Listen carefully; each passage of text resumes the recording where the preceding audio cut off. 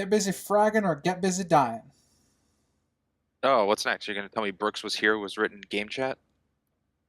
I believe that was Craig. Welcome, everyone, to this episode of the Cheap Seat Critics podcast, where today we are covering Video Game High School Season 1, or VGHS for short. With me today, we have... Hello, everybody. I'm one of your hosts, Geeky Rider. I'm Crimson Maroon. And I'm Sprinks. And hey, if you're listening from VGHS campus, you can find us on TikTok, Instagram, Facebook, X, Twitter, whatever that's called nowadays. I think that's those. And then we got a visual side of things over on YouTube and Rumble if you enjoy looking at a visual side of things. But hey, if you're busy fragging, you can't take the time to look, you can listen to us over on anywhere you find podcasts if you're listening from there. Oh, we also have a letterbox if you're interested in our averaged out graphs. Boom, pow. Nice one. Gonna go with some histories to start with. I think we should go with our most expansive history, being writer. Wonderful. I have heard of this show before. I've been told to watch it before as well. Never got around to it, so this is my first time. Yeah, exciting stuff. I'm curious to hear your thoughts on this because I feel like it's up your alley a little bit. And I feel like I tried showing you this before, and I guess I failed in that attempt. Yes, I know you. It was nothing to no fault on your end. It was just you were starting it, and I wasn't gonna stick around that day, unfortunately. Sprinks, you're up next. Oh boy. I've seen VHS season 1 probably 7, 8 times, maybe. I don't know if I saw it the year it came out, but I watched it with Crimson. I've watched it with Loke. I've seen it on my own and binged all 3 seasons, and then the movies in there. But I can't recall. It confuses me every time if the movie is just season 1, like a long cut kind of thing, or if it's an actual different story being told. I can't remember, but I've seen the movie probably twice. Yeah, and then like 1.5 times for the podcast. And a half. For myself, I have seen the season 1 probably about as much as Sprinks, probably 7 or 8 times. Season 2 and 3, I've only seen maybe 3 times. Season 2, 3. I think I've only seen the whole series through twice, but I've started it a lot with season 1. And I do have a little bit of merchandise from this particular show, being a crew book, which they formatted in a VGHS like yearbook, but it's just full of the cast and crew and behind the scenes images and stuff. That's actually pretty cool. Yeah, lucky to find that. Don't you also have like a lanyard or something?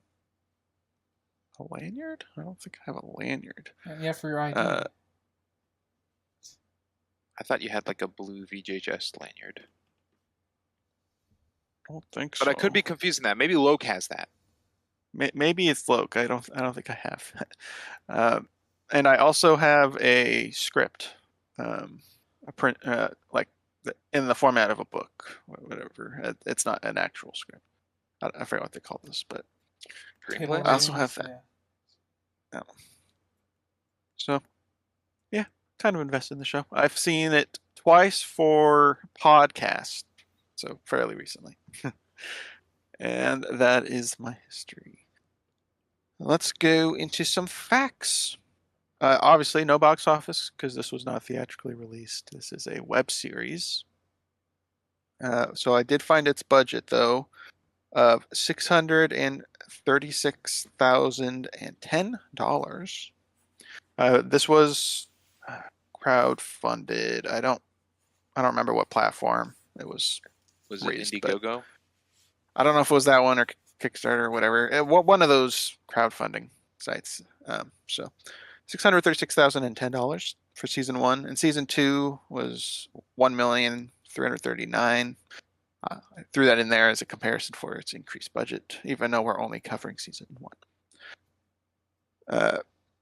But I was also in history. I've seen some of the behind the scenes, but all of the behind the scenes.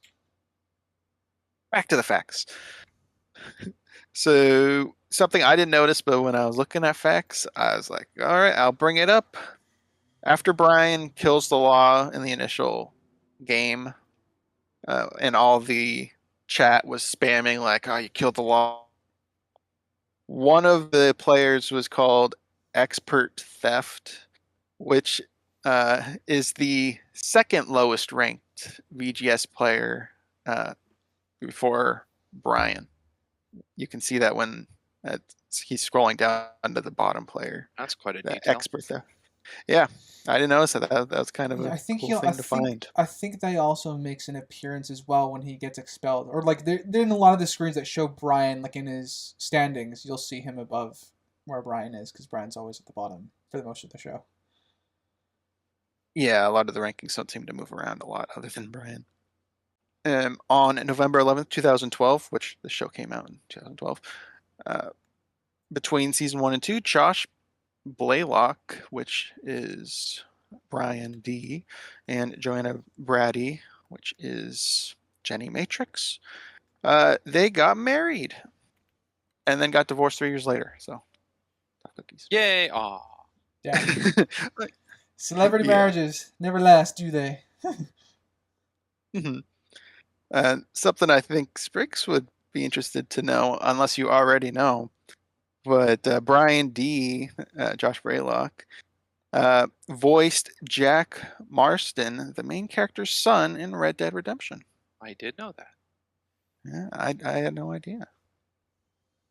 At least in the first game. I don't think he plays young Jack in the second game. I don't even know if he's in. I haven't seen the second one. What I found in the facts is just referenced the first game. And my last fact, Freddie Wong, who is Ted's father and also playing himself by name, and Jimmy Wong, who plays Ted, are brothers in real life. So it was a little interesting seeing them play a father-son dynamic when they're brothers. And I looked to see what the age gap between them was, and it's about 2 years, with Freddie being the older brother. Did a good job, I guess, making Ted look younger.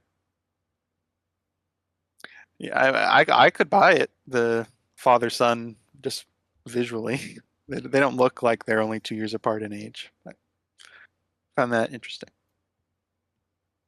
That is for facts. Anything else you guys have before we jump in and talk format? I don't have any facts of my own, no. I don't have any facts either. Alrighty. Actually, one more history question since we're still in the opening here. What a tease. Yeah, I know. I just thought of it. Might as well be relevant. What are you guys' history with gaming? Oh, jeez. Springs. Hi. Yes? History with gaming. Oh, Broad God, strokes. That's You a don't need to be huge too question. How long you been gaming? What systems? All right. Well, I'm double digits in age, and I've been gaming for over 2 decades. 2 centuries. 2 centuries. 2 decades. Time flies by when you're playing games, man. I have 2 decades, all right? Yeah, I remember getting my first console when I was 7 for Christmas, which was a PS2. That'd probably ballpark where I'm at. And yeah, gaming on multiple consoles, long time. Competitive FPS games, barely dabbled in. Drift racing games, I stay away from. Fighting games, I dabble. I'm in there every now and then. And rhythm games, come and go. Alrighty, Ryder. Been gaming since the single digits. My first game was Halo when I was like 8. I didn't know it was Halo at the time. 7 or 8. I didn't know it was Halo at the time. Good memory. I got my first console around then. It was a GameCube, and my parents hated gaming, so they explicitly got me a console that did not let me play with my friends unless they were at my house. And uh, uh, then I made the jump from GameCube to 360, rediscovered Halo, never looked back. I'm mostly nowadays an RPG gamer or an RTS gamer.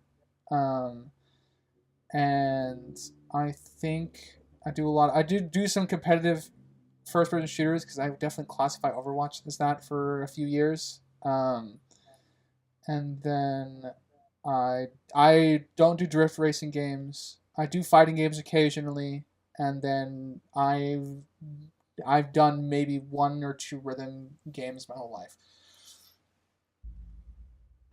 Alrighty. And for myself, I'm imagining I started gaming at around 15, 16 years ago, roughly. And it was on the PS1. And then Sprinks over here tugged me over to the Xbox sphere. Yeah, it's mine. Mhm. So now I'm a full-blood Xbox player. But I am primarily an FPS player, but I've played plenty. I like platformers. I had a fair amount of time with racing games like Gran Turismo 1, 2, and 3, Drift 2 and 3, Dirt, Forza. I've played a lot of racing games back in the day, and fighting games here and there. All that. Echo, you guys played a little bit of everything. All right. Gaming history done. Into the coverage. We are going to be covering each episode in order. And we'll do popcorn within the episodes. We don't have to go scene by scene for each episode. And it is up to you guys individually if you care to rate each episode or not. But by the end of this, we will have an overall season rating. All right. Anything before jumping in? Does that all make sense? I think that all makes sense to me. Made sense to me. Alrighty. We'll start with episode 1, called episode 1. We'll start with Sprinks. I called it I have the episode episode names. Episode 1's called The Shot Heard Around the World. 1. Yes, and then the second one's Welcome to Me. Yeah, I got it. That's a nice history reference. I appreciate the name of the episode. Ready. Sprinks, you're up. Let's see. I like the effect of the flash of pixelation when someone gets hit or shot in game in Field of Fire. Yeah, it's pretty cool. Yeah, blocky pixels. It's not just pixelated, but it's like 3D. Yeah, it helps give a good distinction, I guess, in that instance where they could have toyed with it, but a good indication of what's in game and what's out of game. Being that since the in-game characters and avatars look exactly like the players. I suppose, but I would also lend towards the setting and the costume design to be able to distinguish between game world and but it would be they could real world. trick an episode or something, like if it was like a Grand Theft Auto kind of game or someone just like in the game for so long and hasn't left, to trick the audience like, oh, this is actually not in real life. Yeah, like maybe episode 8. Who knows what that one is? We'll cover episode 8. But yeah, I think it was a good creative decision to depict the damage / death visuals. Yeah, it helps. It very much helps to clarify like what world you're in, being the video game world and the outside world. Funny enough, the first thing I noticed was the country bands on the military gear. So like Brian's group all have Canadian bands on their outfits, while their enemies always have the Italian bands. Was it Italian or was it Mexican? It was either Mexican or Italian. I think they have they have similar colors, but I didn't double check myself. I noticed the Canadian one. I didn't really pay attention to the enemy team, and it's even reinforced by them bringing up the Milwaukee Invitational that they went Yeah. to. Yeah. I think it was Team Canada against Mexico. Okay. That was definitely with Games Dean. Yeah. They were Team Mexico. I know that. Yeah. But I know. first team, I don't know. Yeah. No, the first team. They every time that they're in game, they're always fighting the Mexican team, quote unquote. Even the Law has the same Mexican band on his arm. Oh, okay. So they're very consistently the enemies were always in the Mexican had the Mexican country band. They could only afford 2 uniforms. I no, I mean that's what I assumed is that they were able to just get uniforms from these two countries and that's what they just used. They will let you do that. So Well, also, in Field of Fire, the game, the two enemies could just be set region yeah, opponents. yeah, which would be which is funny to think about. I'm curious about the story of Field of Fire if there is a story in there. Yeah, Canada versus Mexico. That's an interesting one. Trying to claim the United States. Fighting Yeah. over the United States, that would be funny. That's not a bad idea for a movie show. Canada and Mexico fighting over America. What's going on with America? I don't know. That'd be an interesting story there. Yeah. My first point will be one that is probably one of the. It's definitely my least favorite season one. I don't know if it's across the whole series because I need to rewatch 2 and 3. But the stupid hover bike. I hate the hover bike. I hate the hover ball, but the hover bike is worse to me. A flying hover bike.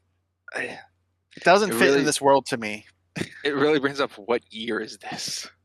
It seems like near future to me, not distant future, based off of everything around. It does, but there's a poster prominently shown throughout the season of the Law and his 2011 tour or whatever. We don't have the old posters. I think it's supposed to be alternate reality, not necessarily future. Sure. Yeah, I mean this doesn't have to take place in our world. Yeah. Obviously this world centers around gaming. I mean, even the president's missing got interrupted by Yeah. By the way, one of the funny notes about that story is actually concluded. They tell you what happened to the president at some point if you're paying attention. I guess I wasn't paying attention. I missed that. It's actually I think it's during like the final matches in episode 9. It actually is at one of the text scrolls. They conclude that story. I was actually reading those. I must have not read that one. But yeah, in this universe, though, alternate, whatever it may be, the hover bike just stands out as like too futuristic for everything else we see in this world. Yeah, they have holograms, but I feel like holograms to flying bikes is a different comparative. I think I agree with that. I also wrote a bunch of question marks when I first saw the hover bike, and I have still no idea how the RTS resources thing works. They're stealing Brian's RTS resources, but I don't even know how they're doing it, why they're doing it. With a flash drive, Switchblade. Yeah, but are they? I don't know. Yeah, but are they like? What's it called? Are they like sapping the resources from his backpack? Like, does his backpack generate resources? It's weird. His backpack has like a extension cord USB plug-in that recoils when they let go of it. So it's like he keeps it on him at all times. He might have a gaming system in his bag. This world revolves around gaming. Yeah, my best faith assumption is it kind of works like Pokemon Go, where you kind of generate something when you're moving around kinetically. So he just has that constantly working whenever he's biking to and from his home. So like he's generating RTS resources on his way home. Does that make sense?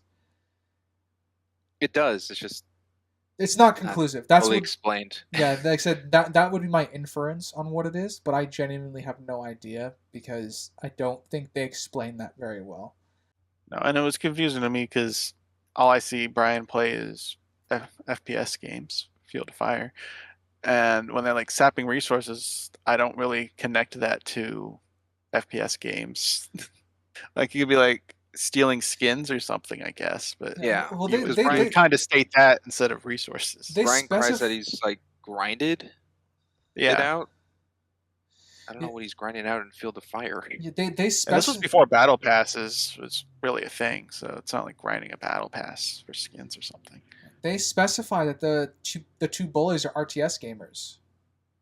Mm-hmm. So I don't know what the connection is to Brian as far as that is concerned. Unless he does play other games and the show just fails to show us that. I suppose so. It wasn't relevant for the rest of the show, and it's just, I guess, a gaming terminology thing to use to slow him down and cause him to be late. Yeah. If that's what we're boiling down the reason to, I think I have a problem with the scene for not making it feel more natural. Because if they were stealing his FPS resources and they because in I don't know, Destiny, you still get resources to use in Destiny. So like they'd be stealing your grimoire or something like that, or your engrams that you grinded out. That would make some sense to me. Like you could force a trade or whatever, and I think that would be more a better reason to imply than having specified that the bullies are RTS gamers and they're stealing his RTS resources, because I think that would be a disconnect to what they're trying to make Brian's character for the rest of the series. I do feel like a mention of Brian playing an RTS would fix this. I Really agree. Smooth it. It would, but they don't. So But it is also not unfeasible that a gamer plays different Oh, games. yeah, I I'm mean, not we saying. talked about our history about playing a bunch of different Yeah, stuff. it's not infeasible. It's just it makes the scene feel less natural on a rewatch then, because obviously we know he plays a dancing game. He does play DX or whatever. So I know he plays more than one game. It's just I think we needed a reference to them. It specifically I think being an RTS game. I think just a follow up, like later down, because these two don't come back, and not just these two bullies coming back. It just also to go into why they're stealing something. I mean, they come back, but only as a. Oh, we were with The him when he got the news. news. That's still in Yeah. this episode. Yeah, like yeah. That's the only way they come back though. Is that it's we got the news or whatever. Yeah, it's like, way to go, Brian. Yeah, that's it. But it's not like in episode 7 later down the line or something where they're like walking around and Brian thinks he's a big shot and he like takes his resources back. Or Yeah, it's not a big plot thread.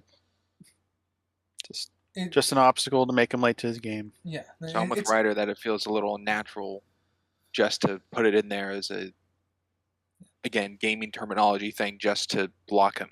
Yeah, I recognize they're using this as a tool to make him late. That's what I do recognize it as. They accomplished their goal. Could be smoother. That's pretty much what I'm gonna say. Leave it as. And destroy the bike, burn it, get it out of the Yeah. show. That does not fit in the world building. No, I do lean though with Ryder that it's alternate reality look more so than futuristic. Yeah, because like all I mean, with your you first. Go ahead. Oh. Well, the gamers are all celebrities, which is for me, I think, was the Elseworlds kind of alternate reality feel. I mean, yeah, to me, the big thing was the gaming news overrode the presidential news. Yeah, that's what established the world for me. Yeah, it's pretty. Yeah, fair enough. Yeah. I will jump to something I like. Good, yeah. I really like the. I guess the mother assigning the gamer kid chores in the middle of an online game. And the reason I do like that is because if you were a gamer as a kid, you've definitely experienced that. Oh yeah. If you have not experienced your parent interrupting you while you're playing an online game that's not pausable, lucky you. But I don't think you were a gamer kid. Yeah, and then the classic parenting thing of, what do you mean you can't pause it? Well, times have changed. That's true. I think it would be more Well, common it's today. 2012. So. Yeah. That's true. Most games nowadays need an online connection. Yeah, I think today, because of the gaming generation is growing up and becoming parents and stuff, I legitimately think there would be more of a conversation to be had there. In terms of like, okay, your online game, you're doing it after this game before you start the next one, that sort of thing. There would be more injection. So this is more of a callback to, I guess, what our childhood was, because we grew up in the era where parents didn't really understand, on how online games can't be paused. Man, you're Yeah, really but making us they sound also old gotta with that. know. They also got to know Back in you our can't day. pause a pinball game. No, but you also have to go to an arcade to do that, and why would you have to pause your arcade? Well, I'm do just saying chores? in a stance of understanding gaming terminology of the parent onto the kid. Like even though that's not an online game, it's still you can't pause it. Well, yeah, you would just stop playing or quit. And then as Yeah. a kid, you would be like, well, I can't leave because my teammates would lose without me. That's the natural progression. Like, it's not just me you're screwing over, it's everyone else in the game. Let me finish. Which is an aspect not to the pinball thing. Something I guess would be good to get off in episode 1, because it'll set a precedent for the rest of the season and series as a whole, is the depiction of the games. What you can and can't do in these games. It doesn't feel like a video game when they're in the video game on how they interact with things in the game. It Like, feels like a VR game. yeah, I was gonna say it feels more like a VR is appropriate. Like Brian looking up on the grenade on his head, he can't see that in his game. Doing a spin move and then butting the grenade with the gun, which there are some games where you can interact with the grenades, so that's not crazy. But the law turning his back and shooting behind him, I don't know what games you can do that, where you can't even see where you're shooting and you're shooting behind your back. Or doing the spin, disarm, shoot, move. So there's a lot in this game that doesn't feel like it's possible in a game, even if we are to lend that this is a different universe in gaming. Especially just on a keyboard. Yeah. My opinion is essentially the same. If I were to summarize my feelings towards the gaming side of things this entire show, I appreciate the visual adventure. I think it presents lots of world building problems and plot armor problems. Definitely. Like, I feel like if it was just a visual depiction for the audience to add some flair, but there's a lot of examples of it actually being in-game events happening. Like, it's like episode 2, but when Brian throws the shooting pistol, like that actually happens. That is not like a flair for the audience. Yeah, or Jenny pressing him up against the wood to give him a pep talk. Like that's Yeah. not something you can normally do, or the character or whatever becoming. Well, I guess there's games where you can depict that. It's just a lot of it boils down to me is it's a very inconsistent world. Like the rules aren't clear from the outset. Like when if we're gonna talk broad strokes here, may as well talk broad strokes. When Brian does his run in the gun range, Yeah. the grenade he pops second explodes first before the one he throws. That's a big Yeah, there's a lot of things like that where it looks cool, but the game is inconsistent with itself just by virtue of all the rules that are like being displayed. So I have a lot of world building issues with regard to the gaming aspect, even though I think it is very distinguishable and cool. I just it causes a lot of problems with the way it's portrayed. if it's to be 1-to-1. Because I think most of this, watching it, I had it like a 50-50 kind of thing of what is being shown in game or any game is partially imaginative of the player of what they see themselves in the role. So like dodging or dancing or anything, that's like Law dancing around is what he envisions himself because he's so cocky to do, and he's kind of just like, strafing maybe left and right. But in game, in the imaginative of what he's doing, it's all these fancy footworks. If And I was going with that partially until kind of like big game event stuff, like when varsity or JV is like actually playing with an audience. The stuff they do in the game reflects onto the audience's reaction, and that kind of cemented more that it's not that. Yeah, I agree with what you're saying there. I think my issue with that boiled down to a lot to if that were the case, the show would have had to make it very clear that they're distinguishing those two environments. Like if it was the characters imagining themselves and how they are in the game, that they would have had to do a better job of portraying that difference. Like this is their imagination on what they're doing in game, and this is what's actually happening in the game. They would have to make a clear distinction. Yeah. I mean, episode Like- 1 does have a little good focus of that, of like game difference with the AFK bit, Yeah. but that's very simple of just like don't touch your controller. Yeah. Yeah, I mean it's sacrifice for like the really cool. So something they could do to show the back and forth is cutting to FPS perspectives. They play with it sometimes, where you see the first person view of the gun or whatever, and the ammo in the corner, and grenades and grenade slot and Oh, all when that. looking at their screens. Yeah, because if we have a shot of like the Law doing, let's say, an emote where he's like showboating in the game, and then we cut out to a first person view and it's just him walking in the game, that would show that it's kind of just flair for the audience. Showing, oh, okay, we're seeing him dancing, but in the actual game, he's just walking across. Mhm. But we don't have anything like that with using that perspective. Ready. Sprinks, you're up. Let's see here. Well, where to start? Brian D joined a game mid-match without it restarting. Oh, I know where And you're I going. originally thought, oh, okay, I think that would be fine if they're playing against bots. Like if the other team, like the Mexico team, is bots. But then it turns out when the Law enters the game and they all change uniform, those quote unquote NPCs react to team changing. So then I went, oh no, they're actual players. The Law has entered And the game. yes, the Law has entered the game. Is that Brian something D has entered the Field game. has Field of Fire made like a partnership with the Law to include that to his account of joining the game since it's only for him? It's possible.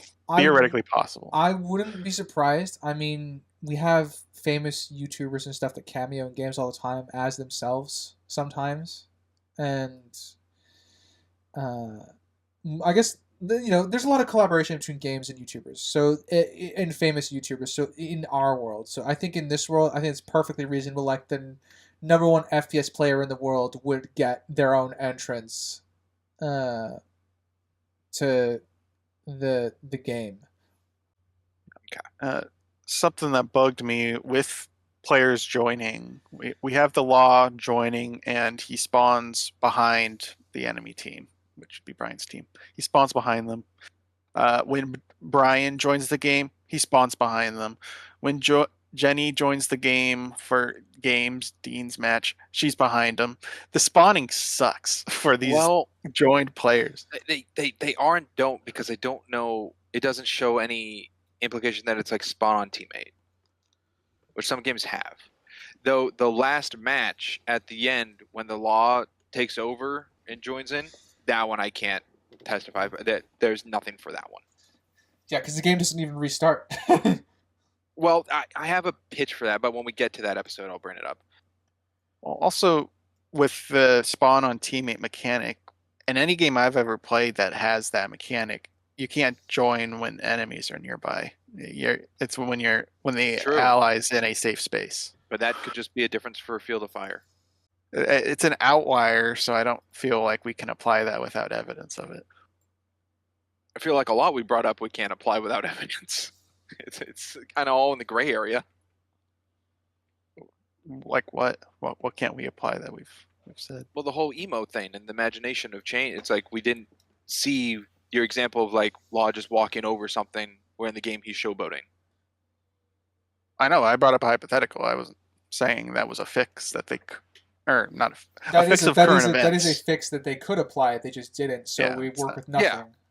That's what I'm saying. It's in the gray area. It's like we don't know. It's not solidified. The spawn on teammate, it's not actually shown like to be a button or something. It's just they're there when they're in the game. So it's kind of gray area. I don't know if they're actually on their spawn when they get into the game and their spawns are just that messy, or if it is on a spawn on teammate mechanic. It's when not Law shown enters that the way. game, he's by himself on top of that building. He is. So I guess that's where his spawn is. Well, that's not a spawn on teammate then. Yeah. It also didn't necessarily restart the game because everyone didn't respawn. Which is an issue I had. Yeah, as well. everyone just stopped responding like it was sudden death. It was very, like I said, the game mechanics are I don't get them, and when I do get them, I think they're inconsistent with them. One kind of big issue I have is how does audio work? Where's the mics? Yep. How yep, do they yep, get yep. picked up audio? Because I was looking at Brian's desk when he joins the game, and he has his Dell monitor, his keyboard and mouse, but then he has like a GameCube controller that's not plugged into a GameCube on his desk, and the GameCube's just there, but there's no mics or anything. And then he's like running around in his kitchen yelling for Cheeto, and that's still being Cheeto! picked up in the game. Crystal clear. Yeah, my best guess is it's a webcam into his monitor that's built into his monitor that's picking up his mic, so it'd be a very shitty one, but it still would work technically.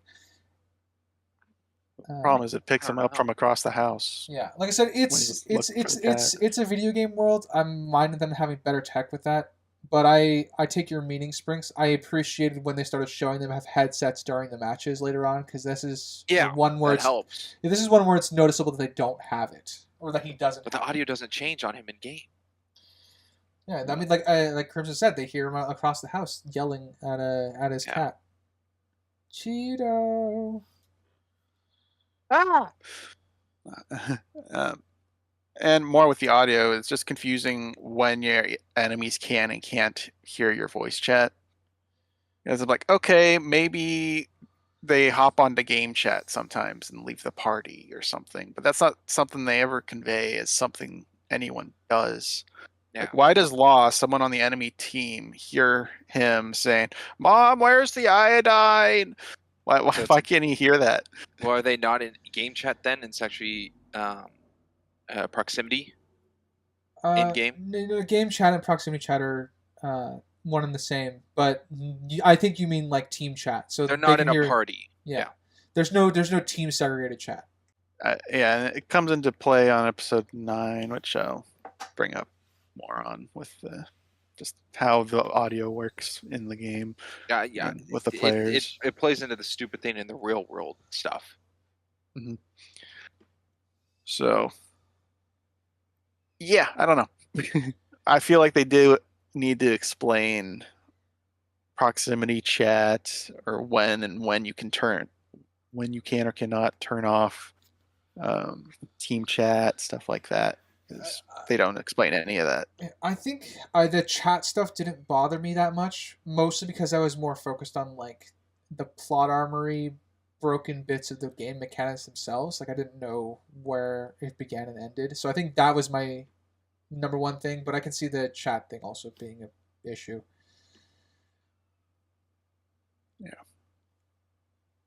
I guess a little thing for me during this initial game is the girl on the team says the exit's blocked or something like that while they're climbing the ladder, and I'm just like, why aren't you shooting the guy on the ladder? That's like gamer 101. They can't do anything when they're on the ladder. There's gonna be a lot of those gamer 101 things that I'm gonna be bringing up. Yeah, especially with the varsity team members. Oh my gosh. But in this episode 1 match, I don't know why she didn't shoot the ladder guys, but instead turned away from them, talked to her team. It's blocked, turn backs, get shot by 2 guys that climb the ladder. I don't. Ugh. Yeah. So I also don't understand. Like the law is so scary that when he joins the game, no one tries to shoot him. Oh yeah, Like no one's fighting back. oh, that's just what we call that's a plot armor. lot. Yeah, that's a lot of this show. People just not getting shot at when they need to be. Yeah, there's a lot of that, and there are some. I'll save some criticisms for the actual actions since we get them. There's one instance where it's like someone ran out of ammo, so it's not like they have to like preserve ammo or not preserve, conserve. Yeah, conserve. One of Brian's teammates said, "I have 1 clip left," or whatever, as well. So there's acknowledgement to some ammo. We don't know in this game how you get more ammo. Do you get it off the dead? Do you I don't know. unlimited? Do they have a vulture perk? Who knows? That's funny.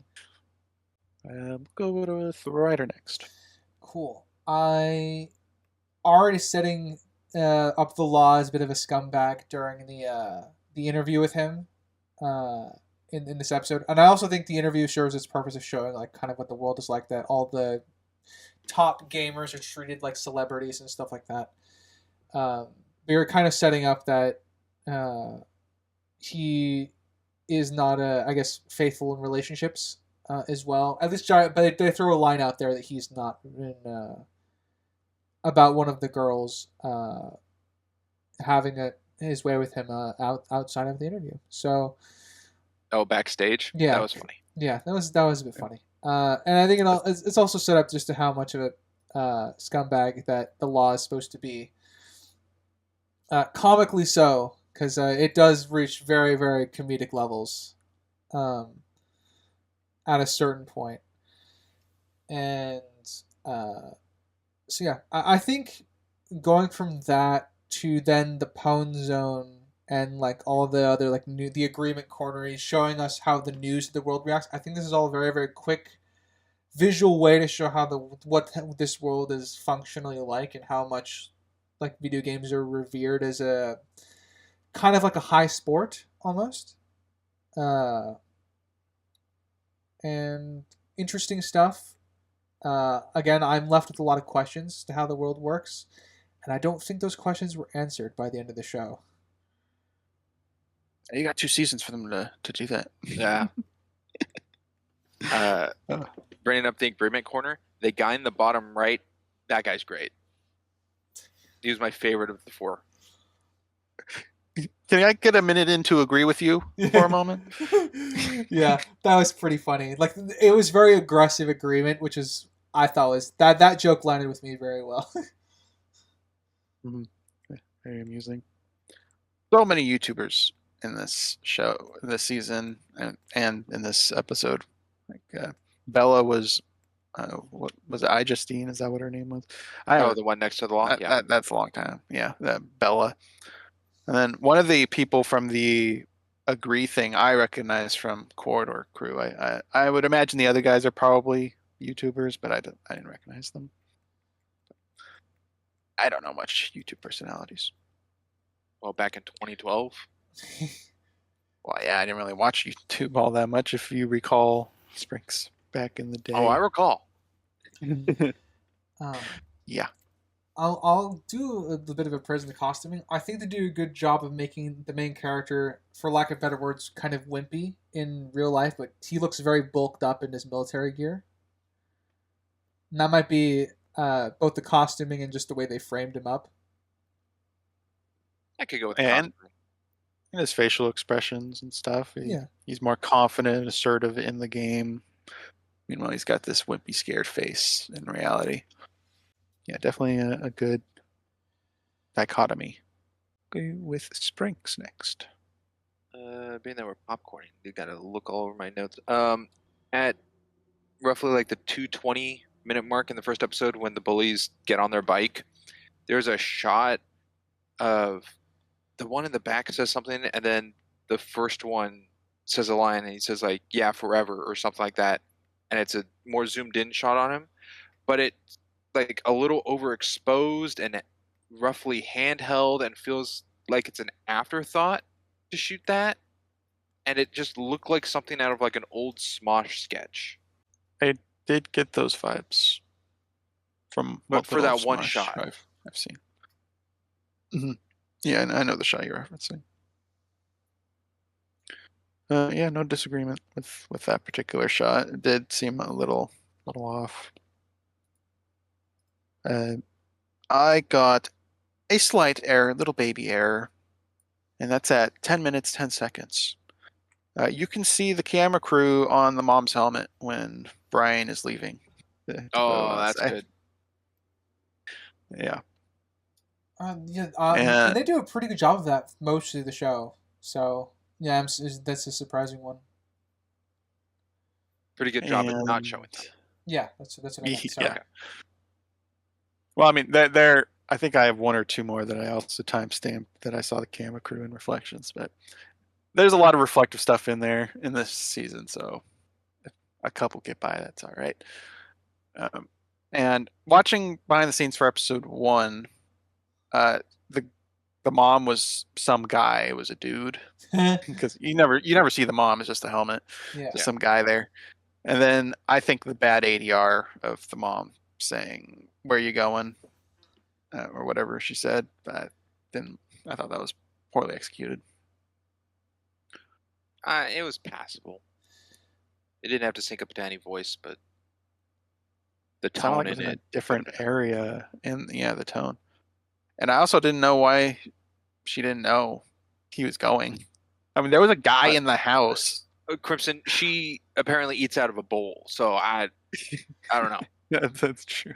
The Cheeto has to look over her. Cheeto take care of mom for me. I filled up her bowl. think that for me was also just a product of what the world's become. So like everyone's plugged in, you know. Oh, I saw it as sacrifice for comedy. Yeah, no, I took it as everyone was plugged in the world, which would make sense because the president's news gets subverted by, Mom's got a dual monitor set up in the living room.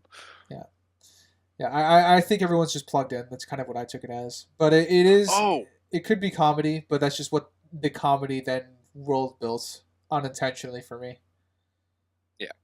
I guess I could have brought this up later, but it is apparent in this first episode.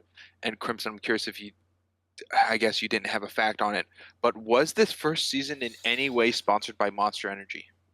I had a feeling you were going to say that. I found nothing on it. Everywhere. Well, and you can see JanSport backpacks everywhere. I don't know how much of it is just YouTubers using stuff they have. There was a lot of Monster, though. I agree. I would imagine they probably got something, but I didn't find anything on it. The pizza dunk idea being something they made for the world, but they didn't make like an energy drink thing. Yeah, they probably got something, but I didn't find anything on it. Monsters. But I knew you were going to bring that up. Yeah, Monster might be too connected to gaming now. Possibly. Fuel up. Oh, a good Red Bull portion of gives you time it one. was Mountain Dew and Doritos. Monster takes away those. Yeah. That's true. Got a can of Doritos and a can of ketchup. You want to finish that? No. Okay. No, I don't think I want it. During the news segment of Brian getting accepted to VGHS, the bullies were present, and there was Korean. So I was like, all right, time to use some good old Google Translate because I don't know what's on the screen right now. We get K-pop name dropped when he's bullying him initially, but we didn't get the name of the other guy. Old Boy is the other one.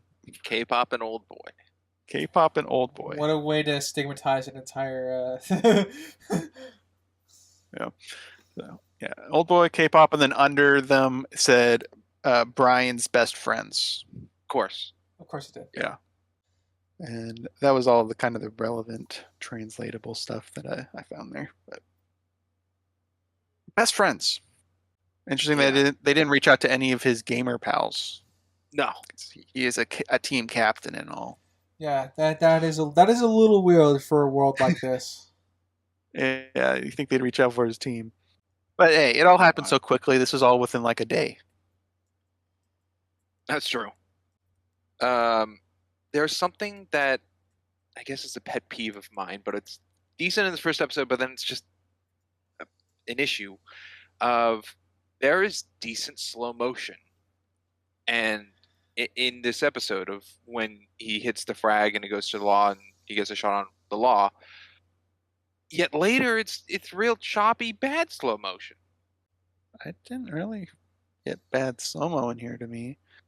And on the behind the scenes of what I did see, they did use an actual slow-mo camera for the slow-mo stuff.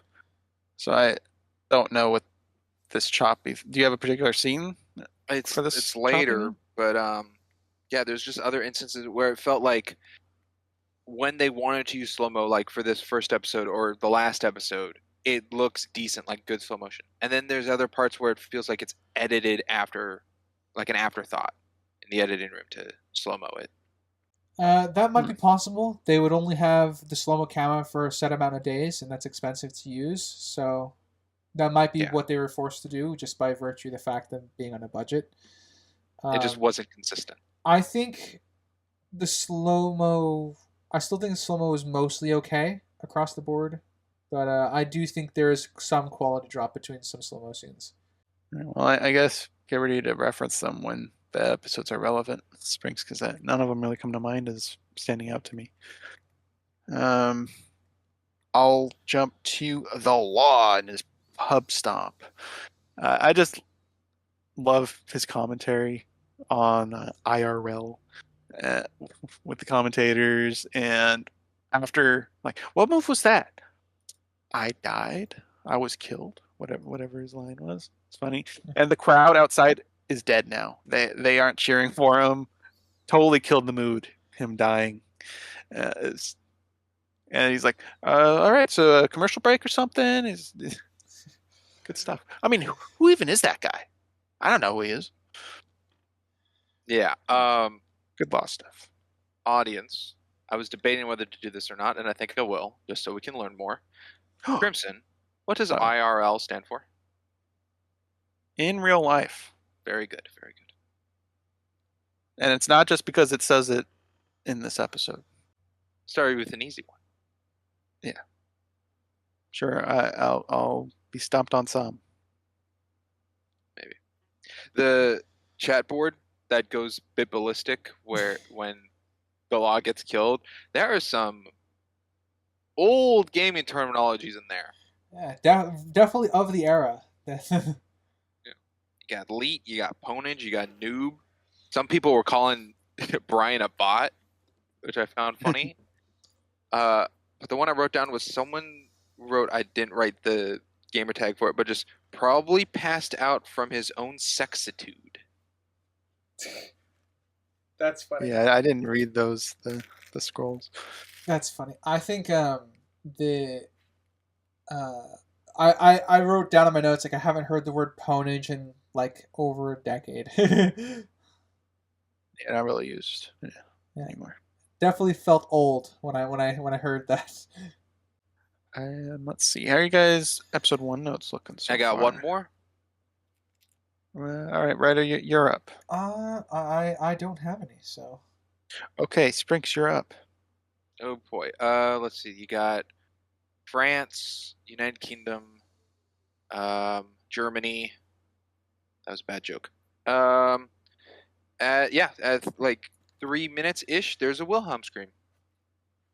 So just like an easy effect to add in. Yep, classic. Yeah, I think Wilhelm's in here a couple times, actually. Yeah, I think. At least I remember 2 of them. I don't know if there was more. Definitely an effective. There's one in this episode. Yeah, definitely an effect. A firestorm usage. Probably the cringiest line in this episode to me was I've been dreaming about this since I was rated E for everyone. That Bit yeah. too much on the just throw in gaming terminology. E. I mean, the whole talking to the cat was a bit cringy, but just that particular line of since I was E for everybody was. Yeah, I go with the line was a bit cringy. Talking to his cat is fine because it doesn't seem he has many conversations with his mom. I can understand him doing it. I don't have a problem with him doing it. Just felt. Um, Kind of on the same and I page, I guess, with that. my last note is for Calhoun, our introduction through the school video, I guess, the invitation. You will not study physics, but physics engines. You will not study art, but the art of war. You will not be studying biology, but the blood of your enemies, or by the blood of your enemies. I didn't write it down. I'm paraphrasing it, but What if I was playing a I rhythm think it's a good introduction to him. game? Yeah. Well, tough cookies. Well, good introduction to him. You can feel he's a stern, confident man, and see how cutthroat this school could potentially be. He is, but does it come across like that video specifically made for those interested in the FPS field of VGHS? It could feel tailored. Because what if who someone was knows? a rhythm gamer and got that video? It doesn't seem to connect as well. Yeah, I I assume mean, they that- might have different videos for different. Yeah, I assume they might fields. have to, because I think obviously Brian becoming famous before killing the law. I think there's an assumption that he'll go into FPS. Yeah, So we don't maybe really that's have the one they anything gotta that do. points that this is a broad invitation or if this is specific to Brian or specific to FPS. Nothing really for that. But this in isolation does feel tailored, I will agree, to FPS. Yeah, I just don't think that invitation video could fit with all their fields they've No. shown of different. Wouldn't fit with racing games or, as you said, rhythm games. There's plenty of games that wouldn't fit with. Sims. Well, if there's a sim department. I mean, there has to be, right? I mean, there's only I don't know. 436 students and 80. What was it? I had it written down. 84 were for FPS. 84 students out of the 436. Okay. So you can break that down. We know of like 3 for rhythm. You got the 2 that made fun of Ted and then Key. That's I guess 3 for rhythm. Anyways, we don't know all the departments. No. It's also interesting, I guess, later on that it's like you're assigned classes that you have at least 7 periods in a day, but then you also have signups for classes. I think to you're log. I view it as like you're signing up for your major at a certain point, like what you're going to specialize in. So you're getting your general education of all the other classes, and then you're going to sign up for specializations. Okay. So is the Right. specialization an additional class of something you're already in a class for? I don't know. They don't. I'm just making. I'm just yeah. making an inference based on what my college life is like. I just didn't understand the sign up thing being so late in the season.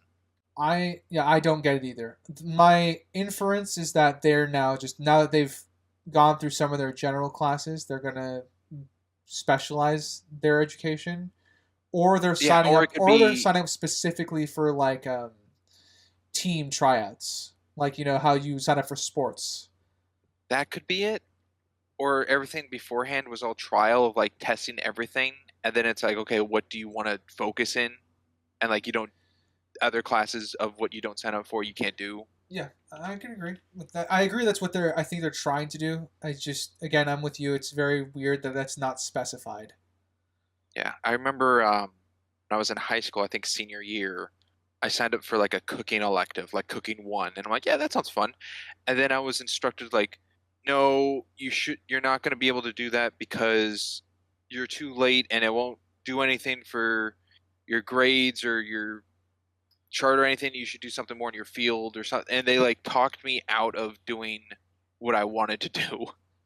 Yeah, by senior year, they would imagine you'd have a preferred thing. Like for me, I like got into AP art, but of course you have to take art and then art 2 and then AP. So they expect students through the years to hone into one particular thing. But talking a student out of trying something new, that's a little peculiar, I think. My anecdotal evidence for the trials leading to picking for the stuff was in 6th grade at the school I went to. They forced a lot of different electives to first years to then push them to pick going forward. So I've done like choir and theater and dance, did all of that stuff I wasn't interested in, but the school was like, you should try this all out to see what you might like. So that took a whole year, but this might just be a quicker version of that, of try everything and then see what you like. Yeah. Well, I know that theater that worked out for you because you can do some fancy juggling. I have learned, I've gotten some takeaways. I can also tap dance a little bit. Alrighty. Done with episode 1, guys? Sounds like you guys Yeah. are out. Yeah. I didn't specifically rate each episode individually. I do have the overall towards the end, but I guess just for a shot, I think for a pilot this was decent. Yeah, it conveyed a lot. The characters are distinct. You kind of have a good grasp on who they are, at least the ones that were introduced so far. I do expect my ratings to change, but I do have my ratings for each episode. And then obviously the season as whole, where I think it'll be. I'm at a 7 for the first episode. I was bouncing between 6.5 and a 7, but I'm at a 7 for now, and then 7.5 subjective. I enjoyed it. I think it was interesting start. Alrighty. I didn't rate any, so. All right, and then in that case, I will not rate my episodes as we go. Well, I said in the opening, if you want to, you're free to. It's just more the audience and us to learn what your thoughts are. If you want to keep that up to you. All right, on to episode 2, where last time we started with Sprink, so we will start with a writer on this one. Upon arriving at VGHS, I guess I quite liked the camera showing us around to like what students are doing in the quad. They have like impromptu fightings game sessions, and they also have impromptu like RTS games against each other. They have a board for it. That's kind of a cool in concept. I quite enjoyed that. So again, I think I enjoy the visual world building more so than I do the I guess the game world building, if that makes sense. I gotcha. I mean, we broke down Fields of Fire pretty heavily already, and we've only seen the game and play once at this point. We have far more to reference going forward on how inconsistent or consistent, I guess, some of the games can end up being. Yeah, the fighting game doesn't exactly have a world. It's like just choose or bring your own fighter and fight someone else's own fighter in a holographic space. There's Yeah, not I mean, I actually, like, imagine it's a fighting game. Yeah, it's projected, which is interesting. And then the rhythm game is like an arcade cabinet. Yeah. I don't know. Actually, it's kind of interesting. They could have played with certain games get different budgets. Like Rhythm Game barely has any students, so they just get like an arcade game. But I don't see a fighting game getting high-tech holograms while the FPS section gets just your normal computer setup. Actually, I'm slightly mistaken. The rhythm game or the guitar game is more advanced than I think. Oh, I think I know where you're going. Are you referencing Brian's arcade one? Yes. Okay, yeah, I know what you're going for there. I don't think they realized what they did with it, but we'll get there. But I did like going through campus and seeing the different games people were playing. The 3D strategy board was indeed cool as well. We'll go with Sprinks next. All right, so Brian has some sticky keys. He has some faulty equipment in his match against sticky? the guy. That's not what I meant. And his trigger finger's going off. He's constantly moving backwards, and he's out in the open shooting the ground, and the other guy doesn't take the shot. Yeah. I wish they showed him like fumbling or taking cover from the gunfire or reloading to show something of him not just standing there and looking at Brian D and doing nothing. Yep. And this is going to go into that Gamer 101 category, like what the hell are you doing? Here's the guy that's in the open. I don't because he didn't take a shot and like missed or tried to get a grenade or he's like, oh, I'll do what Brian did, like give you a taste of your own medicine, something along those lines. I feel nothing for him being expelled. No, I mean even if there was just a scene of him laughing, like, oh, freaking loser with your cruddy keyboard, like he's distracted in the real life scenario of his system failing, that would be good too. But yeah, we don't really get that either. And I was confused on what was wrong with Brian's system because it's the his new gun one. is firing. His gun is firing. Oh no, it's the old one. Right. But correct me if I'm wrong, because I'm not much of a PC gamer. Firing is usually with the mouse, correct? Not usually, the yes. Usually. WASD. Yeah. Key So my best. He was pressing at the S button for the issues he was having. Yeah. So S is him trying to back up. That's as far as the movement key is concerned. And what I think they're trying to convey is because the mouse button got stuck because he's busy shooting, him backing up, the recoil is just what making him spin, which is not what happens at all in games. No. Though it is a nice little detail, though, that he pressed the S key on his keyboard, being the one that got stuck for him to back up, meaning he was using WASD for his movement controls, where in episode 3, one of the rules on the board said to use ESDF over WASD, so showing that Brian was using like an old school mechanic. Yeah. Let's see. ESDF is a little more centralized, so I can see why they would want to do that. But yeah, WASD is usually your standard keyboard. You can change it though; it's not difficult. But yeah, you're right, Sphinx. It's a nice little detail. So I guess the issue was his mouse got stuck, and then that caused him to spin, and he tried to correct himself with the S. Is that what we're saying? Yes. I think he's trying to back away with the S, but the spin is the confusing part of it for me, because that would have been all on the mouse. If he's just like shaking his mouse back and forth, that wouldn't spin him around. It'd be holding down A or D.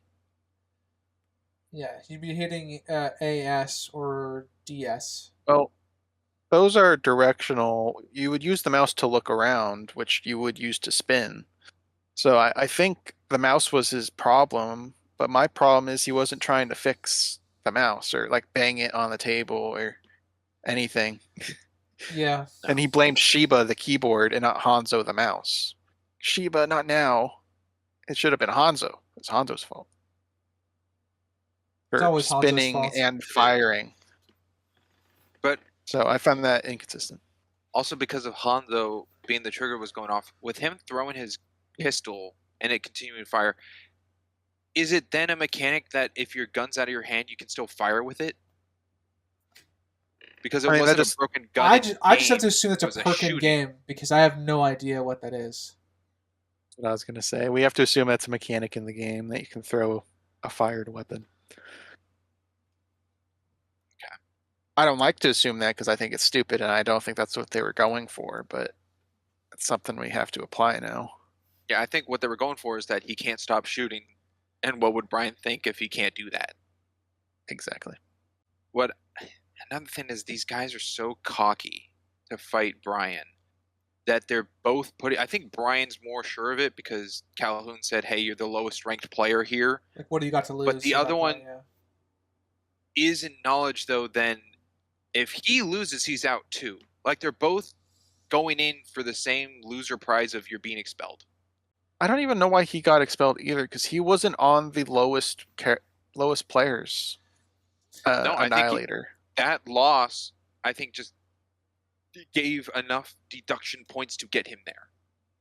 You lost to a noob. You get extra lower points. Yeah, that's what I think. I don't know the point system. He lost to the lowest rank on the list, and not only did he lose, he lost by a melee throwing axe, pretty much. So yeah, is that a double point thing? Is that more value? I don't know. I don't know. I guess that would make sense, like a skill gap.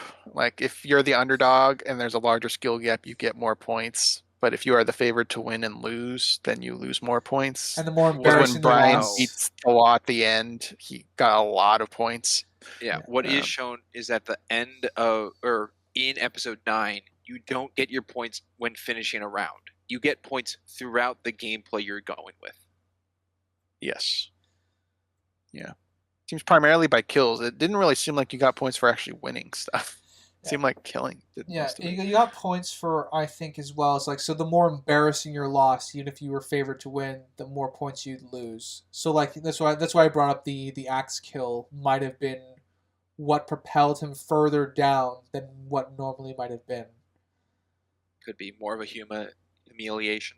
Yeah, Yeah, like if you get killed by an environmental, that's probably more points than getting headshot or something. Yeah, which I'm is curious what the point value is for team killing.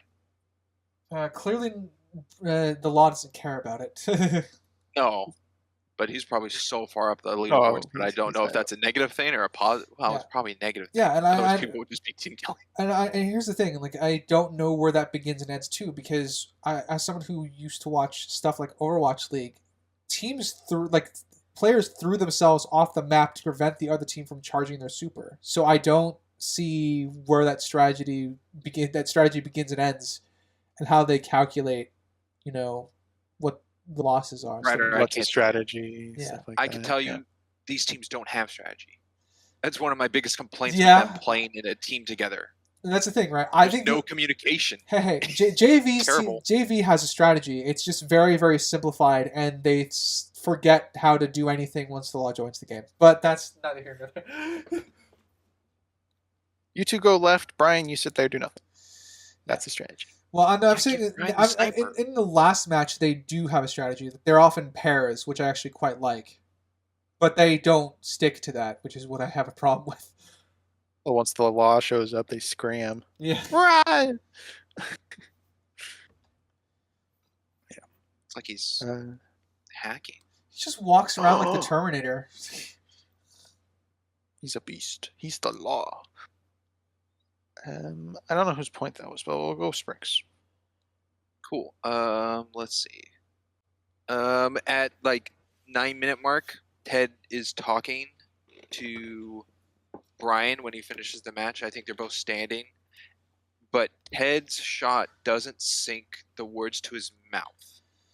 Like he stops, he congratulates Brian, and they do a transitional audio bit where he starts talking to then cut to the next shot of him in that sentence. But when he starts talking, his mouth is not moving whatsoever in that shot. Yeah, I mean, they kind of do that with the law in this episode too at the end with an over-the-shoulder shot where his mouth isn't synced with what he's saying. Yeah, they do that for some of the IRL the fight scenes, and they do it for they do it a few times. It's how best to describe it. It's a budgeted filmmaking technique to kind of cover for their mistakes. It doesn't work all the time, but it's supposed to help make it smoother. Yeah, I took it was a bad take, not bad ADR. Yeah, the voice work was fine. What was I going to say? Oh, yes. Something that bugged me that maybe you guys could explain was Key not being the lowest ranked player with Brian. She's a student. Why isn't she at the bottom? And she's not directly above Brian. No. We don't see her at the bottom of the board anywhere. Yeah, my best guess is she just has some more obvious high scores, because we see that she's naturally talented at like fighting games and stuff like that.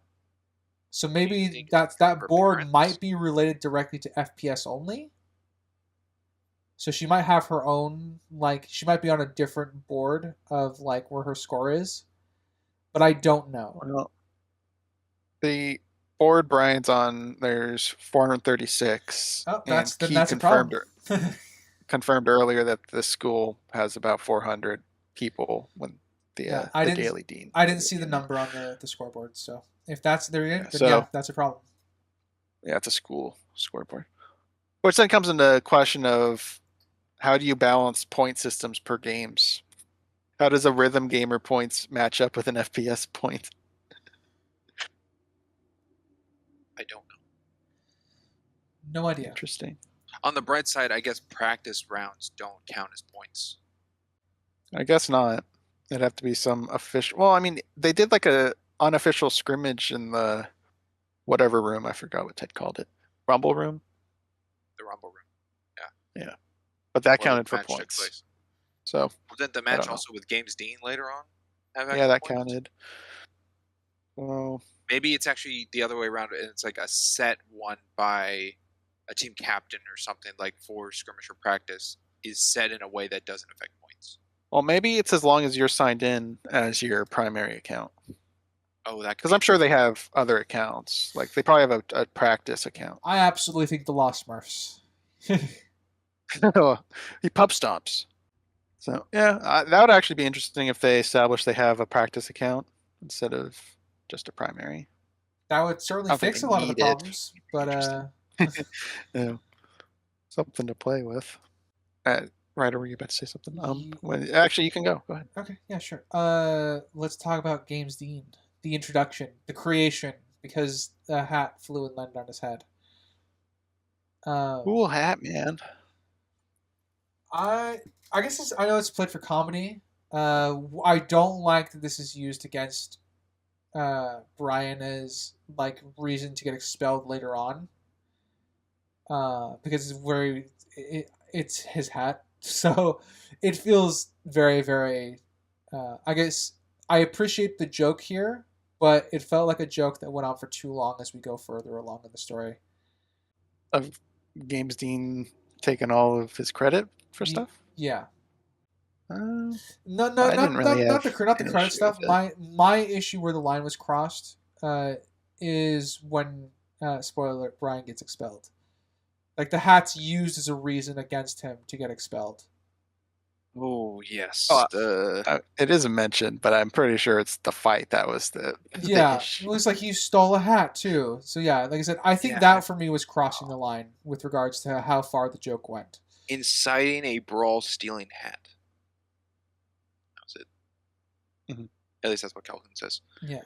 So, I get that James Dean is just a James Dean reference character, and I don't know if it's also just characteristics of James Dean or the Rebel Without a Cause he's portraying of his character. I don't know how much is a characteristic of that reference versus how much is James Dean of his own. you don't know where the character begins and the joke ends. Yes. I also don't know why his hat changes. Because the hat that's shown here in this second episode is not the same hat he wears later on. I mean, that's fine. He could just be coasting on the popularity of wearing the hat, and then he grabbed a hat he actually likes. I don't have much of an issue with him getting a new hat. Yeah. James Dean is an interesting, I'm going to put this in quotes, character because he's used to, again, I view him more as a writer's tool. I think the only time where we approach some semblance of a character is his 1v1 match with, or his 3v1 match with Brian before Jenny interrupts, and then at the end where he's the first one on the team to trust Brian because of what happened in that match. So there is something there for his character, but it's just it's very very it's not a very very big line to draw. It's very thin. I can see that. But again, I guess I quite like the how they're going about the I guess building the world of the high school, world building the high school, which is there's like there's just occasional competitions and versus matches in the quad of the school because they can do that. And Jenny is playing a you're blindfolded with your gear, you have to plug it in to shoot, I guess is what they're trying to do. Yeah, it was like equipped Doing your pistol, right? yeah, I want to say dismantle, but what's the opposite Reassemble. word of dismantle? Reassemble. Yeah, It's reassembling your gun. They're But in this case, a keyboard. Yeah, they're reassembling their gear pretty much, Yeah. which is cool in concept. I like that. And then we get a lot of more for Brian's character in the scene as well because we get to see where his projected confidence ends and where his character begins, if that makes sense. Welcome, buddy. Um, well, where do you think that flips the confidence to him? Oh, I'm supposed to guess the every time that he kind of fails at being confident is when the more genuine side of him comes out. Yeah, I'm inclined to agree, especially when he directly references later his facade of being confident. Yeah, yeah. It's pretty easy to pick up. Yeah, and I don't have much of an issue with it. I might in certain other things. I don't know if it's a nostalgia bias for this show, but they do a lot of. Um, oh gosh, I just had the word. It starts with an E and it's like exposition. There we go. A lot of exposition dumps when introducing characters. Like right here, we have Brian explaining Jenny as being the captain, the 1080 no scope ability. The law gets his whole character explained by the IRL thing. It's a lot of quick exposition dumping, and I feel like they do it decently and it makes sense in universe. But I just want to acknowledge that it's present. Um, yeah, I agree with that. There's a lot of quick exposition. I think, um, character-wise, I think Key is very much expedited because Brian and her come across as friends when I think this would be their first time meeting, or it wasn't clear to me that they had a history before they got to the school. Yeah, Calhoun's office, they seemed pretty buddy buddy already, Yeah. and pretty sure that would be their first time meeting. Speaking of that meeting, he made that game fast. And she's been working on Gombach for the whole school year or something, a good chunk of the school year. Yeah. I'm gonna be honest. I don't think that's a game. I think it's just an animation. Gomboss. No, not Gumbach. The principal Well, knocking well, the head off. she had to do the art. She had to do the animations. She had to do input keys for pressing Brian punching. So there was a lot to be done in that sit down meeting right there. No, She's a professional. I'm not convinced it's a game still. She could just be pressing spacebar to continue the animations next step, or whatever. Sure, think but I mean that's still a lot to do in a couple minutes. Yeah, I'm not taking I'm away sure the she fact didn't that it's have those assets pre-made for yeah. this meeting. I agree with that. I'm not saying I'm saying I'm just not convinced it's a game. with what we see of it, I don't think it's a game.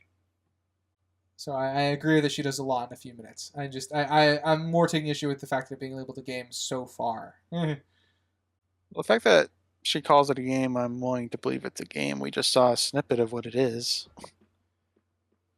We're just looking at the idle animation of this one character. Yeah, and then pressing a button for punch. And so, a character acknowledging it as a game, us seeing some form of function, whether or not you think it's a cutscene activation key or an actual ability. I feel there's enough to believe the character that it's a game. At least that's what I'll go for with it. Sprinks, you're up. Oh boy, I don't have much.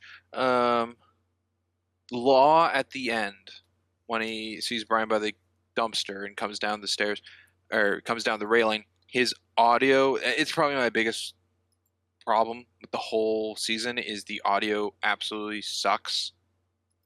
It is so white noised and grainy that his gain was risen on a mic to pick him up.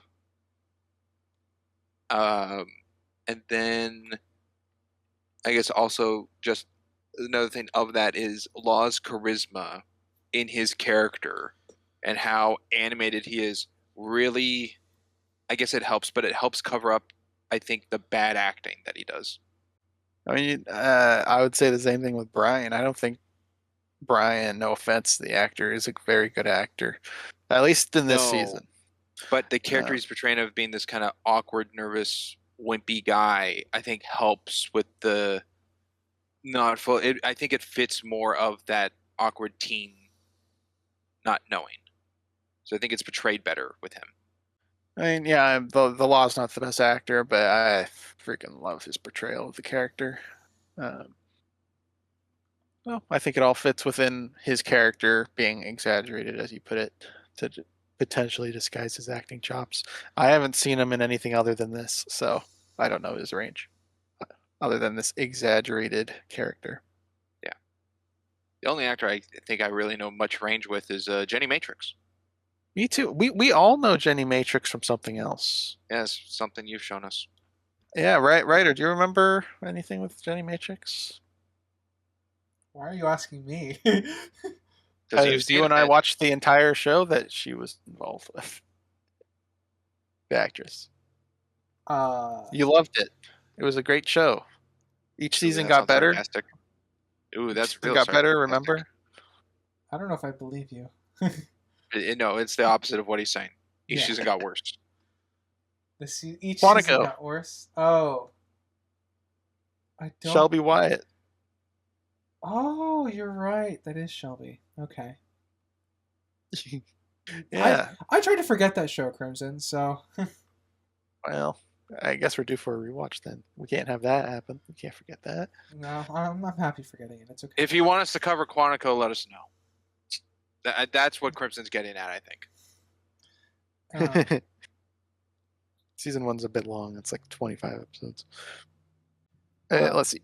Yeah, I'm running low too. The bullies in the hallway with the RA Ted. I what was his name? Jumping Jacks. Yeah. He's very stupid. They established that very quickly. Well, what's in there? I don't know. Something stupid. Where'd you get your manners? The Rude Store. The Rude Store. I think he's also on Jenny Matrix's team, which is a little weird. He is. Yeah. Yes, he is. I guess it shows you how strapped they are for half decent FPS players, I guess. Well, he's proficient with grenades because that's what she said. She said that. Yeah, did he throw a single grenade the entire time he was in the game? I don't think so. I don't think then so. I have a problem with I that. think Brian's best weapon is a grenade. Yeah, I agree with that. I would say it's the grenade or his tomahawk. Tomahawk was one kill, but from the law grenade, actually both law grenades, and then his trial with the two grenades, I think he's good with them. The counter would be his grenade spamming, where he almost killed 2 of his teammates. Oh, those were his teammates? Yeah, that's why they looked back like, "What are you doing?" That's funny, right? True, but you could also say that was a distraction kind of thing, and he purposely didn't hit them. Well, yeah, but you look at his face like he screwed up. Yeah. Episode 2 notes. How's it looking? I've got a couple. I wanted to run it by you guys. Is it out of character for Brian to now suddenly stand up to bullies?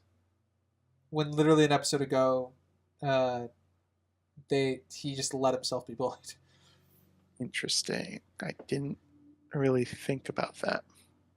I think it's a different approach because he could see possibly himself in Ted, and he's standing up for Ted more so than up to the bullies. It's funny. My inference, the best I could think of, is that he's riding the high of still being at VGHS, so he feels like he's the shit, if that makes sense. So he has the adrenaline high. Yeah, it could be that fake confidence high that might be leading to it, but I'm kind of still wrestling with that because I still think that's a very, very fundamental shift in his character.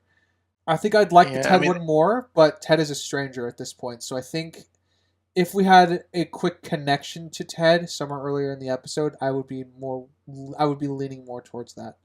It is a little bit different standing up for yourself and then standing up for someone else, and I'm trying to decide whether Brian is that guy. Is he someone that's willing to stand up for someone else? It takes a lot of courage than to stand up himself. to your enemies, even more to stand up to your friends. Hey, there you go. And Neville Longbottom. But I think he is. I feel like he's kind of a team player. He works for other people. He kind of gets more selfish later in the show, getting jaded by Jenny. But I could see him standing up here. Okay. Listen, I don't think it's out of character. I just wanted to see what you guys feel about the vibe shift because I do think it's a fundamental change in the character, or at least an add-on to what his character traits are. I think seeing more Yeah, in it's a his good head to comparison. reason to start would be good to really solidify his thought process on it. But I think I stand with the confidence boost of being here at VJSS and being accepted and talking to Jenny Matrix and all that, and standing up for someone where, in instances, what we saw of episode 1, no one stood up for him.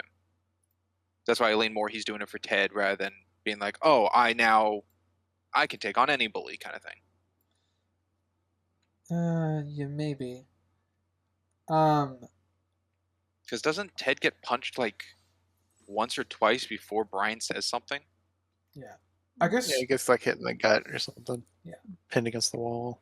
my next question, because I do have stuff to say about the ending of the episode as well. But my next question is more towards, I guess, what do we think about Key's introduction as a character? Quick. Cute and quirky. Yeah, it's That quick, is quick characterized. that is her character traits. Yes, quick, cute, and quirky.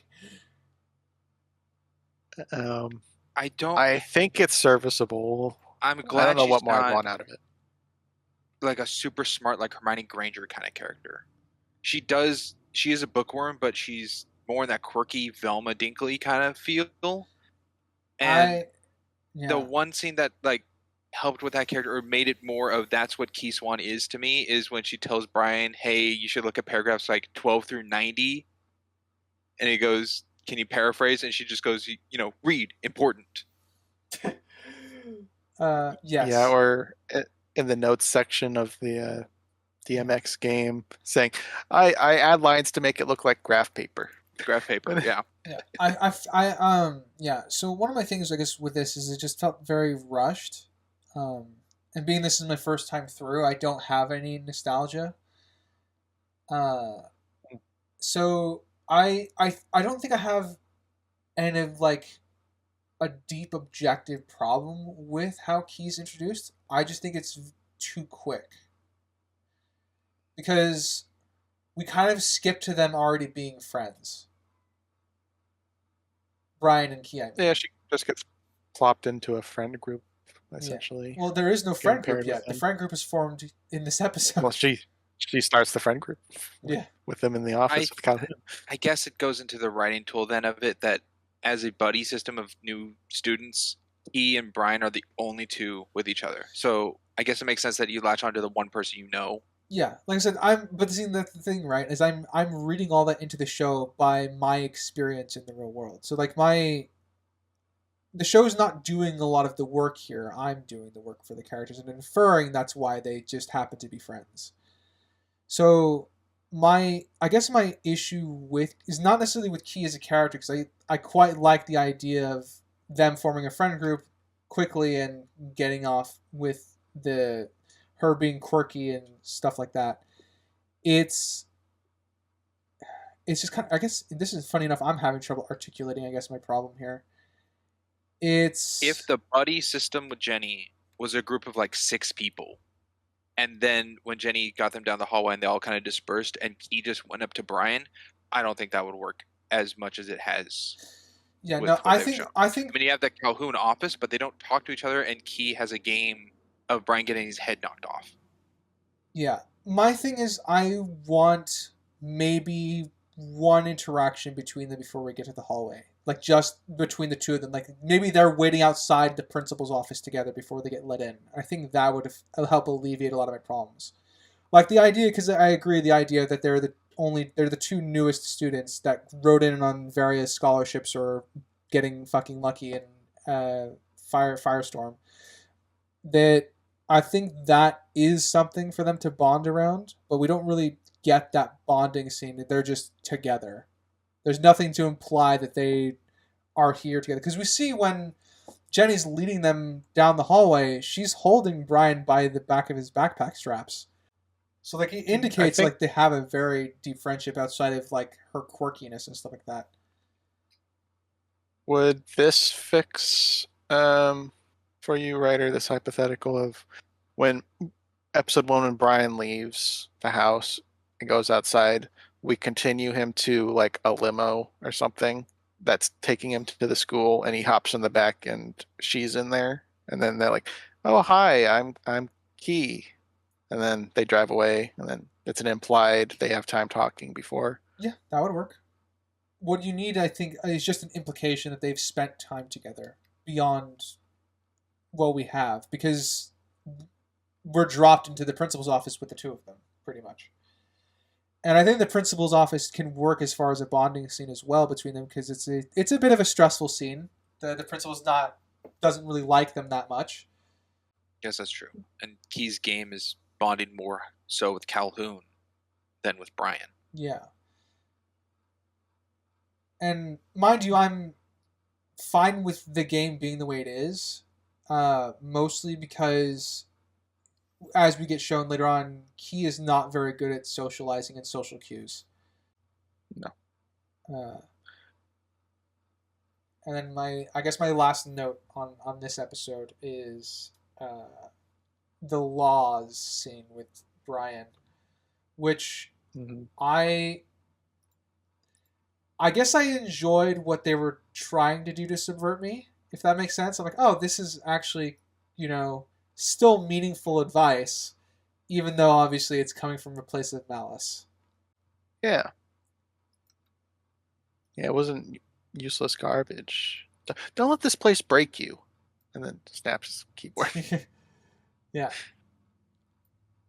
I I don't think know. that's just witty writing. It's witty. I think it's tropey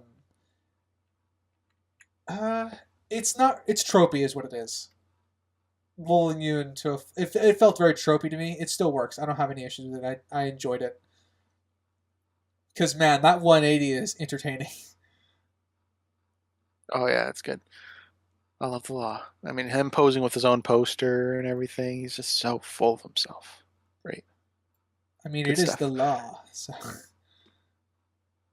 Yeah, I guess we are to assume either he saw Brian go down there or he followed him from his room. We also have to assume that Ted followed him too. Yeah, I was going to save that for later, but I guess it is technically relevant. How they managed to save the keyboard and mouse. Yeah, so they weren't in that shot at all. Yeah, maybe Ted noticed that he got a new keyboard and went dumpster diving immediately after, but it's it's not impossible. But not impossible. Just noting that it happened. Yeah. An issue I have with Brian here. No, not with the scene, but the expulsion revelation after beating Annihilation. Brian's like, "What? What's wrong? What's going on? Oh, he just got expelled. What?" He knows so much about VGHS. He knows about the gaming scene and the leagues and all the players. He's wanted to go there his whole life. life. How does he not know the expulsion rules? Yeah, he's wanted to go there his whole life. Too unbelievable. Yeah, I could agree with that. I had a character issue with that as well. Do you agree with that statement, Springs? Yeah. Yeah. I think that is... Yeah, that's probably mine for episode 2. That is all I have as well. All right, and Springs, you're out, right? Oh, yeah. All right. Actually, I think episode 2 I had the least amount of notes for.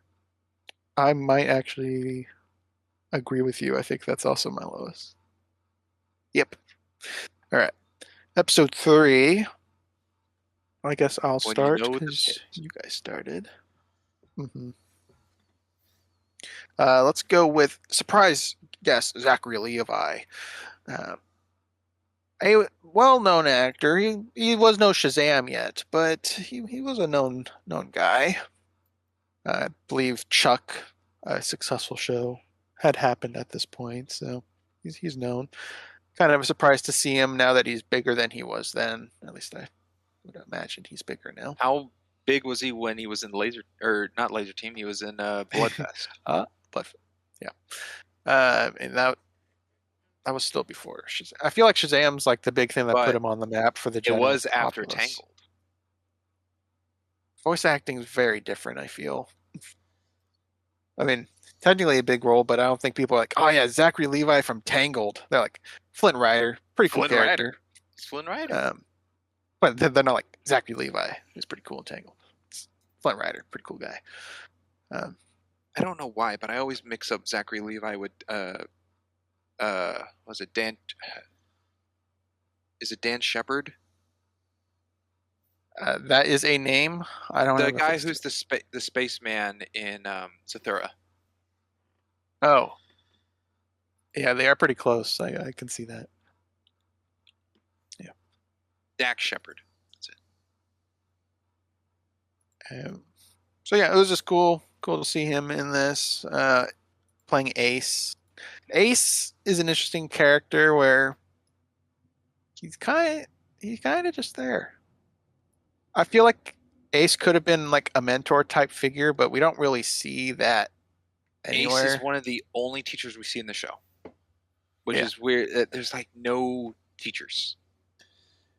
No, you got Freddie Wong, and we got the Jenny Matrix is like the teacher.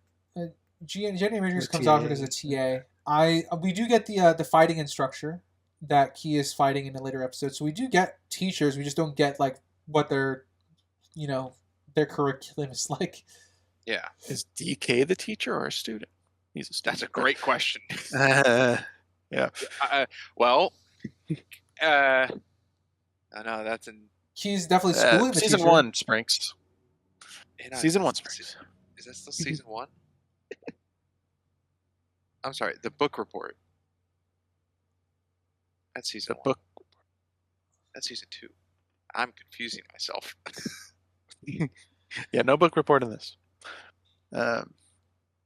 So Ace, I feel like is serviceable for what he is, but I don't really know what he is other than just. And Ace is the FPS teacher, right? Yeah. Yeah. Okay. The one he doesn't like help late, Brian. Yeah. No, he just says, "Don't be a punk ass" or something. Yeah, go ahead and try noob or something like that. And then they try to pay him off a little bit, I guess, in episode 9, but we'll talk about that when we get to that has an error. Well, there's errors in this whole season for stuff here and there. So yeah, I guess I don't really know what my point was other than just talking about Ace. Yeah. Ace, on kind of a similar vibe. I think there is potential. Again, I feel like I'm saying this all the time. I feel like Ace has had a lot of potential for a character that they just didn't utilize. Because he's impressed with Brian as he's starting his run, but he doesn't comment on what he's impressed about. He just lambasts him when he fails.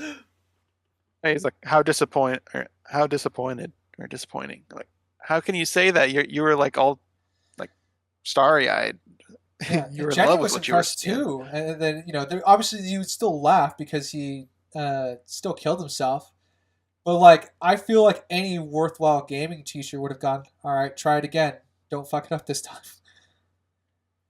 And or very impressive. Next time, stick the landing, or don't be full of yourself, or something. The ending totally discredits the start of his run, which is strange to me. Like, I still think that he's like, don't be so full of yourself next time. You did good. Stick the landing. I think that would be the great way to do it, Crimson.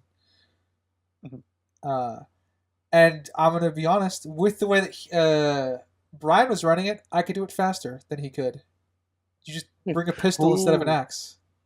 Well, Ryder, if your grenades worked at the same time, I think it would be different as well. Yeah, that's true.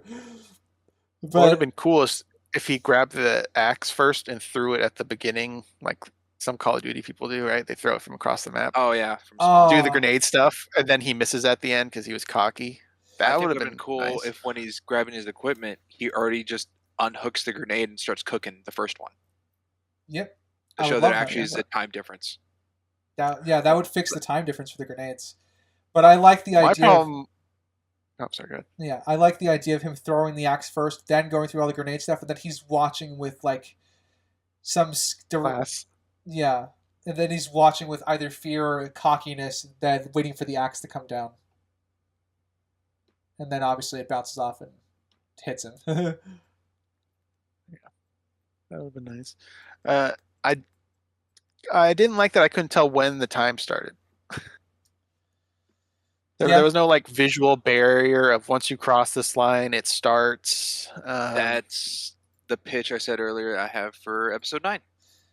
They at least try to There's show a something they expect barrier with that. around the flag, but they don't really do much with it. Yeah. I agree. We'll get to episode 9, Spinks. I think I know where you're going with. But yeah, in this trial, I couldn't tell if picking When it's weapons. I also didn't time it. I didn't time it if it was actually accurate to anything.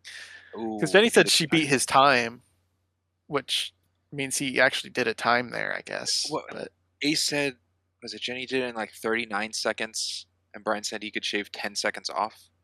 yeah, and then later we find out she does it in 26 when she says she beat a score. But that's later episode.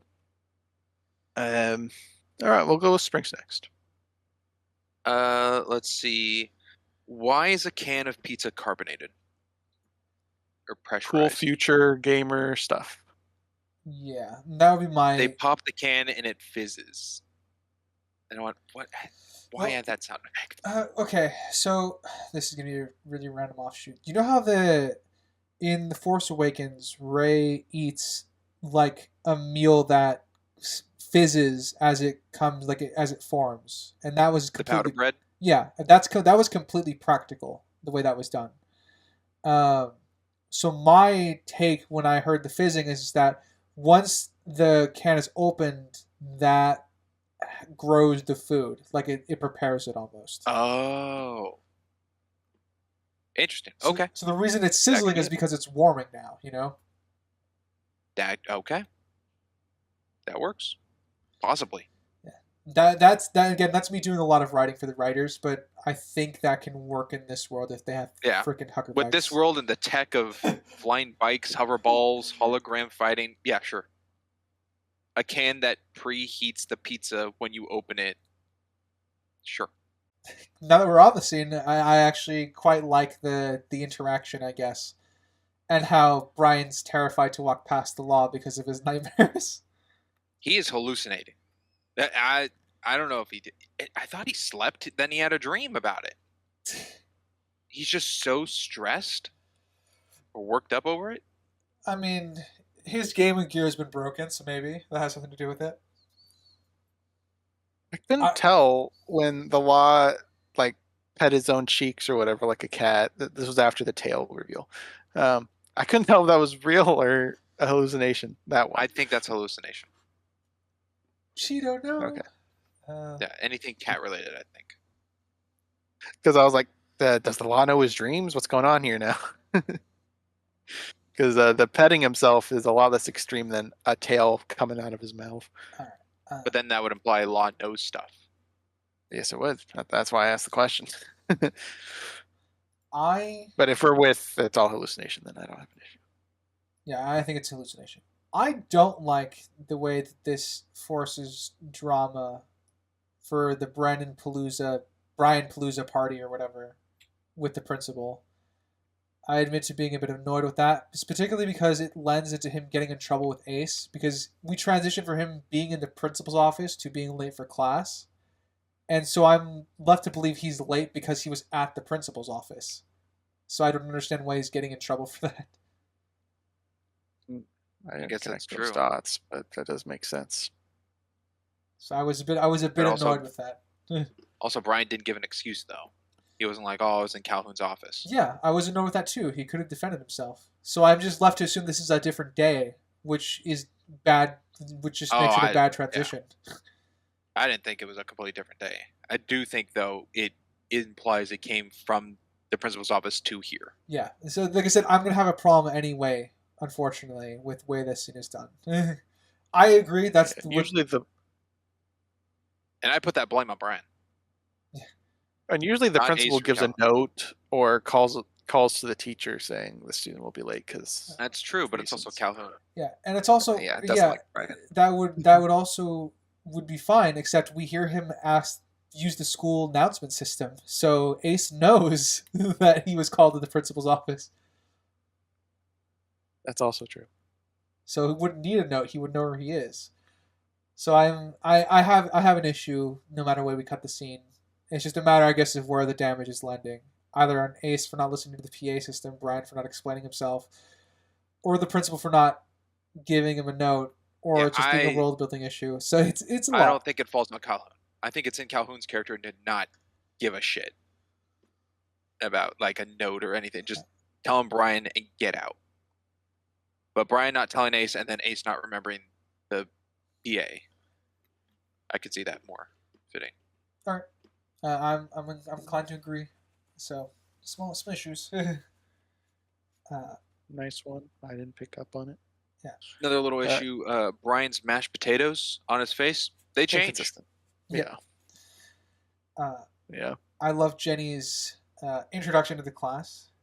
JD captain, I have to choose an honorary freshman to play in our scrimmage against varsity tomorrow. Personally, I think it's a huge waste of time, but it's tradition. But it's tradition. I enjoyed that. It gives us a nice insight to her character. Mm-hmm.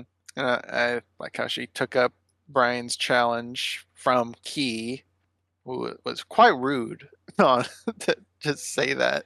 Yeah, we're very, like I said, they're leaning very heavily into the fact that she does not understand the social climate of a room. Yeah. I mean, she was probably a pretty sheltered kid with her family being game designers. She'd probably stayed at home making games all the time. Might be her primary interaction with people being here. I don't know. I agree with that. I think we get more on her family in the later seasons. It's been a while. But pretty sure we do. Possibly. Yeah. There is. Yeah. Yeah. I do think the potato thing was funny with the sunglasses. And Brian going, "Oh, I'm wearing sunglasses inside. I'm a douchebag." And takes them off. Douchebag. Yeah. Yeah, I thought that was pretty funny, and also the fact that he punches RA. I call him RA and Ted in my notes a lot, so just I'm gonna be switching. That's Key's fault. I fully blame. Key said, "Overhear Brian," making him change his trajectory on his punch, and she can see. That's funny if that's true. So I think Key made Brian punch Ted. I don't think she did it on purpose, but no. She told him to change. Yeah, but that's not her doing it on purpose. I think that she was just trying to get him to punch. Yeah. Trying to give him some auditory directions to know where to aim for her. But I liked Jenny in this scene. They're like, "Oh, sure, yeah, you guys can invite yourselves. Yeah, totally." She's pretty chill about it. Yeah, I mean, she invited him kind of by accepting their own invites. And I do like Key trying to figure out what was it rocket clock or was that different? I had all of it. Yeah, when the time is. She's like, "Oh, it's 3:34 or something," which we missed. Yeah. So just asking Ted, when is it? And he's like, 15 after this and a quarter past that. Yeah. It's like Ted left her a puzzle to solve, trying to figure out the time of the party. Yeah, Ted didn't know. Yeah, no, Ted didn't know. She took the challenge. Ted didn't know. She took the challenge, and then Ted just amused her. Rocket clock at quarter to rad. And I didn't get what the third one was, but I think the third one was which was half an hour ago. There was no party. Calhoun is something I'll talk about once Spriggs finishes his point. Oh, man. This episode has a very weird camera shot. And I only picked it up in this episode. And it's at 5:30 before Jenny does her run. And the camera's on Ace and it's kind of panning a little. There's this weird warp to the camera. I don't know what it is or what's causing it. It's like it's being filmed off a screen or something. Interesting. Yeah, I didn't notice anything like that. Can't really give any explanations there. It's very weird. Yep, sorry. Can't say anything on it. Talking about camera, though, I saw another reflection of a camera and a crew behind said camera. And that's at 6:17 when Jenny's in the pit. And you can see her sunglasses on and the camera crew in the sunglasses. Crimson, you totally can. 100%. Funny enough, Wow, yep. I think you could see it in Brian's glasses at the end over the mashed potatoes. I think. Didn't catch that one. It's possible. Which is interesting because Ted, I don't remember which episode, but he puts on sunglasses for like a montage. And there's nothing there. They took care of that. No camera crew on that shot. Where he's facing the camera. But another one snuck by here. Yeah. I like how he talked about C++ being her love language. Just on brand with her.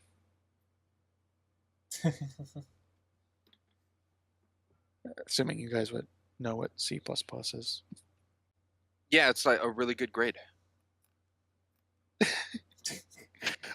Okay. I think it's like a game developer program thing. It's a programming system, yeah. It's a general Yeah. purpose one. So it's Sorry, I barely know basic. yeah, so- it's usually like C++ and Python are considered like the very general basic programming softwares. But they're all purpose too, which makes them very, very highly valuable. Cool. And let's go with Ryder. No, I'm skimming my notes, sorry. Well, while you're skimming, I'll go to my last note I have for this episode. Just a reminder, Aces Rules #1 is no Aces Rules. Just want to put that in there. Oh, I think I know what you're referencing with that little seed. Yeah. Knows rules. Did you find something, Ryder? Yeah, and I think this is my last one as well. I think I like the setup here that Key is crushing on Ted at the mashed potato table. So like it could be our first date or whatever. I think is what she says. Yeah, that was too much for me for Key. Honestly. You're talking about her quick introduction, and I felt this was quick to a romance. Oh, again, I don't think it's romance. I think she just is. Okay, this is again. I think this is gonna be a distinction. I don't view. We starting this here. Yeah, I guess. I don't know if dating. I don't consider dating the intent to romance. I consider it a step to getting to know someone potentially for romance. So her mentioning it being a date, I didn't. I took that as okay, cool. She's crushing on somebody. Moving on. I didn't think she was in love with anybody. Well, I didn't say love, did I? No, but you said it was too fast. So Well, yeah, I mean, what interaction? We haven't had that many interactions with just her and Ted. And it wasn't like a direct asking out on a date either. It was kind of a broad statement. And then the next episode, she's like, oh, it could be a double date. Like, oh, she actually meant date. It wasn't like a hangout thing. yeah, I have more issues with the second episode than what you're describing than this.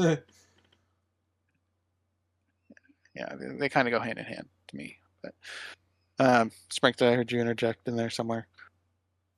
I was just saying we're starting this now of the love questions. I don't know if you two would save that for the end. Oh, it starts I'm now. sure it'll So pop up a few times here. Yep. I mean, broad strokes for me is it's very fast. I don't think I have any problems with it other than it's very fast. Because I think they do a good job of building a foundation for at least Key and Ted, as we see in the next episode. Yeah, I'll cover my stuff when it's more relevant. Because you guys are out, right, for this episode? I'm out, I am. Okay, I got a couple more left. At 2:42, Key is putting on her tablet the Hangout spot option on her off tablet. She's typing a black screen. So, saw that. The dream sequence with Jenny turning into the law, Cheeto coming out of the mouth, Games Dean neck extending to the floating hat. I thought all looked pretty good, and the law's mouths moving on the posters a little off, but I think it adds to the illusion. dream factor of it. So I thought the dream sequence was pretty well executed. I will say, adds a question that I will bring up later when relevant, but it's a little interesting thing. Oh, And then Cal. Sorry. Yeah, you just reminded me of one of my points. I actually quite like that they reference Brian practicing with his new gaming setup in the dream, kind of implying that he's still that's still a real thing that he's doing because his old gaming set's broken. But I like how they give us the information even though it's in a dream, so we know he's already got a new setup. Sure, that was a good way to convey that. It's not my fault. I set up playing with my new system to impress Jenny. Yeah, and then Calhoun in the office. I just wrote one line from him because I think he's just so quotable. He's funny. Does that game include a mini game about being full of crap? So funny. Every line's gold. Ted went overboard with those posters, by the way. Man. Oh, absolutely. I mean, what floor are they on? Those posters were on the outside of the window, I think. I think they're on the second floor at least. Maybe yeah, they climb a ladder to post them in front of the principal's office window. Yep. Facing the inside and not the outside. That's some dedication. But I think that wraps up my episode 3 notes. So we are good to go on to 4, starting with a writer. Cool. I quite like, I guess, the montage back and forth of everybody getting ready, or of Ted and Brian getting ready for the party and how they're both preparing for it differently. Ted is, doing his hair, brushing his teeth, and then Brian's focusing really, really hard on baking a coconut cake. Mm-hmm. Yep. Yes, I think the cuts back and forth are a little much. The cuts are rough. This is kind of how I would describe them. But I like that they're showing, I guess, the dichotomy of how the two of them prepare differently. Yeah, I mean, it was a lot of cuts. I think they could have pared down on how many, because they're not really conveying anything new. It's the same info we're getting. Yeah, we don't need to see Brian baking 4 times. Yeah. Springs? Let's see. I think the lighting at the party is pretty decent.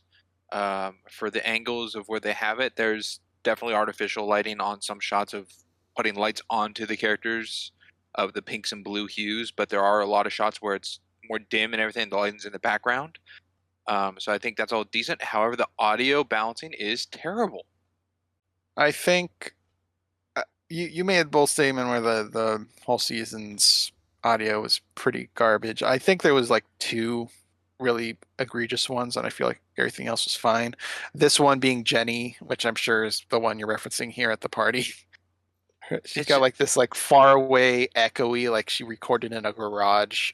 Yeah. Or something. And the party music's too loud for their dialogue to talk. It's kind of like they're equal levels, which I guess is like a realism approach, because it's like, oh, they would both be the same size, same level. Well, the music would probably be louder, but in most media, it's like it's lowered a little so we can hear what the characters are saying. I didn't really have an issue with the music volume. I could hear perfectly fine. I had the same issue with episode 8. But yeah, Jenny's audio here, where did I hit that? 140. Horrible. That was, she talked into a tin can for the recording. Yeah. Also, the volume was raised for introduction of the slow motion bit for like flipping her hair. Mm-hmm. The music like just goes up 15 notches. Yeah. I mean, they play with the music volume several times in this party, going up and down depending on what's happening on screen. The law. He's got the stash. I like his reveal of the stash and his magic party trick.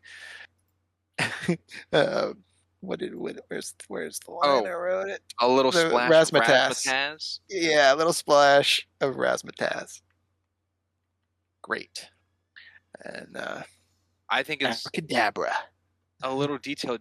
He had that planned, I'm thinking, because he was wearing the Like My Stash shirt in his introduction yeah. at the Oh, start. absolutely. Yeah. Yeah. He said he had the shirt made just for that. He had this planned. It begs the question, did he tell Jenny to invite them to the party? Because Great he question. did tell Jenny to put him on the team. So how much influence did he have with Actually, I'm pretty sure he probably did tell her to bring Brian to the party. That would totally make sense. I believe it. Yeah. Let's see, her garage though didn't really look like a garage with the glass sliding doors. It But it's looks interesting. I've never seen a garage like that before. It was interesting that it's quote unquote off limits, but as soon as they finish dancing and everything, that's now the hot zone of the party. Oh, there's so much dancing space. Yeah, so a lot. And it softens up the colors of the lighting. Yeah, I mean you're in like a brown boarded up room, so you get more warm colors opposed to the blues and purples of the party area.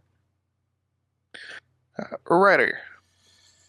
I'm just thinking about what you guys are all saying, and I'm still on like whether the law asked Jenny to invite Brian. I think I like that in concept. I think that might change her character a bit, though. Do you think it could be some of both? Like she was originally going to do it anyway, but he talked to her possibly about it? Yeah, that's. I think that might be the better interpretation of it. I guess. Um, and I guess I again the let them eat cake reference, and she just throws his hard working homemade cake into the crowd. I was a little dumb Mhm. because then later she goes, "Oh, there's cake." Yeah, this is again they're definitely doing something for the joke, and I don't think the joke lands because it just makes Jenny dumb. Well, they kind of show that she's kind of tipsy. They didn't officially say any of the characters are drunk or anything in this, but it's kind of implied that she's a little tipsy, and she didn't really care about the cake anyways. Because I initially thought, well, wouldn't you recognize the cake box? It was the one that Brian gave her, but she did not even think about it at all. She's like, "Oh, cake, throw it." Oh, I didn't really have I too much of an see. issue. Yeah, I see that. I think I'm with Ryder that they sacrificed her intelligence for a comedic bit. Hmm. It No, just seemed too I close don't of think I'd go that far. scenes, I guess, for the cake thing. If the cake was like after the dance, I think that would work more because more time is spaced. And her mind's been on other things. My thing is it's just too convenient.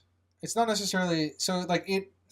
Yeah, I think it's they've dumbed her down for the sake of a joke. I don't. That's not my largest issue. I think it's just convenient that she happens to throw away a cake that she would normally really be into to the crowd, only for it to be turned around and used for James Dean to kind of bring it up.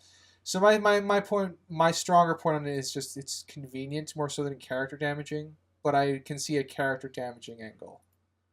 I think it's convenient that the cake was tossed to a random crowd, and when it comes back up again, it's untouched. Oh yeah, the crowd cheered when they got it. I'm surprised there's any left. Well, it landed in Game Steen's lap. So Yeah, maybe. If you want to go with that, I don't know. I mean, he ends up having it, so He does. He's he not gets it. he is not the person who caught it. So We don't see who catches it. I don't. And we see he ends up with it. We would recognize the hat, is what I'm saying. We would see red sleeves. We don't see where the cake lands. I don't have an issue thinking Games caught it. We see he do. ends up with it. I do.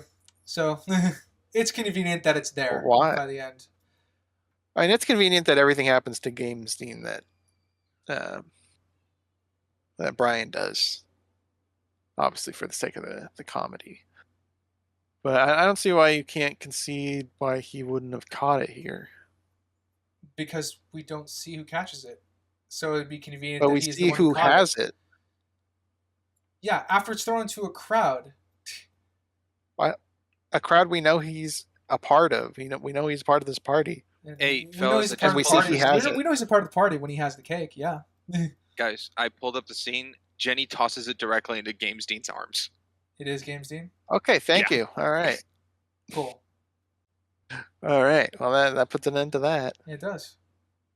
Moving on. Moving on. Let's see. With Sprinks. All right, Ted's guitar thing he does for Key. His gaming cuts away from the screen to show Key's reaction, but Ted is still playing the game at that point, which means from the graph we see lowering on him missing notes in the rhythm game that it would continually go down, but it's frozen until it goes back to the screen of it moving, meaning when it's on key, he is hitting every note roughly to keep it at that steady level. He got 3% right. And that was like at the bottom, though, wasn't it? What you're referencing? Was that the bottom? No, it cuts away. Like when we see the screen going, it's slowly going down because it's doing bad.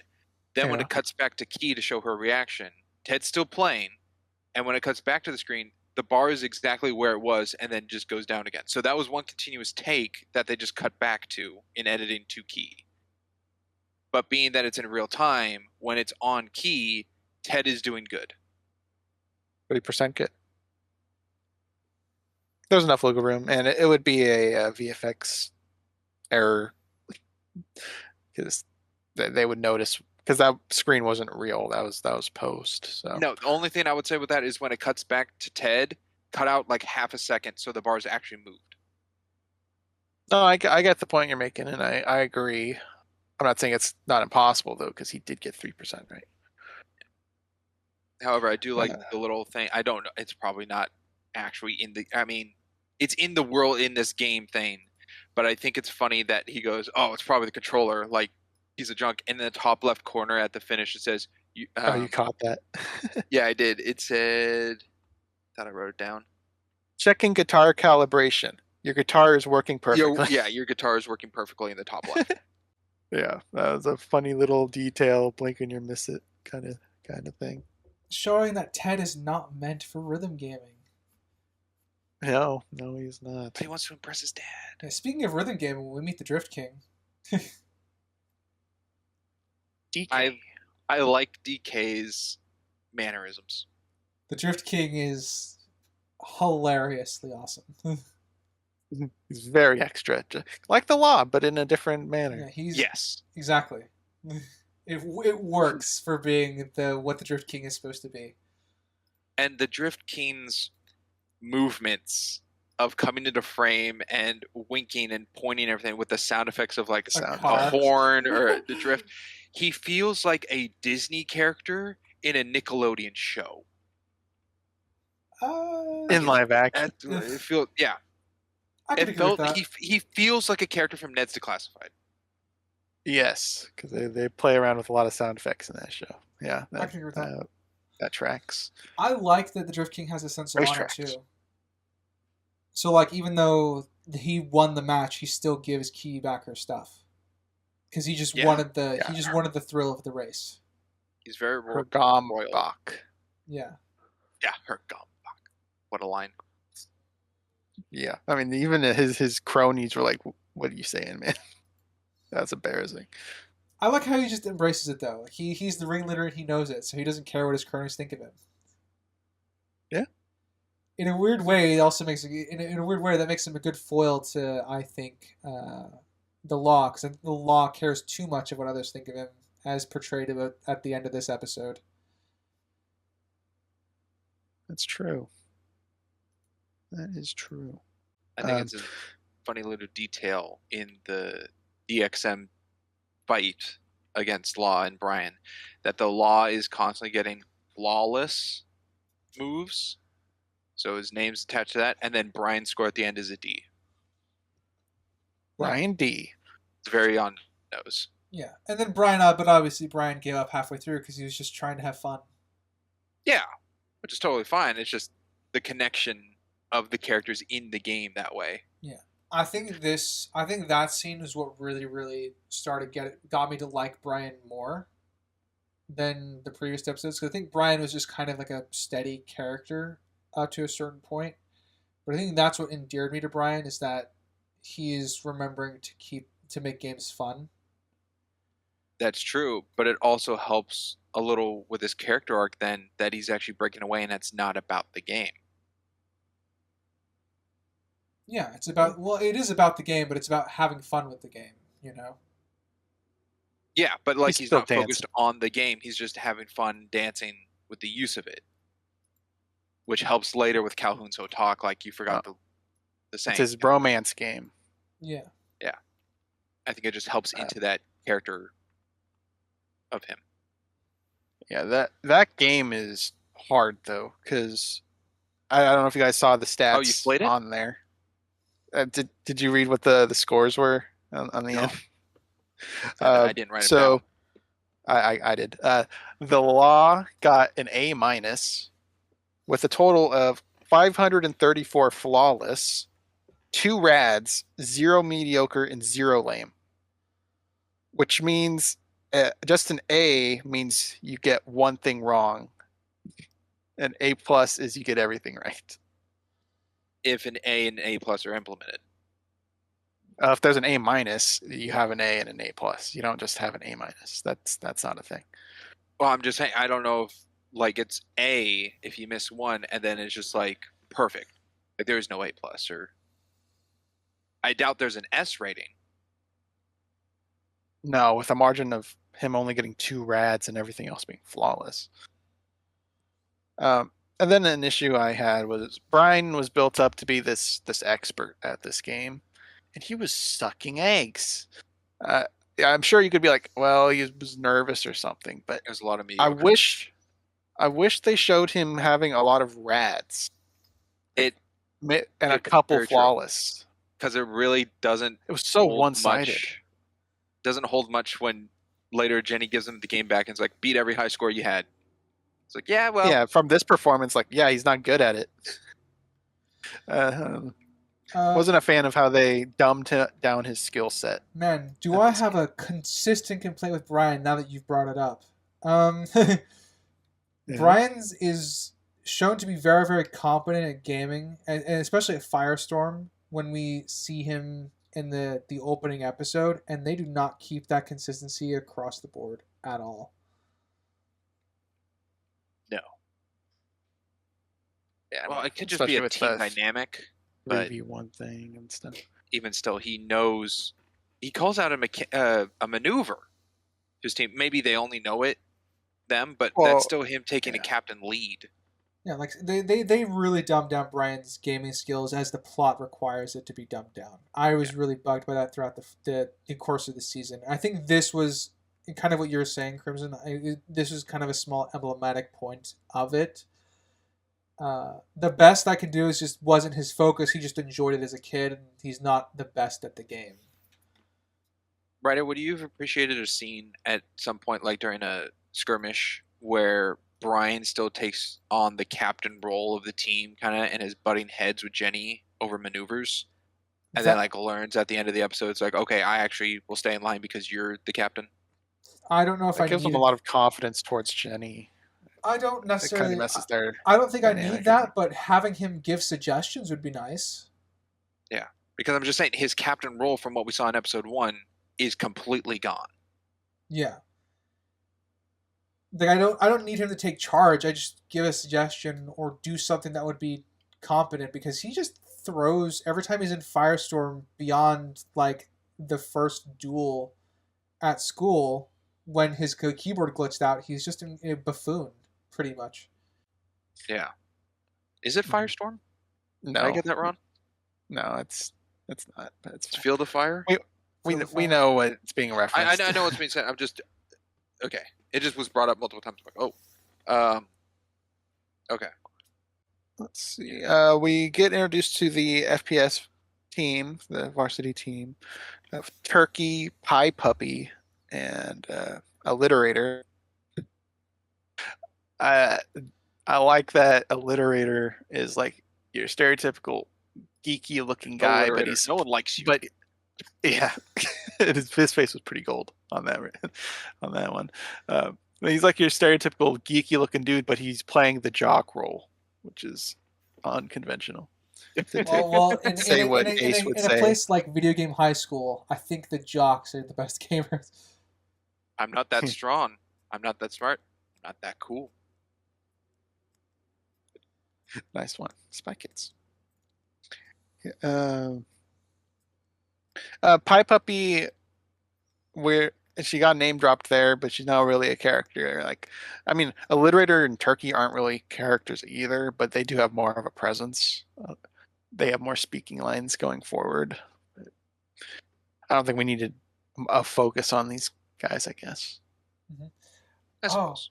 On the introduction scene, because I know James Dean hands out the cake, I wrote down that they have like the cake eating noises from like Halloween Town High, like with the overly like saturated eating sounds.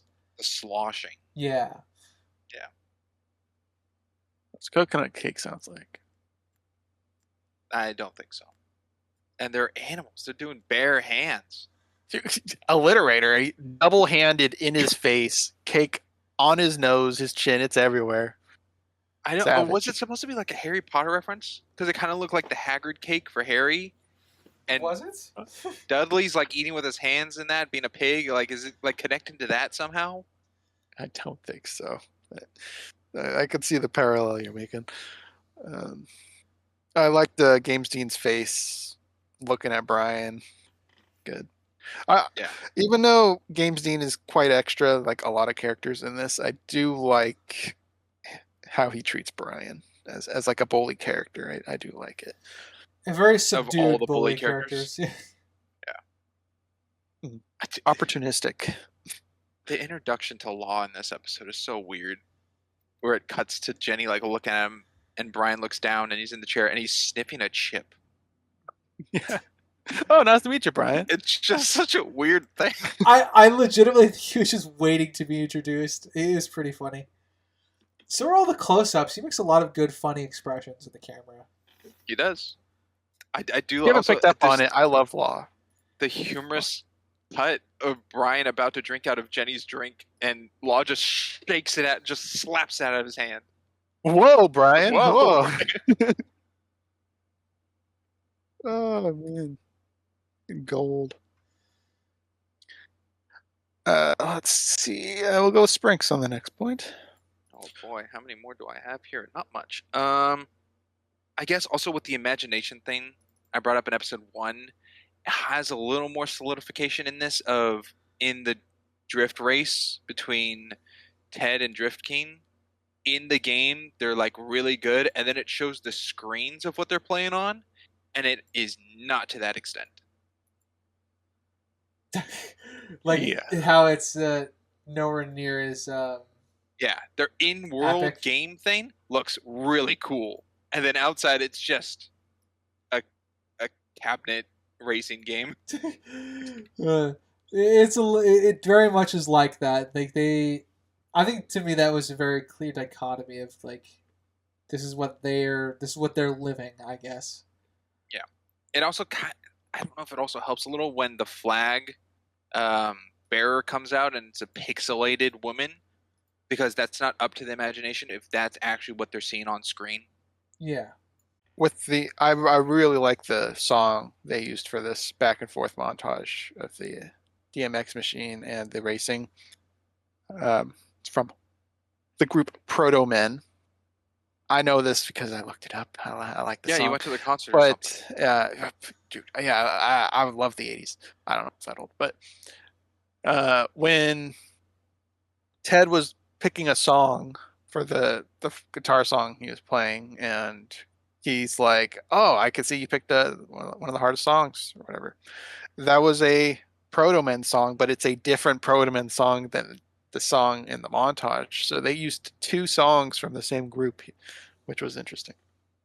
Oh, maybe they're friends with the band. Perhaps, or the audio guy was a big fan of the group, got the license. I don't know. Ryder, how you looking? I got a couple more. Drinks is running low. Yeah. All right. Well, you can go next. Okay. I will jump to the scene where Jenny is bragging that she beat Brian's high score in the pit, or pit the time in the pit, and I think this serves as a mostly decent bonding scene. Like I said, one of the things I do appreciate about the show, and we can talk about the execution as we go further along and the various romances that take place, or not romances that take place, as I do think they have a good foundation as to why Jenny does start to like Brian in comparison to the law and stuff like that. And I think this scene does a good job at laying that foundation because it's very obvious that once his fake confidence is gone, he just defaults to being a genuinely good person. This is true. So I do And think that there is a good foundation here as to why Jenny would start developing feelings for him at a certain point. I mean, she revealed a secret to him, and she's opening up to him. Yeah. Law didn't even know about that machine. Yep. So opening up to him, talking about her mom, which I do like that he acknowledged he knew about that because he's been a fan. Mm-hmm. Well, yeah, I like the bonding here. I also think there you get a little bit of a hint that she does develop something of a feeling for him when she just makes the excuse that they need to get back to the party. Yeah, you're right. This is a party, so let's go party. Yeah. Yeah. Very natural. Yeah, She's the uncomfortable deflection. Yeah. I'm feeling things I don't want to feel right now. Yeah, exactly. So I guess I quite like the way they did that. And then my other point has to do with Key and Ted. It's weird because I think Brian and Jenny have a more natural feeling foundation, whereas Key and Ted, I don't think their foundation is natural. I recognize that it's a foundation. And I think once they are together, I quite enjoy them being together more than I do Brian and Jenny. I agree. So I guess if I were to boil it down between the two, I think Key and Ted are rushed, but I think I like their content more as a pairing than I do with Brian and Jenny, who I think have a better foundation to work with. But I think because the will they won't they stare kind of gets on my nerves a little bit. Well, what about you, Sprinks, on the romance or relationships? Well, I would save it for the end because I feel it's definitely more of a you two talk that you've had throughout the history of the pod. Right now, through though episode 4, Brian and Jenny, you can see what Brian's looking for. Jenny, as you said, Crimson is a little tipsy throughout this, so it's kind of she's taken in by the DXM thing, but I can't tell how much of her flirtatious remarks, I guess, to Brian are genuine or not through the use of the party. Law is more territorial and claiming Jenny as his own. He seems very sweet and I think is just seeing Ted as a friend and not necessarily more, but could be more, like she's not against it kind of thing. And Ted is definitely trying to impress Key. And that's kind of where all end of episode 4 has me. Let's see. I'm also running on the lower side. In the racing game, we have photos of Ted and DK in the machine. And Ted's in a different outfit, so it would have to be from the last time he played this game. But this is at Jenny's place, right? At her party. It is. I guess he's been to the party before, or the Drift King just goes with the machines everywhere. Like he just brings the machines to every party he goes to. That would be funny. Which would be hilarious. That would have been a nice line. I brought this machine today, Ted, for us to duel. But, so kind of a little weird thing there. My additional question is this: so we know they have dorms. This does not feel like a dorm. No, there's a garage. This has to be her place. Okay. So my Yeah, it's weird because I don't. It's cool. I like the idea that the reason the Drift King seeks Ted out is because you can see that Ted is second place by mere milliseconds behind the Drift King. So you can see that, like, that why the Drift King would orchestrate something as dramatic as this to try and feel the competition with somebody, because Ted is the only one that can apparently stand up to him. So I like that. But again, I question why are the machines here at Jenny's house? Crimson. Mhm. Is the photo for Ted in the machine his ID It is photo? different. I had a feeling you're going to ask that. It's different than the one that's signed up for later Okay. that Key took. All right, It's a different then photo. yeah, that's a very confusing problem. I would have written it off, like, let's say in a world like this where everything is universal, like wherever you log in for, I keep saying Firestorm, is it Field of Fire? Field of Fire. Yeah, wherever you log in for Field of Fire, that, like, in the way that it would now, if you logged into Overwatch anywhere, you still keep all your skins because it's your account. I feel like that could work. So, like, they both logged in their DX machines, and their data is just saved with whatever they have on there as their profile. But I don't. It's still strange because it's an arcade machine, and I don't know if my brain was ready to accept that. Yeah, No, because that is I- not normal, Yeah. especially Actually, in I think it's 2012. good that it doesn't stick to their school accounts, because Brian losing against the law in the DXM game might get him maybe not expelled, but he would have lost points in there, and Ted would have lost points Yeah. if they were connected. Well, I don't know if Ted would lose points because it was a very, very close race. Again, I don't know the rules of what it would be to lose points. Is it just losing, or Oh, is it still a losing in loss. terrible fashion? I think he would have lost points, but not like a hefty amount. Yeah, we don't know how the points are dished out and for what type of games. But it seems the games at Jenny's place aren't They're connected. not official. I love the whole "winners don't do drugs" line drop whenever they logged into a game. It's a very, very 2000s.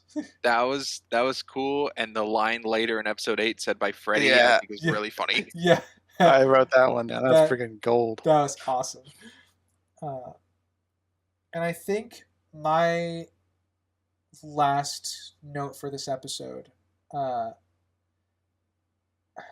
I guess I technically have two, and one's a quick one. I like the bonding that they do after Ted tries to show off, but obviously fails at it when he's doing the rhythm game for Key. But I like that once he stops trying to fake something, he's becomes genuine person with Key, and they kind of bond over her making the game, making a silly math game. I do enjoy that. And then to fast forward towards the end, Brian slyly making fun of Jenny for having a DX machine because she was being self-deprecating that she has one. Level 12 Dance Mancer. Yeah. Can't believe Jenny has a baby game. Yeah. I kind of like the cheeky wit from their dynamic in that scene. Before the law comes over to take his girlfriend. It's a bit wild of Brian to say that, though, because he apparently sucks at DXM. He's better at Field of From what Fire we can than tell. DXM. Yeah, from what we can Yeah. tell. I think the scene is more for like him making fun of her for thinking that no one would respect her for having the game. At least that's how I took the scene. Yeah, I like the setup a little bit in the beginning of this episode with Ted, because Ted is like, "Oh, Brian, I need to tell you something." What was it when Jenny was coming up, and the reveal is he was going to say that Law and Jenny are together. Yeah. I had two guesses. Good. One was a joke, and one was this. So, yeah, the joke was turns out she's going to be allergic to coconut. Oh, That would have been the joke one. Obviously, she loves coconut, so I don't have an issue with that. But do I have anything else? Thought I did. Darn it. It's gone. Oh well. I'm out. You guys out? I'm out. I'm out. Next episode. All right. Episode 5, starting with And then Sparks. the law. The law. Brian is fake writing. in that notes. Oh, absolutely, yes. It's terrible. Mhm. And then when it cuts Yeah. to where you should be with the exclamation point, his hand's not there. Yeah, I mean, his pen is floating in the air. The message has already been written. But there's a sound effect. A Yeah, little bit. no, it's bad. Shout out to Dance Central, by the way, which is the game they used for the DMX game. You can see a bit of the disc, and I played a lot of that, and I knew what it was. Being a purple case, is it a Connect game? It is a Connect game. Yep. Dance Central 1, I've played the first 3. Oh, there you go. Some Apparently, I need to go Crimson dancing. lore. Yeah, I need to go dancing with you, Crimson, just to watch you throw out some moves. Yeah. But I'm with you, Spring, because that was terrible. Absolutely terrible. I'm going to just go ahead and third this. I would like to take this moment to agree with all of you. And I'm just over in the I would corner like shaking my to- head rapidly. I would like to double down, so there's 4 agreements here. So I agree with you guys as well. can I inject a 5th one? All right. Yeah, the writing is bad. A question I had, Crimson, again, a fact thing, I don't know why. Freddie Wan is playing Freddie Wan, Yes. or a character named after himself. Why is Jimmy Wan playing Ted Wan and not a character named Jimmy? Didn't find anything on it. No idea. Okay. Yep. It's No kinda idea. weird. But Freddie Wong playing as Freddie Wong, pretty darn funny. I guess Pretty so. darn funny. Some magical lighting, though, on his introduction to his class. Those like strobe cop lights are following him around the room, and I don't know where they are. It's in Ted's mind. Oh, it's portraying that this is Ted's perspective? Possibly. I don't know. Ah. People want to be you as they do you. That is a line that's in something. I don't know. I don't think I'd want to fuck me, but whatever they say. And you got to give the people what they want. Very over the top, but I guess you get a I mean- good sense of his character really quickly. I would This is a love world to of just over the top characters. sit in his class. I would love to just see an episode of him teaching. I want that whole episode.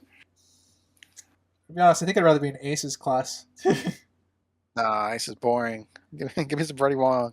Yeah. Well, I mean, in Ace's class, all I have to do is be good at FPS, which I am. So I can turn my brain off a bit. I think I'd rather be in Ace's class. I think I'm better at Feel the Fire than I am at the Axe Legends game. But by the end of the school, you'll be a pro. Being taught by Freddie Wan, I don't know. He's the #1 player 3 years in a row. I think he's the only Woohoo. player 3 years in a row. Well, that could also be a point. Then again, his class has no. Never mind. Yeah, I said earlier, there's like 3 students. The Yeah. 2 that make fun of Ted, and then Key by the end. No, not many. Yeah. Ryder, you're up. Sure. I like the idea that Ted's true calling is manifesting his hallucinations, and at least him breaking his guitar. And what I like about this is it feeds into a nice character moment where both his friend and girlfriend recognize something is wrong. So they're both just staring at him while Key is just walking there holding his guitar in pieces, and he's just pretending it all is normal. Well, he's probably just standing there with his face twitching. Yeah. Because we see cars drifting around his head, but Yeah. obviously they're not there. Yeah. But I'm saying what I say I like about it is I like that they're showing that they can recognize, because they've been friends now for a while, they were able to recognize like when something's wrong, you know?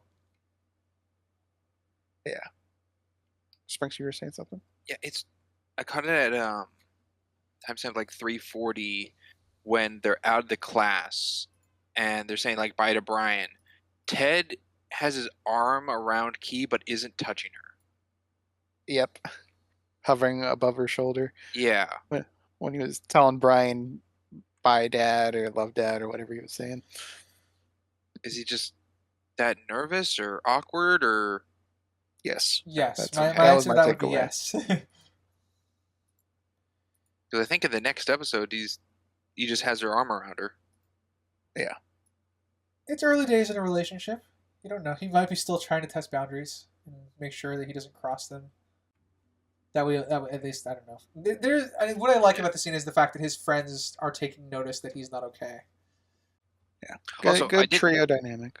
I didn't bring it up when we got introduced to Ace in episode 3, but are the guns in the classroom real guns? I would hope not, but it could be. I feel like they'd be like, because it's if they're like the models of the guns in the game, I feel like that would be the best explanation. Like you can practice the It would be. Yeah. So I mean, no one interacts with them, so I have nothing to say on them. Whatever if they were real, I doubt they're loaded.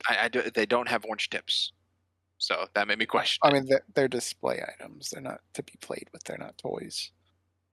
So yeah, don't know. The law, I know the law. He's great. In the locker room is pure gold. when he opens up the locker and is talking to him. Yeah, Yeah, and his pals are just looking at him like, what's he talking about? That was a pretty good scene. I gotta say, I may not be as sold on the law as the rest of you, but I do enjoy his overacting, and I think this was fantastic. Well, I originally thought, how did he know Brian's in there? And then I figured it out by the end of it. When he said no talent fluke with cheese, which is what Brian said with cheese in the locker to himself with the Defeateritos. Because he's So talking he to himself. he heard Brian in the locker. Yeah. And I like that it's framed just enough when Law and his lackeys enter that on the far left you can see the mirror reflection of Brian going in the locker. Mhm. So that has enough that Law, even though he's talking to his lackeys, picked up that the locker door opened. And so he knows exactly where to look. Yeah, it's good stuff. They didn't have to work that hard to make a fun bullying scene, but they did, and I appreciate it.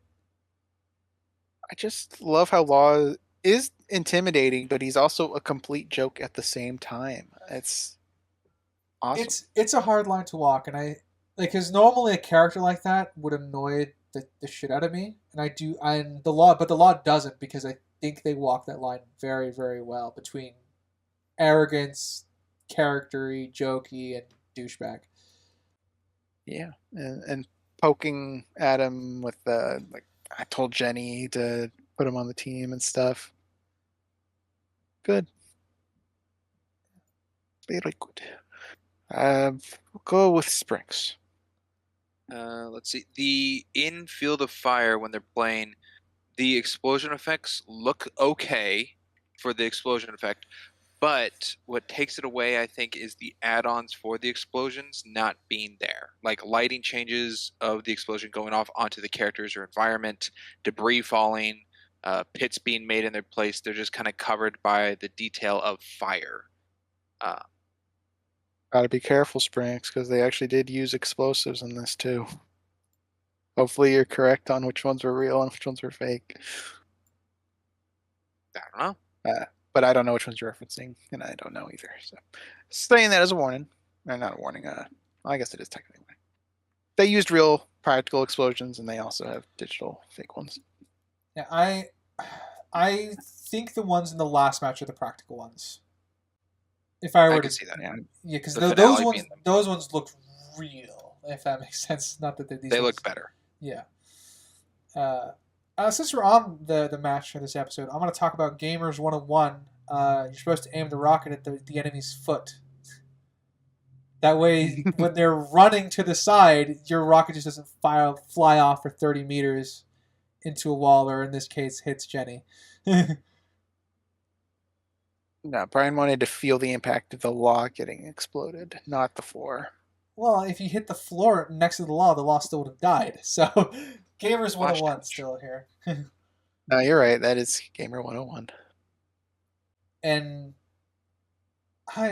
again, it's just very, very one-sided. It seemingly became very one-sided the second that he decided to involve himself, which I think I have an issue with. Because wouldn't the law be so focused on killing him specifically that his team could score points? Well, the law can just kill anybody. He can Yeah. do whatever he wants. Yeah, I He can know. walk around and have no one shoot him. Yeah, I know. He just fucking teleports. It's again, I don't understand the game mechanics of what they're trying to do with the characters in the game a lot of the time. And I think the more the series went on, the more egregious it felt for the high tense matches like these, where there's like where it's 5v5. Crimson, you brought up the teleportation of the law. You mean in this episode? Ryder said teleportation. I just said Ryder. law shows up everywhere. Yeah, he teleports a lot in the game, and yes, he teleports in the real world too. We'll get to that. But I think he teleports around in the game very easily. Which could be the best interpretations you can have is that he just knows the map so well that he just can be wherever he wants. The problem is I don't feel the skill level. I just feel the writers trying to demonstrate that he's the best ever there ever was, rather than his skill level. Yeah. Okay, what? I don't know if I fully. I mean, I understand that it's an implement to show how good he is at the game, of why everyone's so terrified of him if he can do all these abilities and he's just knows the ins and outs of the maps and everything. But I don't think there's enough proof of showing actual teleportation within the game of him. I'm using teleportation as a hyperbole. Episode 9 definitely does. Yeah, episode 9, he physically you see him be in one place and then another. In this one, it's easier to get away with it, but it's still hyperbolically teleportation. Okay, I'm curious where that episode 9 one is then. Oh, we'll get there on Yeah. episode 9. He bets $500 and hands over 2 $5 bills. So Yeah, that was weird. pointed that out. Yeah, Yeah. maybe it Games was Dean. maybe it was the end of the rope, so she had $500 in a pool that she was slowly giving away every time Brian lost the fight. Don't really see anyone collecting off of her during the match. I agree. And I do like that it is revealed later that the law held back on killing Brian at the end here. Instead of it being pure coincidence. Oh, Brian just barely made it by the skin of his teeth. Law admits later that he let him go. I guess you can bring it into question if he's just saying that or if that's what it was. I think he did. What do you guys think? I'm 50-50. It wouldn't surprise me if the law lies to look cool, so that's perfectly within character. I can see him lying. So I'm 50-50 on it. I don't really have the proof either way, other than what he says. I like when everybody's betting, and as Brian's walking away, James Dean goes, "Say hello to the law for me." That was fun. Yeah, he knows how to push the buttons. That Games Dean. Do you think Brian was at the correct spot to ignore Jenny's orders and go after the law and give the people what they want, as he said? No. That's a really dumb move. It's very selfish. I don't know what pushed him to do that. Just I don't know. breaking point. Like I said, I didn't feel like he'd reached a breaking point. It just like in the sense of like being talked down and bullied while he's been at VGHS, just to like a reminder of like, hey, I'm the reason I'm here is because I took down the law. Like the closest. And it further proves that he can't. Yeah, well, I mean, they settled the betrayal bit. Like if he pushed harder on feeling betrayed by Jenny because of what the law said, I think that is an angle that could work to push him this way. But for all he knows, Jenny is still trying to help him because he hasn't died that we can see in the game. He's still hiding and throwing grenades. He hasn't popped his head out to shoot anybody. Yeah, So- he's been grenade spamming, So as he put it. yeah. So I can see where it could work that he was pushed to feel a certain way, but I don't think the character was organically there, even though I think the plot felt like that's where they wanted to go, if that makes sense. Okay. Yes. Something I noticed during the Jenny meeting for the game, the strategy session, she mentions J-pop, and I just found it interesting that his bully was K-pop, and now there's a J-pop. That makes sense. It's the interesting. Got Could be J-pop and related. K-pop. Could be Could friends. be. Could be I don't- a clan thing. Could be that They don't they're really just get a face to entirely J-pop. yeah, could be they're just completely into different music genres. I like how Jenny pointed out that it was CTF and not Team Deathmatch. Point out that she's planning things out. It's good. She knows his weaknesses and trying to counter it. Yeah. I agree. Yes, and I also I obviously enjoy the gift giving, even though Jenny's in like locking in for the match. I'm running thin on this one. Last thing I have is at the end of the game. I guess throughout the duration of the game you can identify it, but I saw it at the end when everyone's like standing up, the whole team after the loss. Brian's the only member of their team not in uniform. He's not wearing like a blue shirt. Well, he's the freshman that was required to be there, right? Like he's not officially The on the team. honorary. He was just an Oh, honorary is that person. okay? That could be an indication for it. Yeah, he wasn't officially on the team. He was just the honorary freshman that they had to put on the team. I kind of like Brian's pregame warm-ups and the idea that he's trying to pump himself up in the mirror before the law comes in. Yeah. And I don't. He made me swallow a whole soda can. Wait. No. What was it? Swallow the whole thing. He made a whole soda can disappear in my mouth. That's what the line was. There we go. All right. Anything else for episode Looking 5? over my notes, the other things I have noted we've already talked over. So I'm out. Yeah, I like that we see them questioning Jenny. This is my last note. I like to see Jenny. They question Jenny whether she's doing this just to pad her boyfriend's kill count, and I like that she shuts it down. She actually has real reason to compete with him. Yeah, that's true. She's a good motivator. That was a good speech. Yeah, she turned around. She turned around what was kind of an insult to her into like a reason to, as it is, into a driving reason to like we're gonna succeed at this. And she promises to keep Brian safe, and we can decide whether she was or not. I think, but I mean he wasn't dying constantly, so I assume she was telling the truth. Yeah. And Alrighty. that's it for me.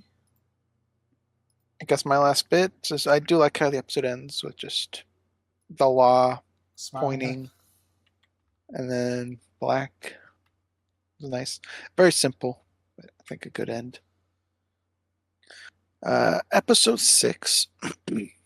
Carpe diem. Yeah, we'll start with.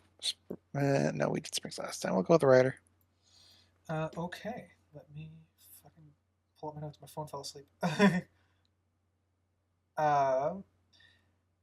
I think starting with the Pwn Zone, I think was a good way to open the episode, just to kind of, I guess, the world's reaction to the match. And we can see that Brian has the dancing gift still on his desk. And his friends are there to help cheer him up. I think a lot of that works really well together. Yeah, I agree. I'm in agreement. Yeah, the connection of how this started and things connected. Yeah. Mm-hmm. Yeah. But also, sorry. No, you first. Okay. Also, with how things are connected, with how the Pwn Zone shows the televised replay from the previous episode, that it looks the exact same as what we saw in the previous episode. Is that confirming that it's more actually the game is that detailed and advanced rather than what was pitched as being imaginative? I'm gonna go with they couldn't afford CG assets to make a game. Yeah. It leaned more for me than if that's actually what's being shown, that's what's more so in what's happening. Well, as I recall, correct me if I'm wrong, in Halo, you can go watch your previous matches and go around with like a camera almost, like a free roaming camera. Oh, in theater mode. Yeah. Theater mode. Yeah. So maybe. Yeah, but but Springs is the talking angles about are the different, but depiction Yeah. is the live action. It's not like the racing game. Yeah. Yeah. My in world, we can't really. I am in agreement with you, Crimson, that they probably couldn't afford the CG assets to make a game. But I think the in world explanation would be is that Field of Fire has a theater mode. That's fine. Of explaining how they got that footage is just, to me, the footage looked the exact same. I think what would have helped for the imaginative approach is if a member of the team, like Brian or Jenny or Law, was watching that coverage, and what they're seeing is them, of their perspective, of remembering what it looked like to them. I think that can be played off that way then, of like, oh, that makes sense that it's not in world what it actually looks like on that screen, but we're seeing it that way because of, out of world budget to reuse the clip, but it plays off that it's what was imagined of that player. Well, that's us ascribing this is their perspectives instead of just the audience's perspectives. We don't know anything regarding the game world, which was what we were talking about in episode 1. We don't know if it's their fantasy of what it seems to them. We don't, but the perspective of in-game is to the character playing it. This instance of the Pwn Zone is no one's playing the game, it's replaying the clip. So rather than playing with the imagination of the player being like in the role of their character, this is reusing what looks like of the imagination that was pitched earlier of it. And being that it's not being shown through the perspective of one of those players watching it, and it's just news coverage, it makes me lean more into this is what the game actually looks like. And my stance on it is it's just, I'm not going to give a real world in universe explanation. I'm seeing it as budgetary. So,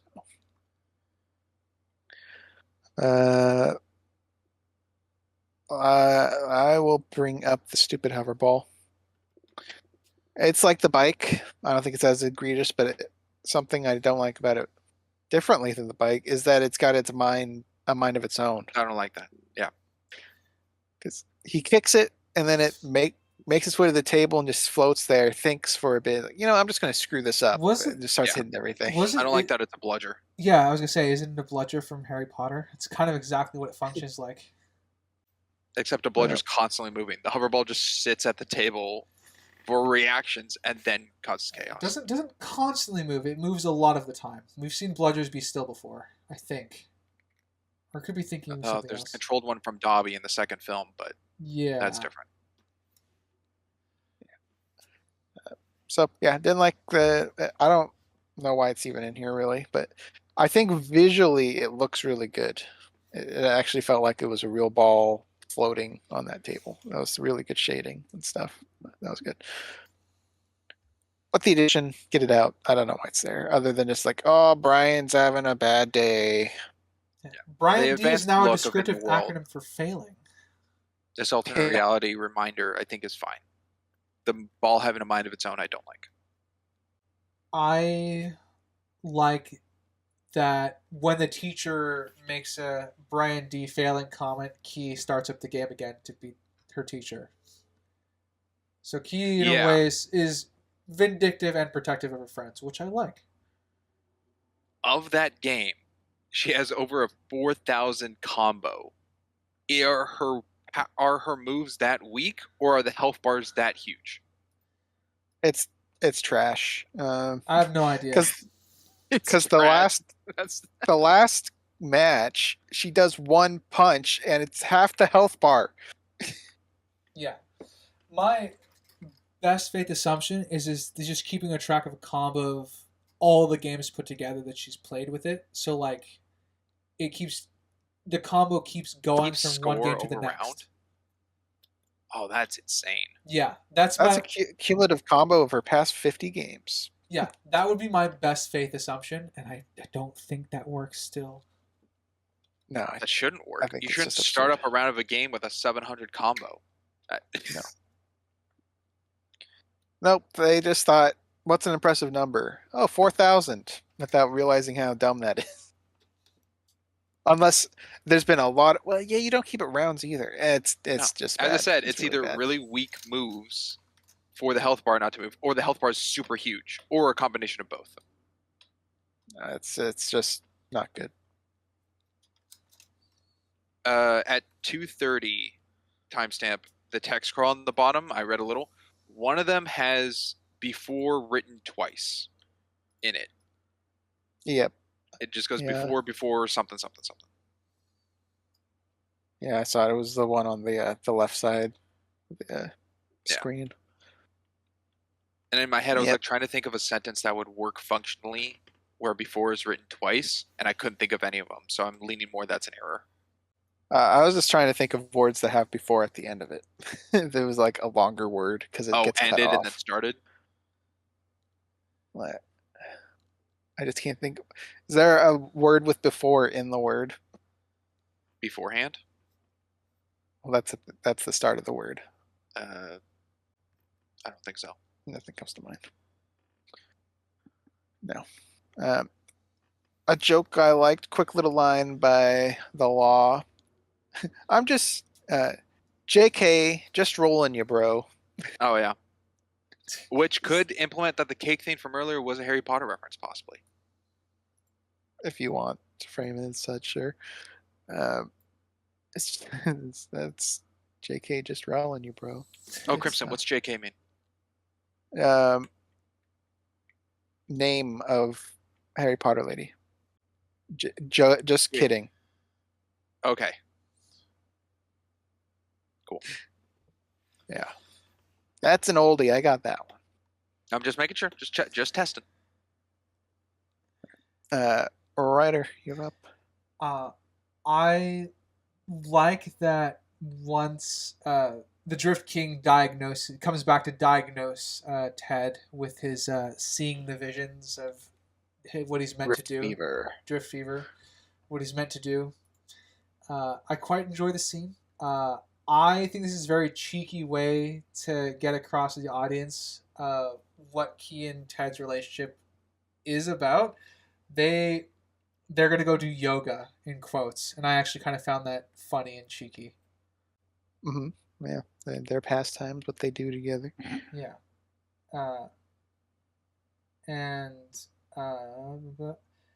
I think the Drift King's diagnosis kind of helps put all the visions into perspective because, we're also left wondering what that's supposed to be. Because it's not really clear, like, that everyone needs to find a calling because we haven't been introduced to the sign-ups and stuff idea yet.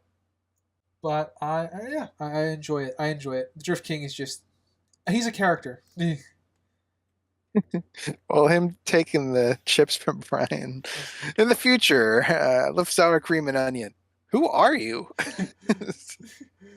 Brian hasn't met him yet. Yeah. It's funny. You must be Ted's vassal. Yeah. Yeah. Brian's the crony, not Ted. Good stuff. I was kind of surprised that we have had 2 podcasts now in a row where Benedict Arnold was referenced. Guardians of Ga'Hoole, Ryder brought him up as a traitor comparison. And then there's a joke here from Shopbot regarding Eggs Benedict Arnold. Yeah, because he killed Jenny in a broadcasted match. It's interesting that was referenced back to back. What a coinky dink. Yeah. Franks, please. Notes. That's me. I'd like to know. I don't think this school has a nurse's office. Student was passed out for 27 minutes and just went to lunch. Yeah, that was weird, is what it was.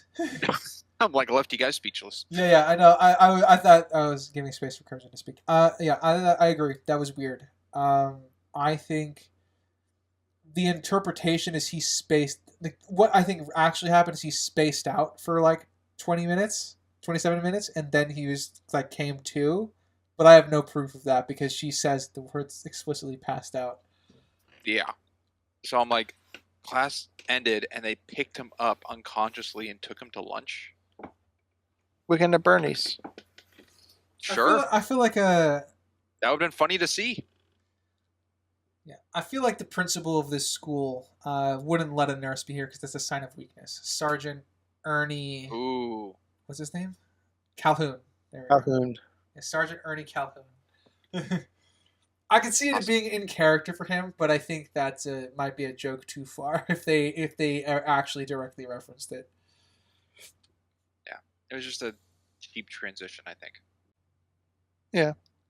See, we'll go with the Games Dean match here, and I'll remind that these are high-level gamers that can't shoot squat.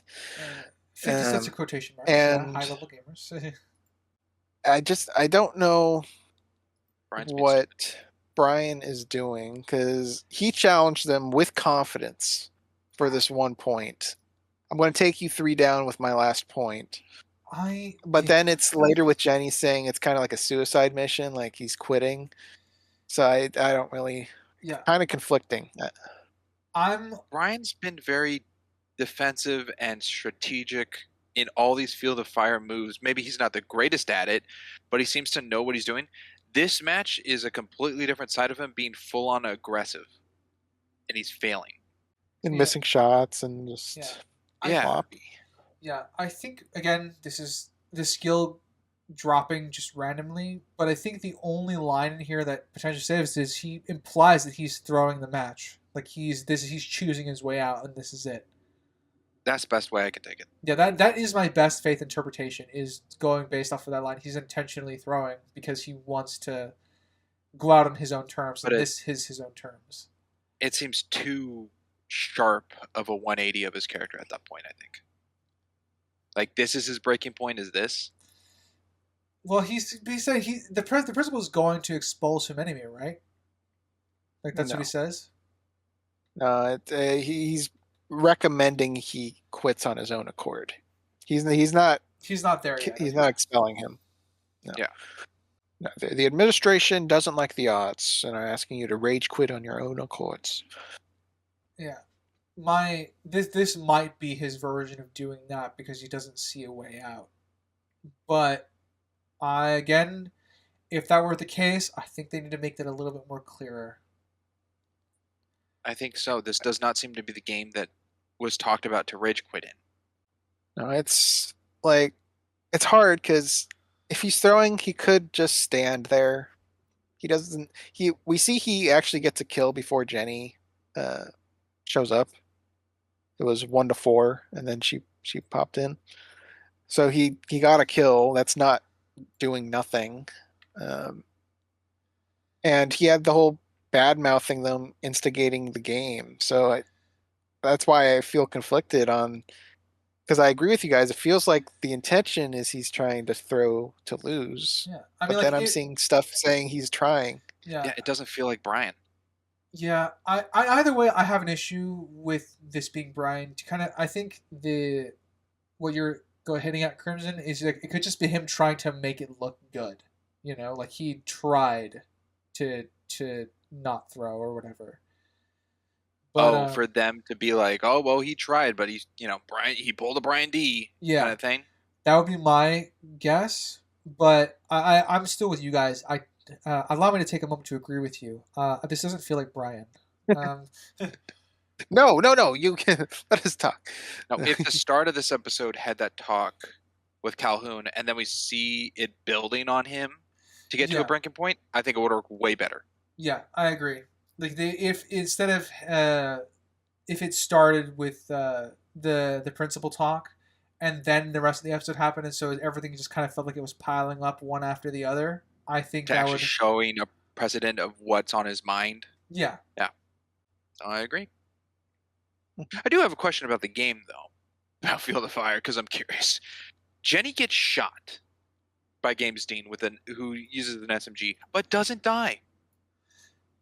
She got wounded. Yeah. Best faith interpretation is that when they die instantly, it's a headshot. And then when they get body shot, it takes a couple. I have no idea what Okay, time. because it seems like everything we've seen, if someone's shot, they're dead.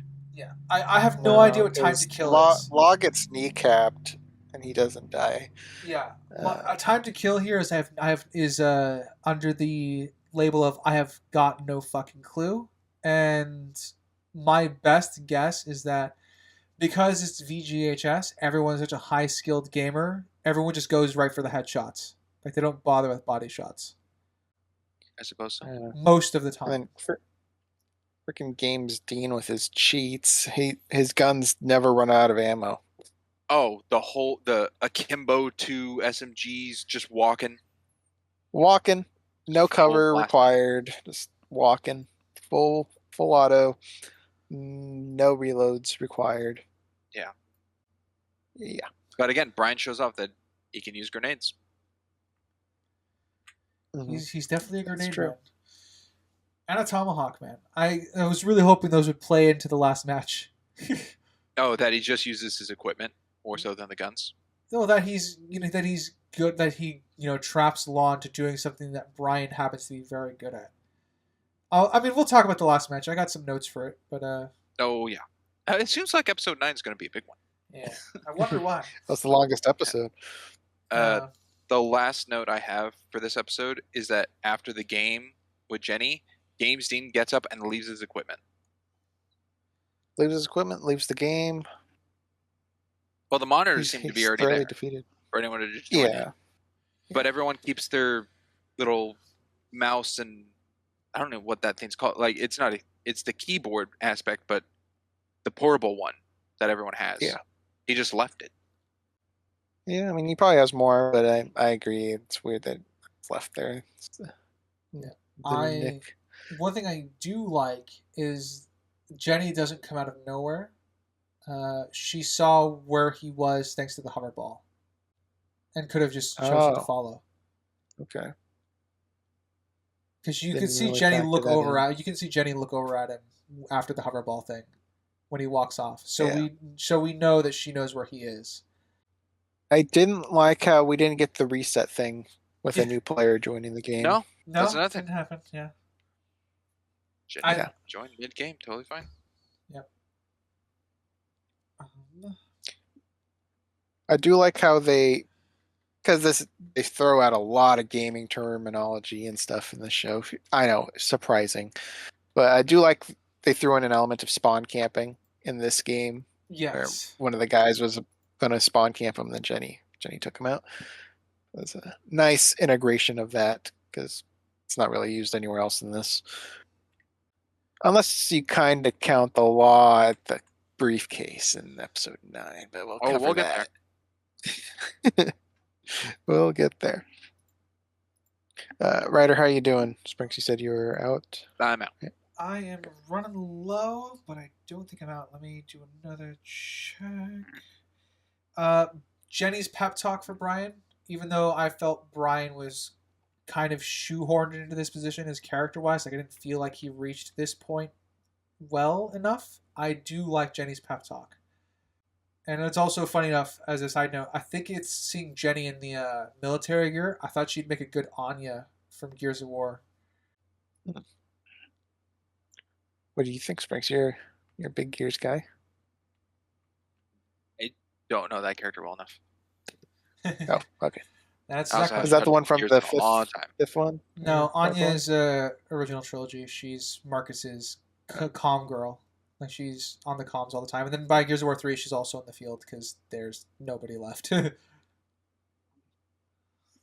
Gears of War, fun franchise. That I A can little agree with. a little detail. Jenny reads the note section of the DXM game after Gamestein leaves it, which shows that she remembered that he recommended that when he was going to give it to her originally. Mhm. When he gave it to her, he's like, "Make sure to read the notes section," and Yep. she did so this time. And I like it because again, it's still building on the foundations that they have as far as their relationship goes. Mhm. And I believe See. I'm out, sir. Yeah, I'm pretty much out too. I'll just point out Jumping Jack's Brian Z joke. I I just like Ted took it as a serious joke when it's so goofy. I don't know. I love the comedy in the show. I think it's really good, or just fits my niche, I guess. I don't know. It's all pretty. And I think Pretty good. the reason I like this episode, or at least I like when Brian pulls his shit together. I like that he's again. It shows some of that competent gaming that we saw from him in the first episode, and we just haven't seen in a while. Well, I mean, Jenny's like, you should play like that more often. Yeah, Running at your enemy. Yeah, yeah, Running but out your enemy shooting a screaming, pistol. maybe not the best strategy. No. Yeah. Alrighty, we could jump to episode 7. So Sign much up, happens in sign episode out. 7. it's a packed episode. Yeah. I will start this one by mentioning something towards the end of the episode. And that is Ted breaking up with Key Swan. And all I felt bad for was DK right there, just in the middle of that. Him in the background was like so awkward, and then he just walks away once Key walked away. It's like, what I just witnessed. Yeah. But it's an interesting dynamic, though. Something I don't really see too much in movies and shows of the two relationships. One doing something very good for the other, but the other one totally disregarding it in an extreme fashion. Yeah, it happens, but I like how they did it here. I love the setup for it. Makes sense for the characters. Yeah, what works for me so well in that scene is the foundation for both characters. So like we know that Key is not very good at social cues, like she's not good at reading the room, but she still will, and she always will be the one to like she's very, going to do the best for you even if you don't know that the best for you is what whether you would want that or not.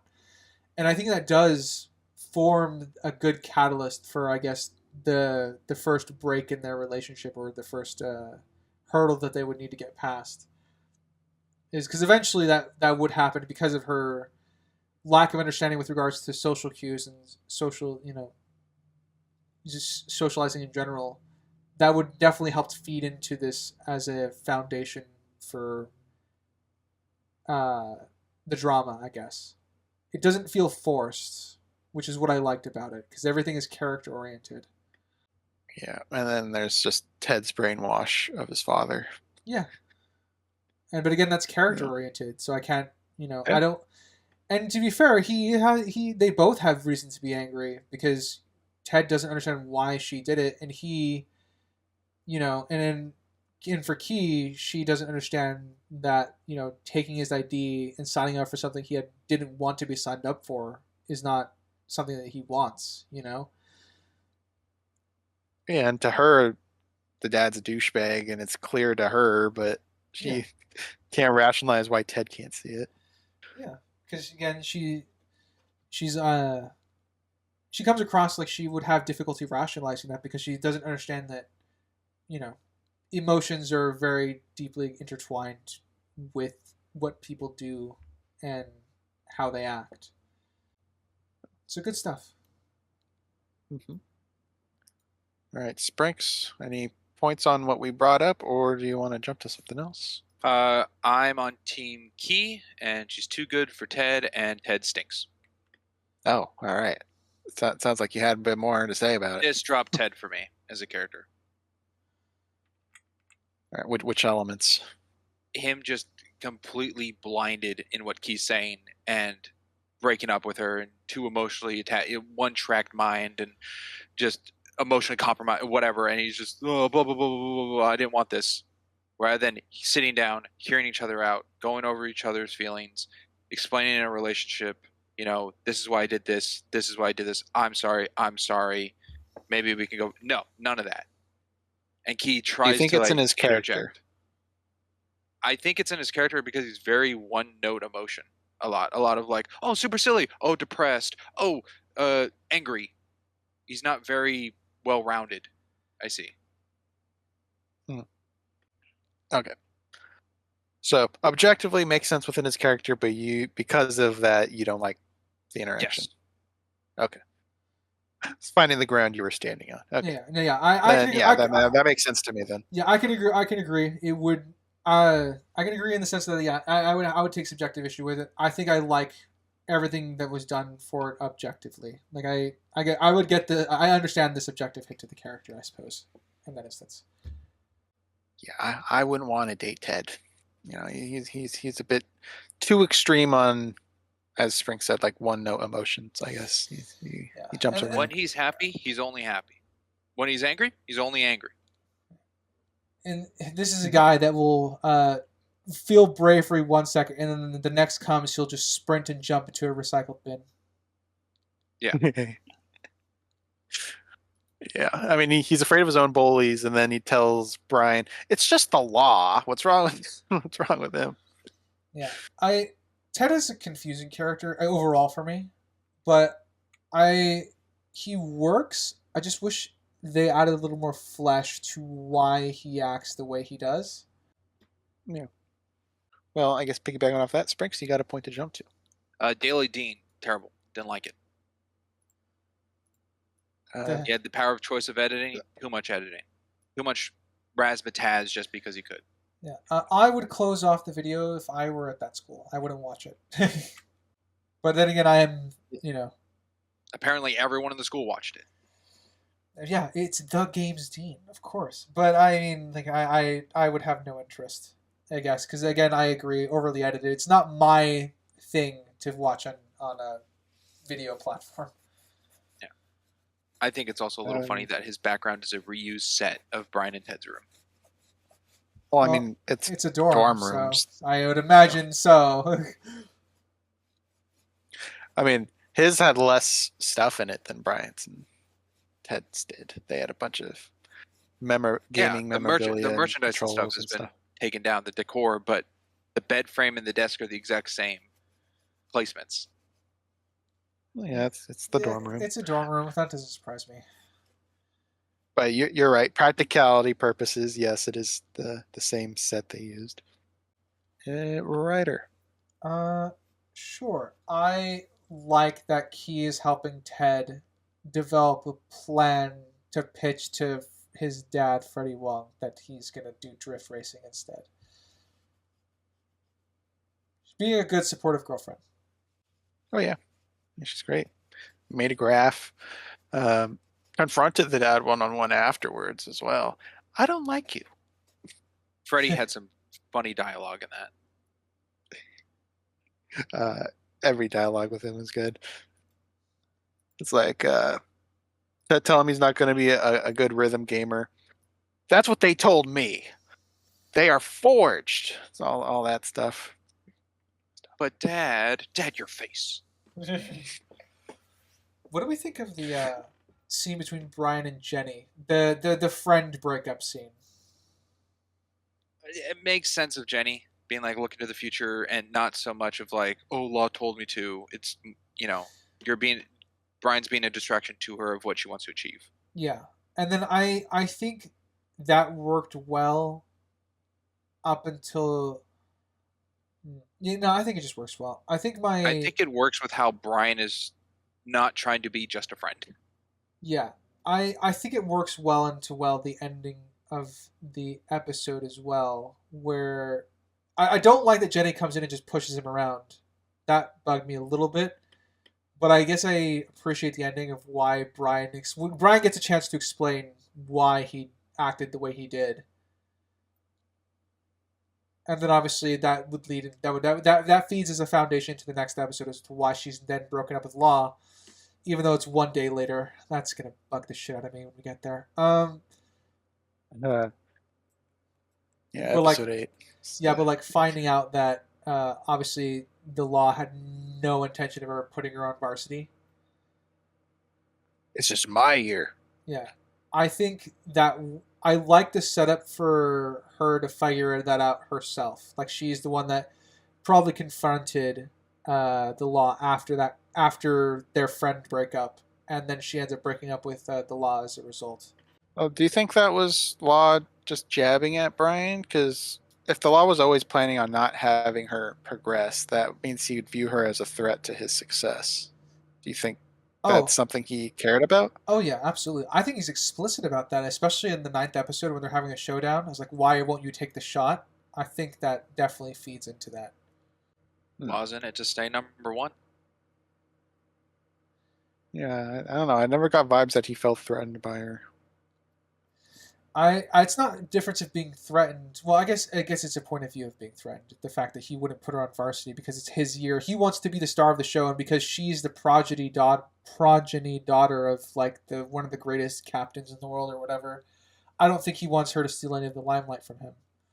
I don't think it's so much as a threat, but so much as an annoyance. He Like he's doesn't- not threatened that she's going to be the new Law and take over, like be higher ranked than him. I think it's just like, oh, She doesn't she'll want. be seen more. Yeah, she doesn't want her to steal his thunder. Youngest sophomore to make varsity. It'll take a news Okay, outlet away from I him. can see it. I can see that. Now, Crimson, Oh. I asked you a question earlier Uh-huh. about the chess. You And did. earlier, I mean, outside the pod. Because Crimson, I think, no offense to you, writer, I think Crimson is the most well-known of chess here. I've played a fair bit. I don't know Ryder's experience, but I've played a fair bit of chess. I took 3 years of chess club and summer classes, and I won a competition twice. I might There be you go. mistaken then. You I may learn be more every highly day. mistaken. So what am I missing here? I know enough to answer your question, Sprinks. Okay. I'll say that. There's the bit where the Law is telling Brian like how he rules the school, and he's got the looks and he kills a girl, and then he's like, I got the brains, and does one move in chess for a checkmate. And I asked Crimson, is that valid? Is what he did actually functional? Not just like taking Yes, over that- someone's game piece, but is that a checkmate and a valid move? That to make? was a legitimate checkmate based off of what all the pieces on the board were, where they were. So that was a valid checkmate. I will point out that for some reason the black team was missing a pawn. Wasn't on the board and it wasn't in the captured area. There was just a missing piece. Maybe the law But it was a cheated. valid checkmate. Like the law was walking by the first time, snagged a pawn off the board, and then walked back and got a checkmate. The other thought to me, going with that cheating was that staged? Is it possible the Law had that? He plans things in advance. If he had that set to do that, to show off in front of everyone else. I think that's a bit of a stretch. Are the chess gamers aren't his in his posse though, right? They're not FPS players from Okay, No. then yeah. If they're FPS players, I'd buy it, but since they're not, I'm gonna go with no. I think he's just smart, as he said. Oh yeah, valid move. Well, you could say it's invalid because the different players doing the move for you. That's I true. guess. I in don't that even know if it was regards. that other player's turn to move. That is also true. That is a factor. That's Because fair. Just if it's waltz not that in. guy's turn, then I guess the other guy could get out of the checkmate before the checkmate's declared. Assuming it's his turn, checkmate. If it's the other guy's turn, the other guy probably would have seen that and would have countered it. I quite enjoy the comedic bit with Key rolling Ted away in the recycle bin. That worked pretty well for me. Do you think he was On the actually line, don't let him eat the garbage. Yeah. I mean, it's not a big production. I doubt they'd have a stunt man for that. Or are you saying it was just an empty bin? Or yeah, just like the jacket was over the top of something else lighter, so it could have been rolled away. But I don't know. Don't know. I didn't get to this episode on the behind the scenes, so I don't know if there's an answer to that.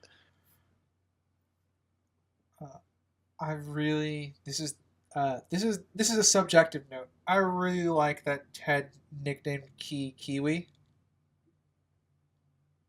That was very cute, and my poor shipping heart was very happy. Little pet name. And I like how Freddy also kept with it. Kiwi. Well, you've been his squeeze for what, a week? I've been his dad twice a month on weekends for his entire life. I do like the line though because it pays off the divorce joke that he was making when he was collapsing in class. This is a very funny episode. Lost my motorcycle. Got stuck with this loser of a son. I love the transitioning from hardcore fight to the obviously like geeky gamers are having issues lifting their arms and slugging each other off the ground. Flailing with them on the ground. That was pretty funny. What was it? 11:22. DK's punches do not hit. No, and the sound effects don't really match the punches people are throwing either. And then fucking Ted is just slapping him.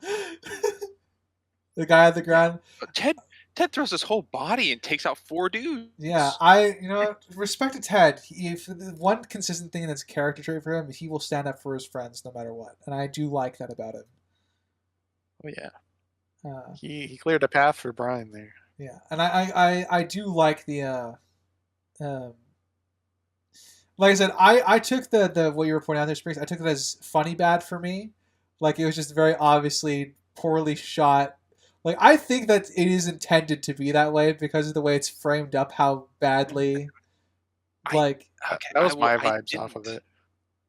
I didn't because the other 2 fighting behind him are more framed to actually show hitting the people with the sound effect. DK's is the one that isn't. If they all were doing that, I would have gone with more an okay approach on it. He in the background's doing the same thing DK's doing. And so is Key. And Ted, yeah, that's what I said, Key. Oh, yeah. What did I say? I said Key. Key and Ted both were like DK on their fights in the background shot. I imagine we're all talking about the same shot. The one where it kind of zooms out to Brian, or sorry, to the Law about to try and get up to stop Brian. Yeah, that one. Yeah, I got intentionally bad comedic vibe off of it. Because especially it zooms in on Ted instead of punching the guy, it just fucking pushes his head with this like a slap. I really got intentionally bad from that scene. So especially with how well choreographed stuff were for like the fighting game holograms, that was well choreographed. I'm sure they had some people know some choreography. Since you feel the opposite, Springs, I'm assuming you still feel the opposite, what's pushing you in that direction? I just thought there was other shots of people fighting that looked more contact with the hits at the angles. It wasn't all a joke. Oh yeah, no, I'll agree with that. I think that one shot that we're describing is the quote unquote joke, while everything else around it felt more real. Like when Ted throws himself at 4 people, like that felt real and stuff like that. Or when the Law punches the girl that's holding a. The Law does not discriminate. Yeah, the Law does not discriminate. Yeah. Like when the Law punches the girl holding Brian, and Brian dick punches him. Yeah, but that's not a fake punch. That's a contact hit. Yeah. Well, I'm assuming that's what you mean, right? Like you're the transitioning between like that sort of fight to the sluggy, crappy like background scene fight. Yeah. Okay. I just pulled up the scene to just compare. The background fighting of Ted punching the guy on the ground. Ted's actually looking decent at punching the dude. What are you talking about? He's flailing like a chicken. At 11:22, and him in the background of like the 3 in a row. The first shot beforehand when he's slapping, slap doesn't make contact at all. But afterwards, he throws a punch. Of course, it's staged, but it looks far better than DK's. I just thought if they went with the joke that they're all like nerdy weaklings who don't fight anything, they should have stuck for all that. The mix of some are actually fighting and hitting and some are not, and it's inconsistent between who's what. Like, what I just said, some Ted's not, Ted is. I think that plays more into the parts that look bad do stand out as bad. Okay. Are we good on this topic to move on to another, or any last thoughts on this topic? On the fight itself, I would like to thank the Tetris Building Club for having some conveniently placed statue to represent them, so Brian can get his name card back. Yeah, where's the Uh-huh. safety committee? Not very I safe. really thought that was a Mario reference. It could be. I took it as Tetris Building Block Group because I saw the Tetris grid blocks built into it or whatever, but it could absolutely be a platforming reference. Be a twofer. Tetris blocks and a Mario ramp to jump to the flag. Could be. Pretty high jump Brian did there. Well, his name tag was like in the middle. He didn't touch the top or anything. But Yeah. It'd be funny if he I mean, Captain from America where this and this- just walked up and pulled the pin out and watched it fall over. oh, Lands on some nerds. Yeah. thank you, General. That'd be good. Laws S my D, I think is pretty funny. Are you gonna ask me what that stands for? Yeah, Crimson, what's that stand for? Style might do. Okay, Yeah. what's it actually stand for? Style might do. Uh-huh. Suck Okay, my let me duck. ask. Okay, there we go. Mhm. It's just him standing. His first instance of saying it with how smart he is implying what it means, but then styling his dude to look cool. The second instance of him saying it in meaning style my dude Someone because he's just kind of SYD. scuffle, but someone has my D. I know it's immature. I find it very funny. Oh, it's great. I think it's a great play on Very words. I got a family member who like anything that's like overtly like they laugh at all the dick jokes, poop jokes, and like those kinds of jokes all the time. I feel like this would land very well because of the interplay of it.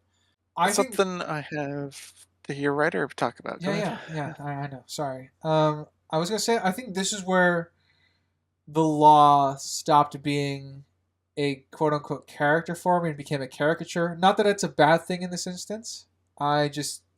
He's clearly just having fun with it, and I was okay with that. It was very over the top. Is pretty much my only thing about it, which is fine. I don't have any objective issues with it. Just noting that that's where this is where the transition happened for me. Yeah, I was going to bring up the law as well here. I don't fully get why he's giving Brian a chance to not sign up. I feel like he would want Brian to sign up just to take him out. Especially when he was describing how he's like, I know what you're doing with Jenny, and all that stuff. It kind of felt counter to what he would want to do. Maybe he's. This is gonna be weird. Maybe he's just kind of bored of Brian as like a weakling. He already proved his point, so like why won't Brian go away? That sort of thing. Honestly. That could be an interpretation. I don't see it because obviously that's not the angle they go with. And Brian could have tried a little bit harder to sign up before the law took his key away or his idea away. He let go of it. I know. He dropped it on the table. I did like the back and forth where Brian's like, well, what would you do? It's like, well, you're not the law. I don't know. I like their interactions, even though law is extra, and now I'm debating whether or not he would be action or not because they didn't really explicitly say if he's already achieved his goal. He's beaten Brian. He's done with him. Yeah, it's a I little don't know. weird that it's kind of gone. Like it's sort of, I understand why they're doing this. Like I think the tipping point for Brian's character is the realization that no matter how hard Jenny works, that he is not going to let her onto varsity. Like that works as a snapping point, I think, because obviously he likes Jenny a lot, but he also knows how hard Jenny is working and how much Jenny's given up to just get a shot at it. So that works for me as motivation on the part of Brian to want to beat the shit out of the law. But still, I'm missing, I guess, some of more of Law's motivation as to why. Because yeah, he says it's fun, but I don't know if that's reason enough to go through all this extra stuff. Well, he says it's fun, but then he also talks about Jenny. He's probably annoyed that Brian's going after his girl, even if he doesn't entirely care about Jenny himself. Alrighty, Sprinks, you got a point to jump to?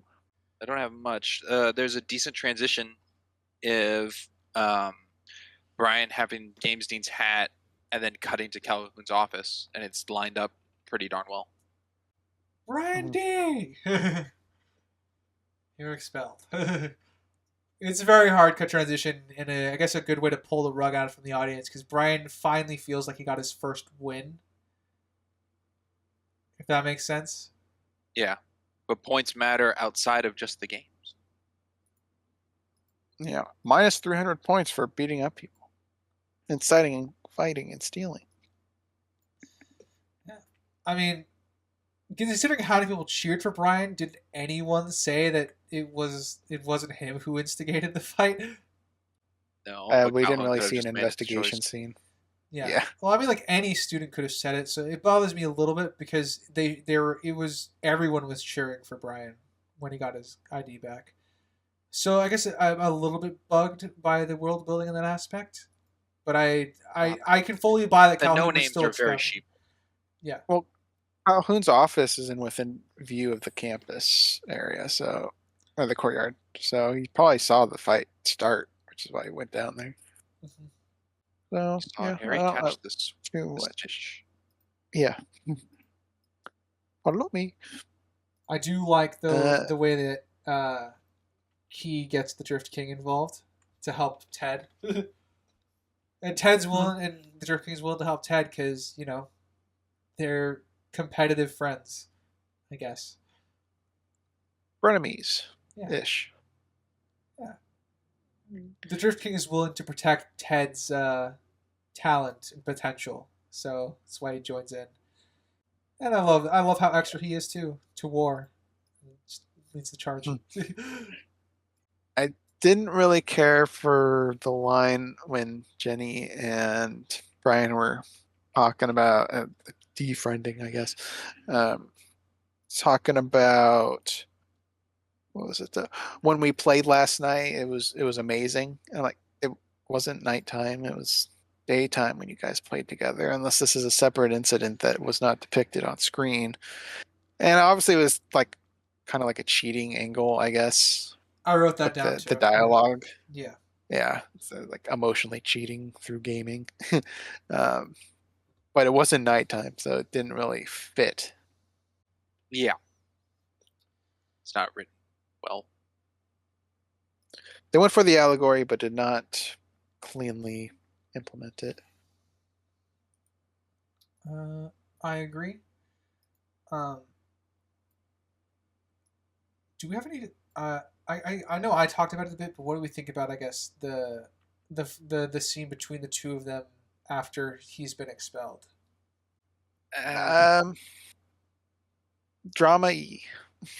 It is. I think it fits more in their relationship of characters to one another more so than previously with Ted and Key. This one feels like there's more baggage attached to it. I agree with that. There's more baggage attached to it. Yes, I don't know if I agree with the character statement though.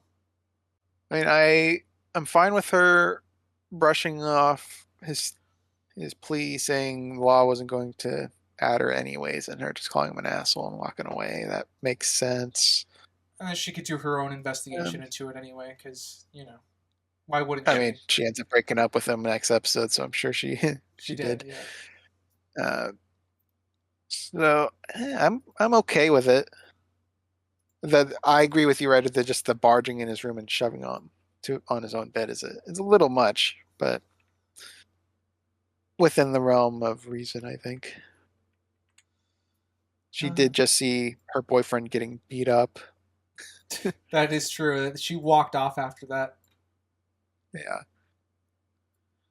So I don't have too much issues with it. Alrighty. I guess you asked you guys. Sprinks, did you have anything else on that? No, Okay. actually, out of notes of episode 7. All right, Ryder, you got anything else? I think I'm running low. I shall do one more perusal. All right. I did like the joke that the rhythm guy said of "Help me solve for why," on why Ted was going to sign up for rhythm. Little math Little question. nerd joke. A little funny. Well, because they were talking about Key's graphs, so then the guy's like, "Help me solve for y," like Yeah. the y-axis. It's amusing. All right, Ryder, find anything? I think nothing that I've already explained. So yeah, I think I'm good to move on. All right, episode 8, starting with Sprinks. Lots to Locked talk in the about on this system. one. This is my least favorite episode. I'm agreeing 100%. Oh boy, what to start with? Something decent. A sad little piano of the talk with Brian and Ted at the table drinking the soda, and then Brian says Key's name, and the piano like fumbles. Yeah, when he's like, "Don't say that name again." Yeah, I thought that was a nice touch.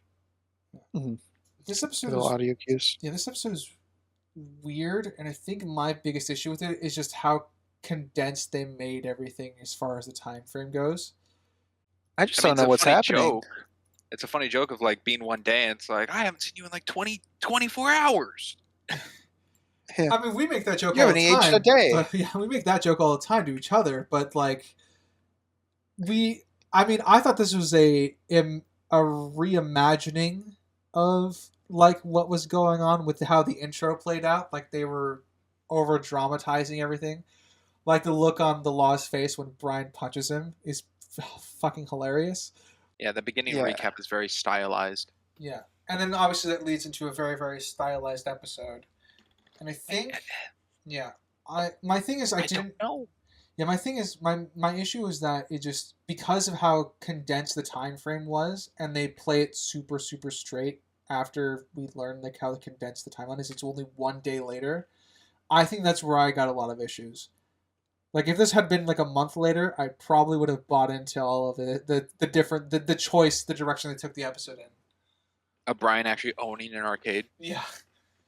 I just can't tell what's real. Yeah. That's my I can't problem with exactly. The fact that Brian runs the place and like the ins and outs of like fixing machines and doing it really feels like he took over, but I don't know how. Yeah, like I mean, yeah, and that the Annihilator works for him, and I don't know. I don't what's think going that's on. imaginative. Yeah, like I said, I don't know. It could be imaginative. The problem is they don't give us enough to distinguish the two. So I think in isolation I like the episode, but I think within the frame of the rest of the season I don't like the episode because I don't know where the imagination begins and I don't know where the real world starts either. Like I don't know where the imagination ends and the real world begins. Yeah, it doesn't have a back and forth. It's all blended. Yeah. Because I think all of what's here as far as content is, like, as far as the character interplay works, like he and Ted making up, I think that works functionally. And I think, like, Ted realizing his mistakes and the Jenny also coming back and apologizing to him because, she found out Brian wasn't bullshitting her. Yeah. Like, all that No, I can tell functionally that the character work works. The world building doesn't. Yeah. I think the characters are fine in this episode. It's just everything else around them, I'm just not sure what the fuck I'm supposed to think is real or not. Does Brian still have an arcade going forward, by the way, in Season 2 and Season 3? I don't think so. I don't know. Because I don't remember anything specifically saying, "Oh yeah, that arcade, yeah, it's gone," or the other way of like, "Oh yeah, I haven't seen that place in a while. I wonder how it's doing." Like, I don't remember it ever bringing it up again. which doesn't necessarily mean if it's still in use. Yeah. Because it would be. I mean, I'm just thinking if I was playing with the show, I would have still kept him owning the arcade consistent, if only to keep the running with the joke, and it'd also be a nod to the audience that this entire episode wasn't complete fiction. Which I think everything Right, but the it's- characters is complete fiction. Is a way to interpret this episode. Well, he walked into a building as a janitor. Within the same day, becomes presumed owner, changes the name of the place, commissions a new sign to be made to put in front of the building. It all just seems so bogus. Walking around and like it's a casino. Yeah. Like I said, I mean, he's dressed up as Rick from It's very Casablanca. Casablanca. Scorned lovers Yeah, coming so- through here, man. I don't know if we should just assume that they all just hung out at an arcade, and this is just a stylized retelling like the recap. I think it's That would be my best faith best I can interpretation. go with is it's a arcade that Brian now works at, but him working at an arcade that's all video games and being able to run all of it, whatever position he's in, his imagination of his environment is that he owns the place because he knows like the ins and out of the arcade. That's kind of, I guess, where I'm leaning. That he's imagining that he's bigger than he is in this place, Yeah, and people and- just know he works there. Yeah, and maybe the actual owners of the place are okay with him doing that because he's just such a good worker, because he knows the ins and outs of all the games. So like he's just, employee of the month or whatever. So he gets away with a little bit. Yeah. Yeah, but After less than a day of working there. it's a very he blurry turned he line. turned everything around in a day. I think that would earn you some credence. You could see how empty that place was in the dead of night to now. Yeah. But we don't know how real that.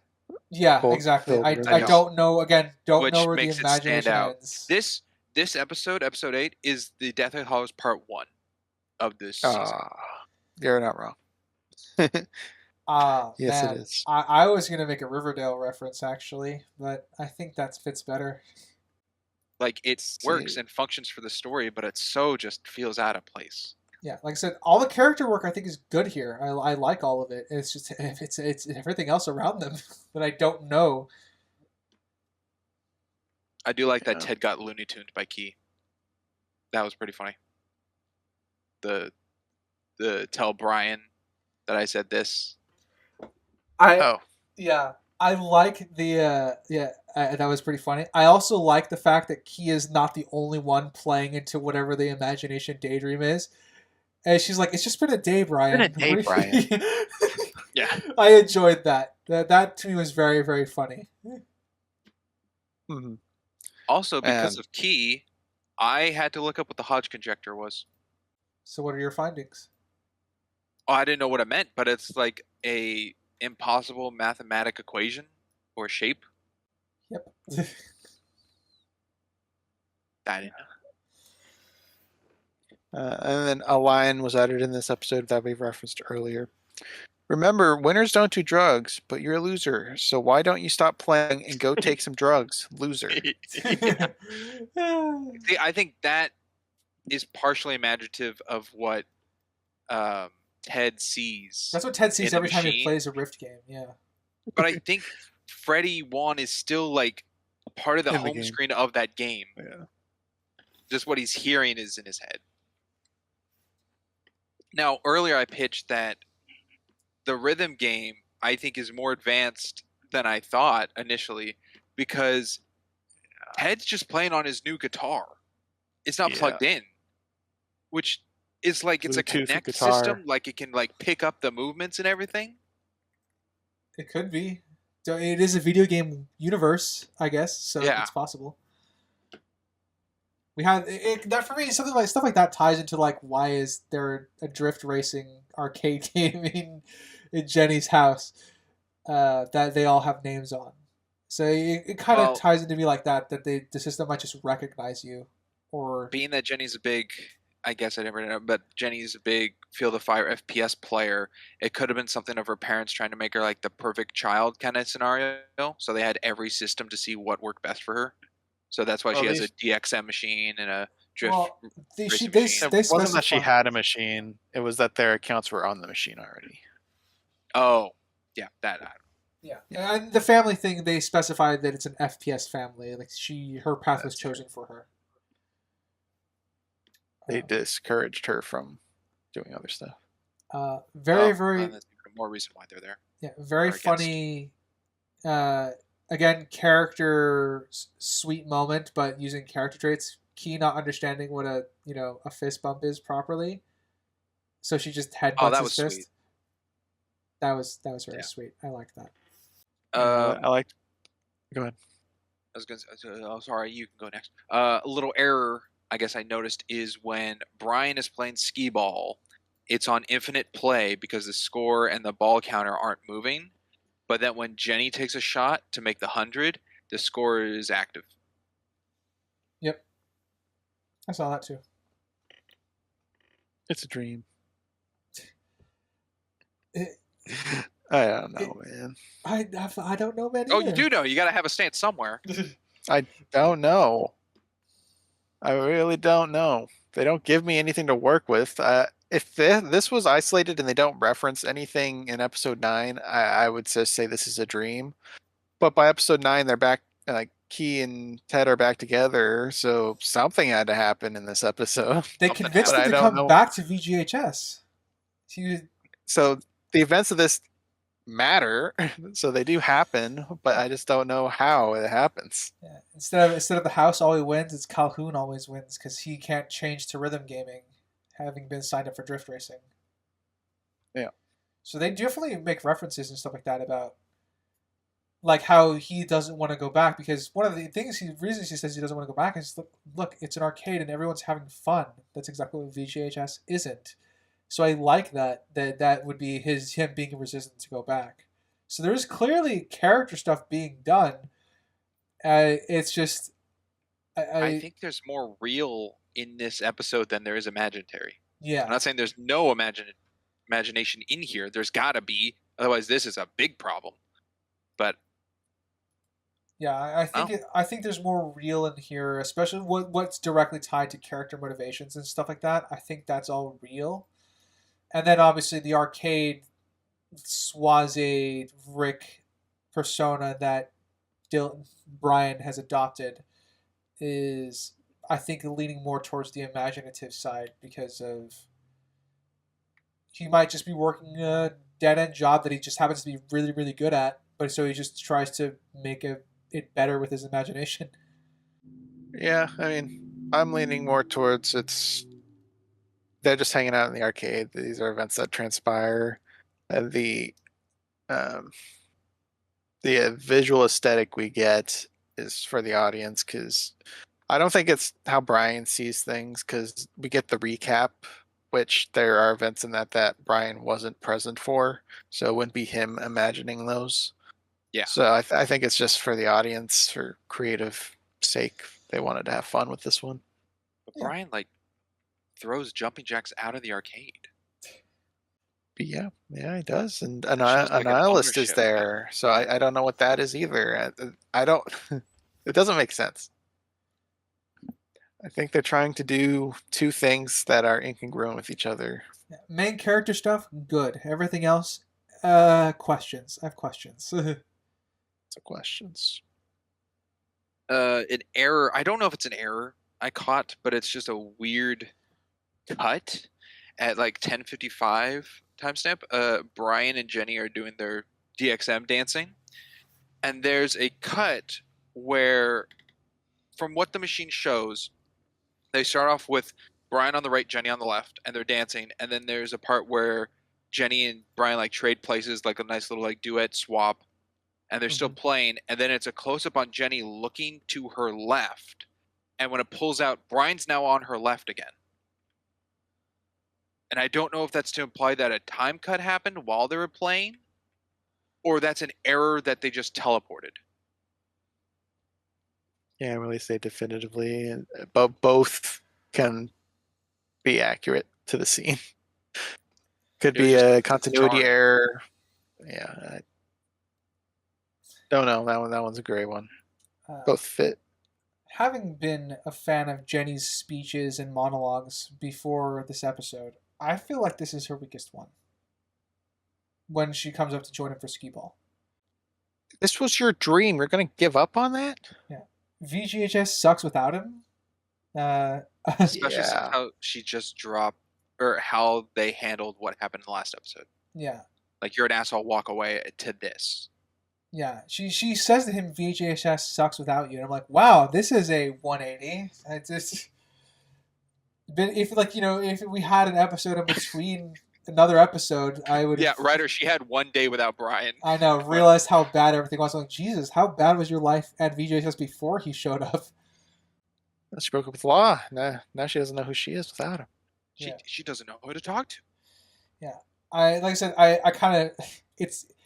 I would have appreciated a better way to sneak in the fact that she broke up with him than rather than just spilling it out amongst a bunch of other things.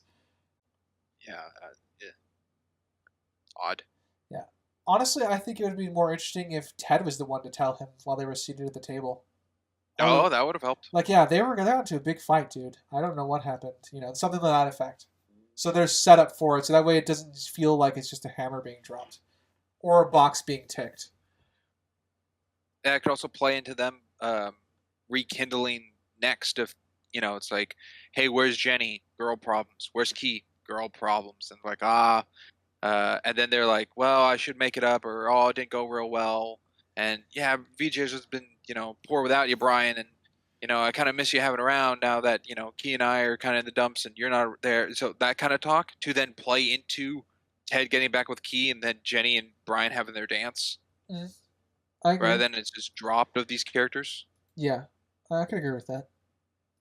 That would work better. Because, this is, I think, this was one of Jenny's, I think this speech felt a little forced because it had too much exposition in it, if that makes sense, that it took away whatever genuine feelings were supposed to be there. And it also just felt like a lie when it says VGHS is no fun without you because it's only been a fucking day. Yeah.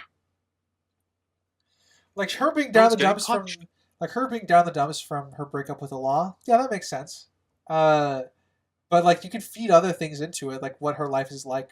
If there was more than a day, you could feed into, you know, her finding small things that, you know, would make it. It's also a little manipulated of her at this point in time of the whole, oh, let's be friends. Oh, I'm dating someone else. Oh, we can't be friends anymore.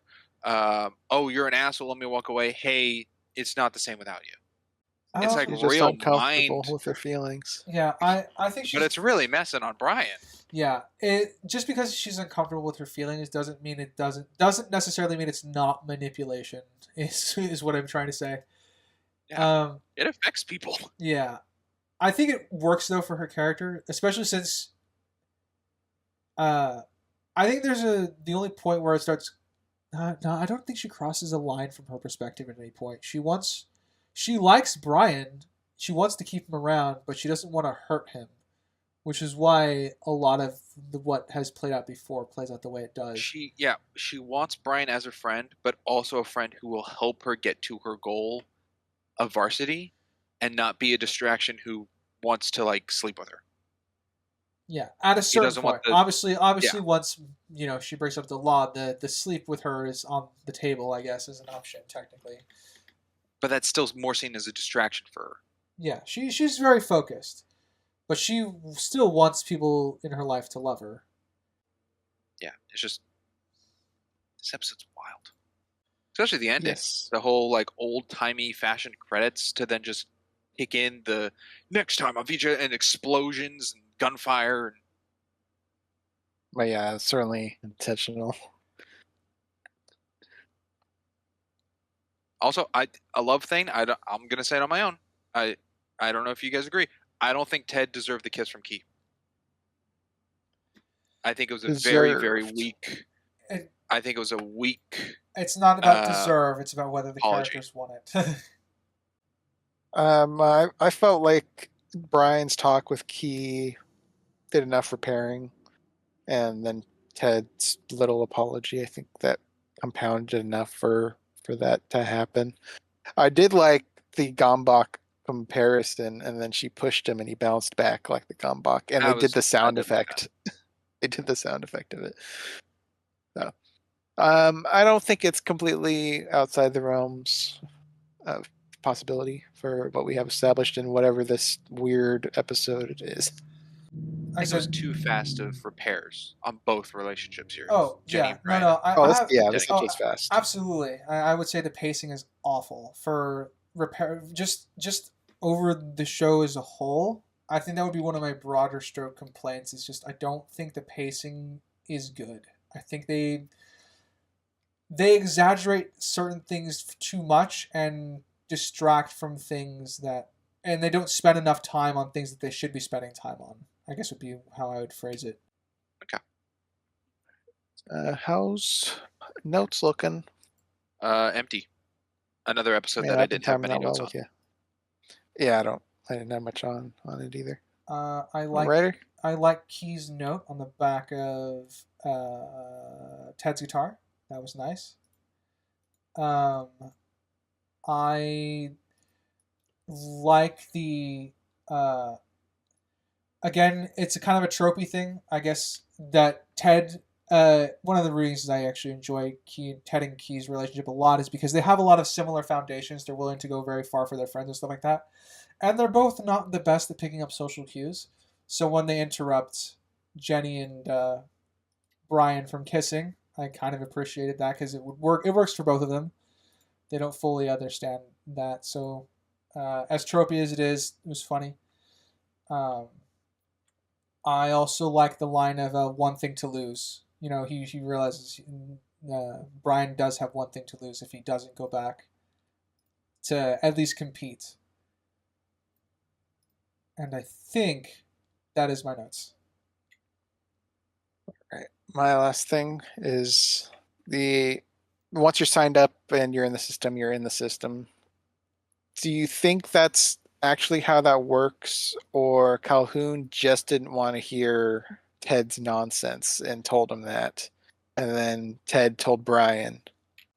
Because then when Brian uses it in episode 9, Calhoun's, "Who told you that malarkey?"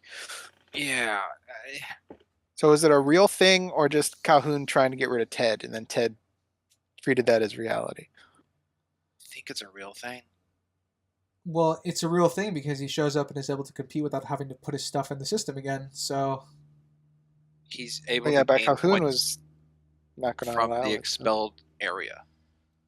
That's not a thing of the system of like, oh, you're expelled, you don't gain points. That's how I guess it should be maybe until the head administration is like, okay, you're back in the school, you're lower ranked. yeah, maybe like the idea behind the point system is like even if you're expelled, you can earn your way back outside of the school as long as you're using your school ID or whatever to play games. So like you could still log hours in games and I don't know, reach like super ultra master rank on Overwatch or something, and that might get you back in or something like that. That seems like quite a tricky loophole system. Maybe. I would imagine you would lose your card. I would imagine so as well, but maybe they just haven't had the time to revoke his card yet. I guess it's only been a day. Could be it. Okay. Yeah, I just wasn't sure if Ted was just relaying bad info or if it was legitimate. Alrighty, on to episode 9, the final episode of season 1. It's all about the game. It's all about the game. It's all about the game. We shall start this with Redder. I think one of the moments that got me to laugh the most is when the Pwn Zone host just face palms the law when Brian walks onto stage. Oh, STFU law. It's Yeah. Brian D. Yeah, yeah. That to me was pretty funny. Something that caught me off guard is how small the law looks there. Like, in the entire season at this point, I never felt like he was Short. short. Brian's But- also short. It's like Is But Calhoun no- just a normal sized guy now? I don't know. It was just weird because him next to both the news anchors is like, oh, he's not this big bombastic figure anymore. He's just a normal dude. He kind of seems a I little think normal. I think this for me was also unfortunately the Law's worst acting when he gets onto stage with the two of them in the Pwn Zone. He looks lost. Oh, and he's just eye rolling. Just, no, yeah, no, whatever. not eye rolling. When he first get there, he just looks lost and Oh, he looked like he didn't want to be there. yeah, he looks lost and doesn't want to be there, and which is weird because the Law would love that. That was his thing. Oh, he just got broke up. That's true.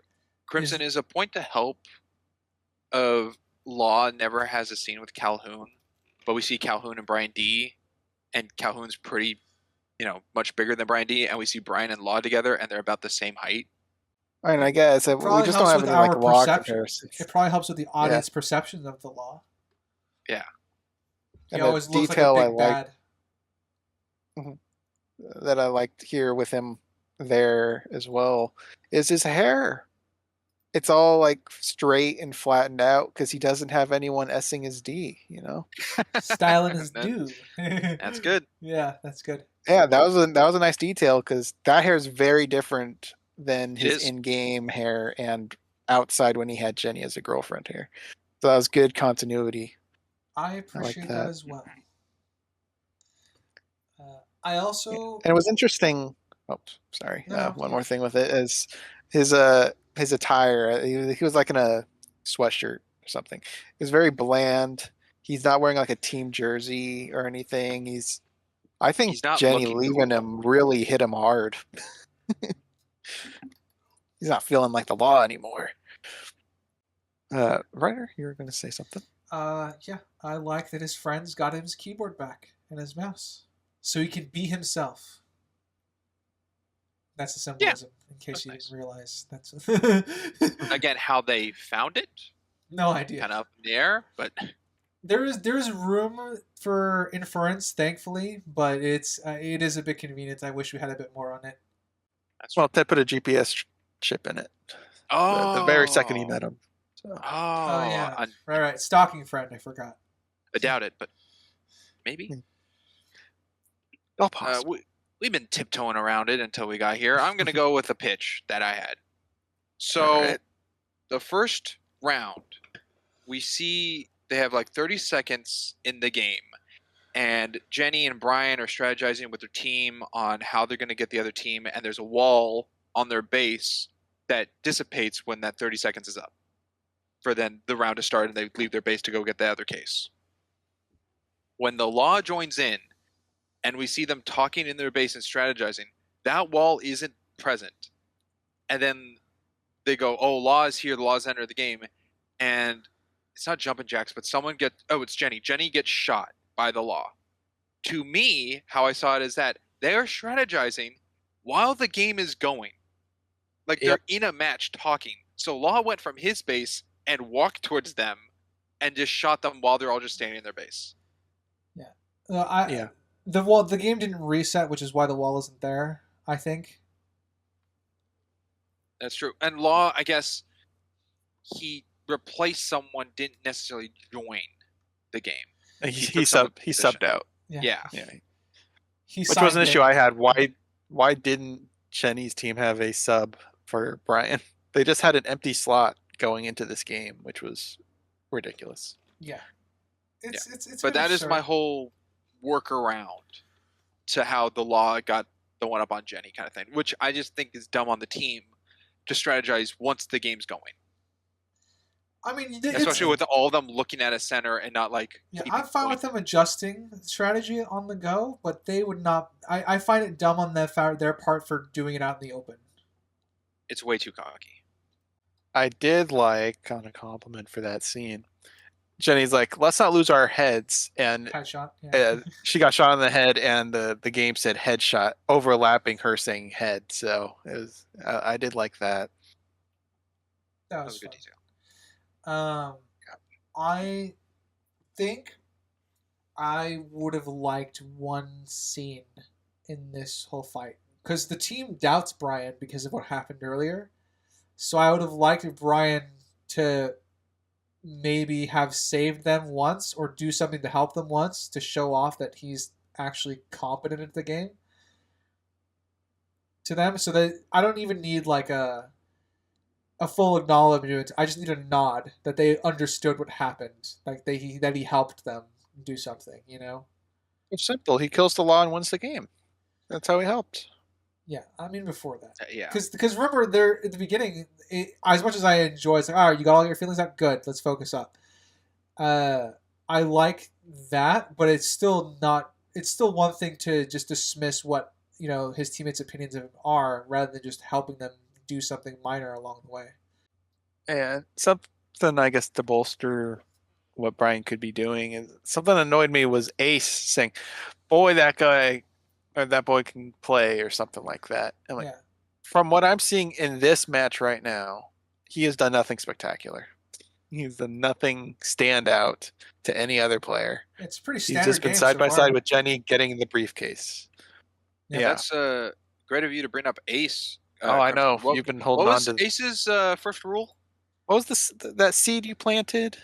It was no aces rules, right? Yeah. Is that what So that when was, right? Brian says a completely different rule is rule number 1, and Ace goes, "Don't rule number like 271. Don't quote my rules back to me."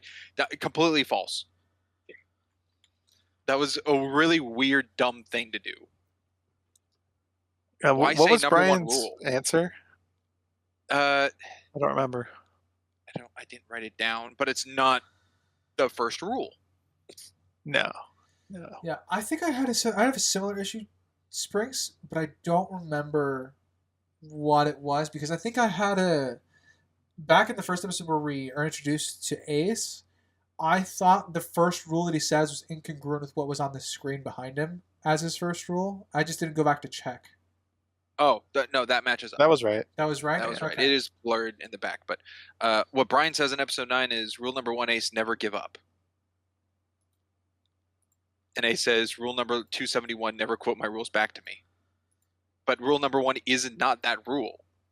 Why Yeah. not just say like rule number 17 Well, and say that line? Because then it would show that Brian's actually following along in the class. the line Brian said could have been one of his lines. It was just the wrong number. And saying it was number 1 means he didn't listen to rule number 1 of knowing his rules. Yeah, but Ace doesn't correct him. No, he's on the high right now. Yeah, but it shows like Ace saying like never quote my rules back to me, implying that the rule that Brian just said is accurate. When It as is we a saw in real episode rule, 3, it's just not. numbered wrong. Presumably. As a potential fix. Ryan stated a real rule. It's just not rule number 1. It's a possible rule. That one's not listed in the 10 on the board from episode 3. No, he said there's 270 or whatever. Yeah. So Well, There's a lot more 271 than was just the what's one on he said that here, board. but yeah, so I a lot more think than just Brian what's should have given a different number, because then it could show that he followed along in class, and it fits more with Ace, and it's not something to retcon or question that previously happened in the show. yeah, I mean, I'm just playing devil's advocate. I agree with you. I don't know why they did that. Let's Also, see. well, never mind. Unless Crimson does the power of host. I'll do the power host. Go ahead. All right, cool. So, is there respawning in these matches? Yes, there 'Cause that there was- legitimately has to be because there's only 6 players per team, and I know that the JV team wipes out varsity's teams multiple times in one round to get their briefcase back. Do. The I only had it where I counted the law's kills in one round. And there are more than 6. Mhm. So law kills Jenny, 3 more at the case, then 2 that run by Brian, kills Brian, then 3 more. Yeah, it's confusing because it's not like a round reset. I think it's like you capture it and then it spawns back, and then you have to capture again and it spawns Yeah. back. I don't think it's round based. But then the final point, they're like sudden death. final elimination, sudden death. And I'm like, See, that's so fine. when Is that round based then? when What Chopbot said- changes in the game? when he said last live or no respawns, final round, that fit for that last one. But the previous, like Jenny got shot in the head, and there's other teammates being respawned. What is Jenny doing?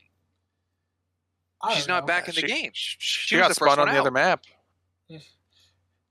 She got spawn killed again. Maybe I don't know. Like I said, it's very inconsistent. That's one of the things I I quote don't- unquote like the visual aesthetic for the game stuff, but I don't think it's well directed in terms of its action and stuff like that. I really don't like it onto Jenny's character that she's the team captain and is telling everyone how to do things. But the moment she gets shot by the law, she doesn't like. Sure, she takes a moment to respawn, but she's not back in the game. She's so shocked over the matter that she doesn't continue playing. Yeah, I want to be that Well, guy that's too. assuming there's other players that aren't the law. She could be fighting them. Yeah, We don't know.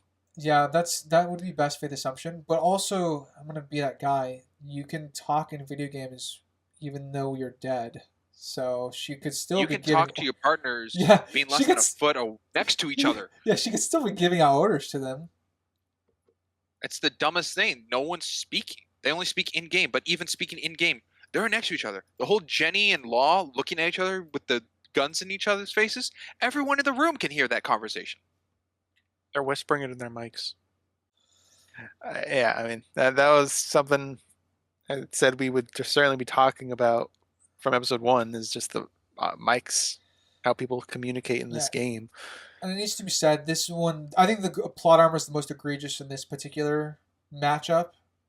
There are characters that exist outside of the frame that don't matter until they're in frame. And that happens multiple times.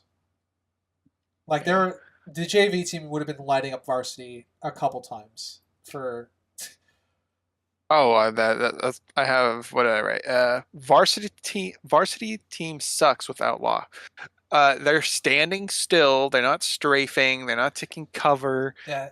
There's plenty of times where they're just standing there and not shooting. They're just watching. They're just waiting for their I'll cue. go further. Varsity team sucks with the Law. Brian takes them all out. Yeah, well, yeah. So it's just pathetic. They did not do a good job with the power dynamics and skill levels of these teams. Yeah, they definitely did not. Like, it could be one thing where I can't believe I'm going to do this. It's a similar issue I had with Airbud, where we see that, the coach is emphasizing the word team, but we don't see how that plays really well into how good their team is. So, maybe varsity has a bunch of skilled players. Maybe their weakness is they're not a good team player. So that's why Jenny pairs her group up, because that's how you keep your team winning and you keep them alive, is you work together as a team, right? So that could have been something that would help if Law, there was some talk or something where they're like, hey, should we practice for the match? And Law goes, we're all skilled players. We don't need a practice. We're going to be good. Meaning they've never played with each other. They're just soloists who are really good. Yeah, there could all be soloists. They just happen to be really good, and they just put on the same team. There is an element to that. That happens in real sports. There are teams that get really far in sports by having the talent on their roster, but they're not a great team cohesively because they don't practice their fundamentals. That's pretty much what the kind of dating this video a bit, but the last World Series between the Dodgers and Yankees, the Dodgers scouting report explicitly stated that their plan to beat the Yankees was to make them play baseball because they were talent first, fundamentals second. And that could be applied. Yeah. Well, in this, they didn't support the lone wolf dynamic because we get established during Jenny's party that the varsity team play together. They are already in a team. Yeah, exactly. So that they know each other. So yeah, even if that were the case, they would need to support it, because even if they played on a team together regularly, they could just be skating by on the amount of talent that they have. That could be a point of interest or weakness to expose. Mm-hmm.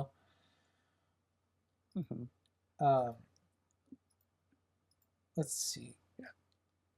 On the audio side, one of the things I was holding off here, because we brought up the idea of a proximity chat in episode 1.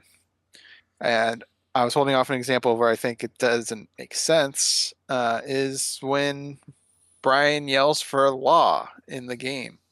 And the only thing I could think of is he says it outside of the game, and he heard it in the room.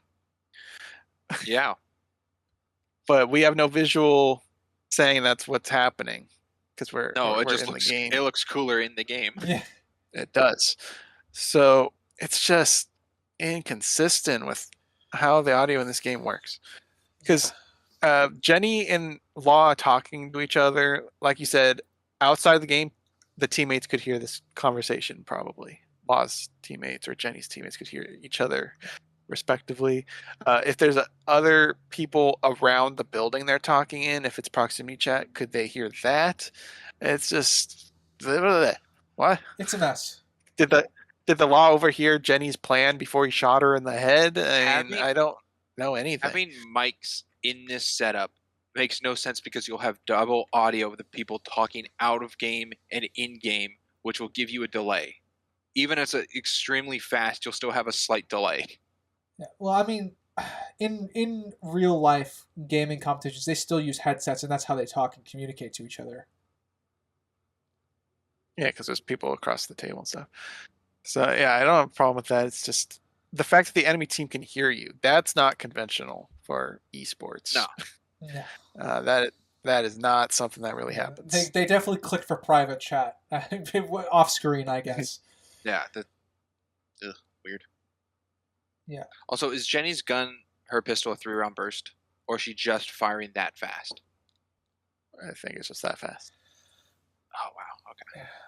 And because of the skill gap and dynamics, I think my biggest issue, another one of my big issues with the final climactic scene between Brian and the Law, is I think Brian gets too many kills. Because of how unreactive the Law is. The Law is That's what that varsity team sucks. Yeah. Brian's just popping them all off. Yeah. He turned into God. Yeah. Yeah, exactly. Also, the headshot talk of one bullet, Brian shoots a guy in the chest and he dies. Maybe he had low we don't health, know how but low his health was. Yeah. There is, Which I can agree. something I noticed between Brian and Jenny. Then Brian with his pistol is a single shot, I guess, for the headshots to kills.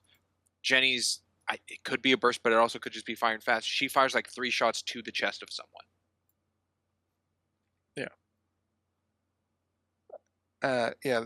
First team sucks. None of them even got to pull their triggers when they were all surrounding Brian. Yeah, I think the plan, quote unquote, could still work similarly. I think what would have to happen though is Jenny gets to take out more than just one person. And yeah, the Law could be the one that, finishes her off still. But that would get everyone looking in her direction, and that's when, Brian can act and get the drop on them. So I think what we have can still work. We just need to change the logistics to have Jenny killing maybe 1 or 2 more people before she gets wiped out. And that leaves Brian with 2 more and the Law. So, because I think that there is enough for him to get the 2 people that are side by side, and then the Law would have already aimed his gun at him for him to hit away. I don't know why Jenny didn't kill the Law when they were 1v1, when he put his gun away. I don't know. I don't know. I don't know. She had feelings or something. Big shrug, I guess. He's like, let me go and you can get the briefcase yourself. I'm like, okay. Or she could kill you and get the briefcase herself. Yeah. I mean, we've seen how Varsity's been performing without you, Law. I'm not going to worry. Yeah, so that I didn't understand. And I think a big Law issue I had was he turned to shoot Jenny instead of shoot Brian, then turned to shoot Jenny. He had his gun pointed at Brian. Jenny sneaks up and shoots some other varsity member.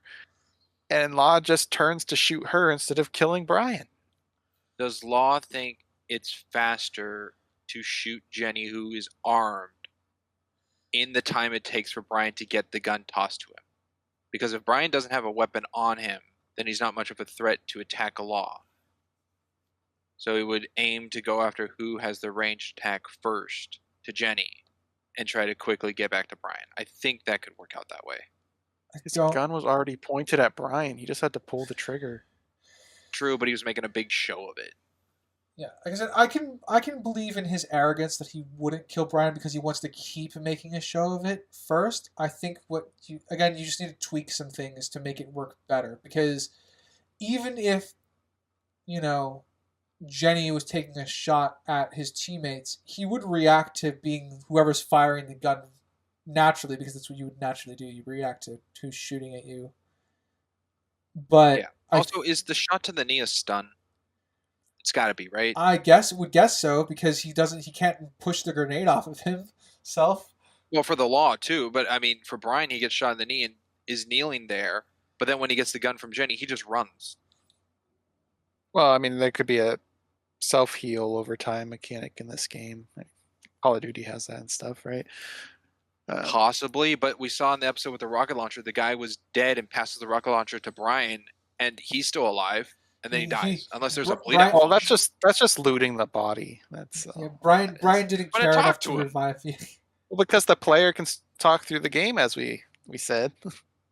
They're not It's just the consistent. player communicating through the dead. I get the frustration, body. Spriggs. There's something wrong no matter what we tackle with it. Something's off. Man, we've been going tangent.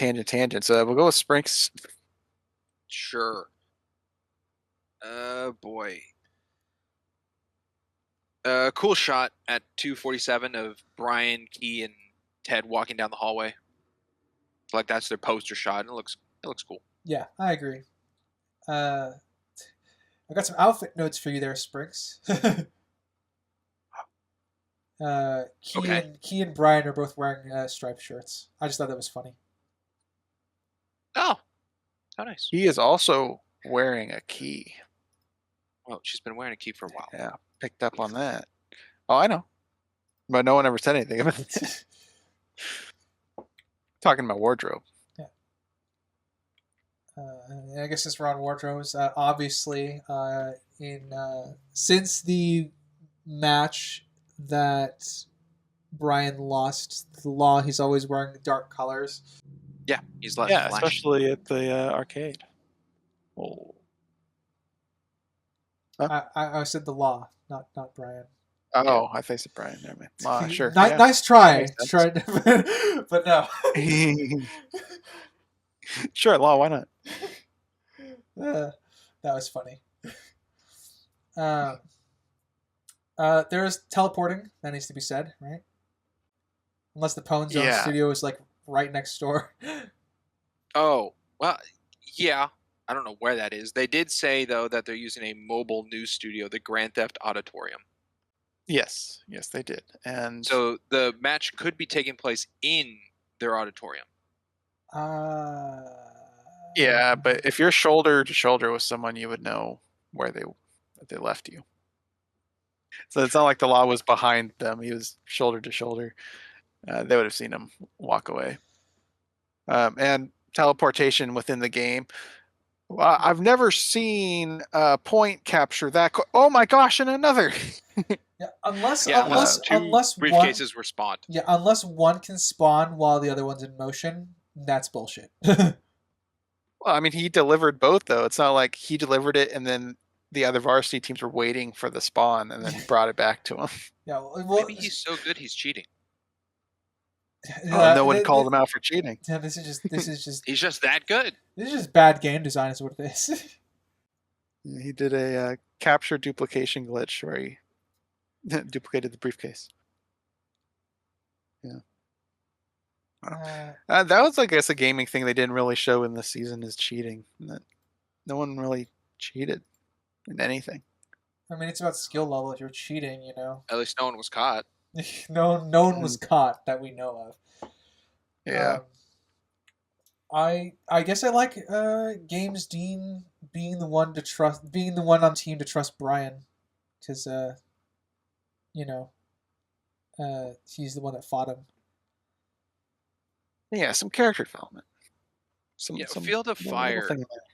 I had to look it up. It reminds me a little of a game called Crossfire X, of just being kind of a real janky FPS shooter. Crossfire X. Gosh.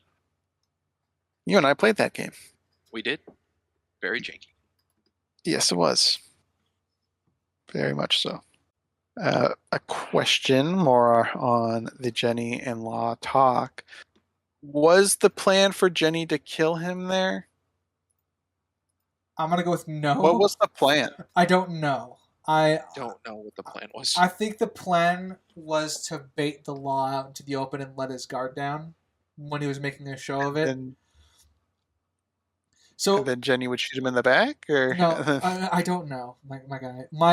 I thought the plan, because we see Brian nod at Jenny, I assumed that that was a part of the plan, that conversation. And it would have been funny if they won by getting the briefcase. That's what I thought was going to happen. Because Jenny was just off screen for the entire thing, and the entire varsity team was there, and Jenny's just tiptoeing around with the briefcase and turns it in before. That's what I thought it was going to be before she showed herself. That's what I wish happened. You caught me monologuing. Yeah, I wrote that on my notes too. You sly dog. Yeah, I think that would have been a good thing instead of this nonsense barrel roll team kill. Yeah. And then, placing a grenade on Law while he couldn't use his arms anymore to push it off of him or move at all. He's been paralyzed because of the kneecaps, however that works in the game. Meanwhile, he can contort his body for a missile to miss. Brian can knock a grenade off his head in the beginning.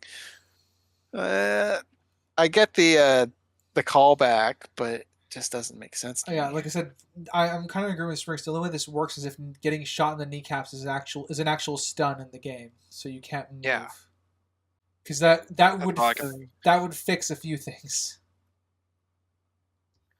Cool guys don't look at explosions. That was cool. That in there. Yeah, I also like that he used the Law's gun. That felt good, even though we have some issues with the scene. I'm glad that it actually shows the case being placed afterwards for the win, and it's not like the Law exploding won them the game. I'm glad the functionality of how to win actually worked.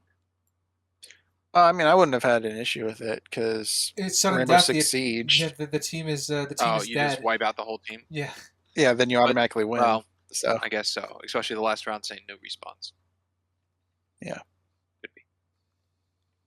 The only thing that would be different is like a clock, right? Like, let's say you kill the whole team, but there's only 2 seconds left, so you can't capture. Then that would be a factor. Oh, that could be it. A defeat, like a defusal. At 7:30 timestamp, I noticed another white noise being bad of a boosted gain of Ace and Calhoun talking. What, that kid can Didn't play? pick up on that one. That scene? I think it was that scene or that line. I think I didn't really have any issues with that one. Mostly because I guess I just understood the characters, so I just moved right along. Let's see. Yeah, Law got a team kill on Turkey. Poor Turkey. He had the satisfaction of killing Brian and got no glory for it. It would have been nice to see some dissension in the ranks, actually, from the varsity. Some sour grapes for him team killing during a big game. Yeah. Is it odd that there's no like screen showing the gameplay to the audience? Like, what are they cheering on? What do they see? I don't know. I mean, we've seen screen, not of this game, but of other moments of Field of Fire, whatever. What it looks like POV, but this particular match, we don't have any audience perspective. Well, I don't think we need it. I think our audience is the Pwn Zone, to be honest. I mean, yeah, but the audience there is just watching the faces of the players and watching the 2 numbers in the back go up when they score a point. Yeah, that's true. I don't see a big projector showing the gameplay. Didn't think about that. Okay, yeah, that's a bit of a world building problem. Even if they had all like VR goggles on, that'd be something. Like, so they're like watching the game inside the game engine. Yeah, or the back of their monitors had their screens as well on both sides, so the audience can see each person's different gameplay. Yeah. But they're just looking at a scoreboard. Let's see what else. Ted is now not really influenced by his father anymore. He's grown past his father now. Good for him. Bit At rushed, least but I still by the appreciate end it. Yeah. I'm gonna say that Yeah. about a lot of things. A bit rushed, but I appreciate it. And I could- I like how Freddy doesn't really care. He just goes on. Well, okay. I find it weird that Key and Ted weren't in the audience cheering Brian on.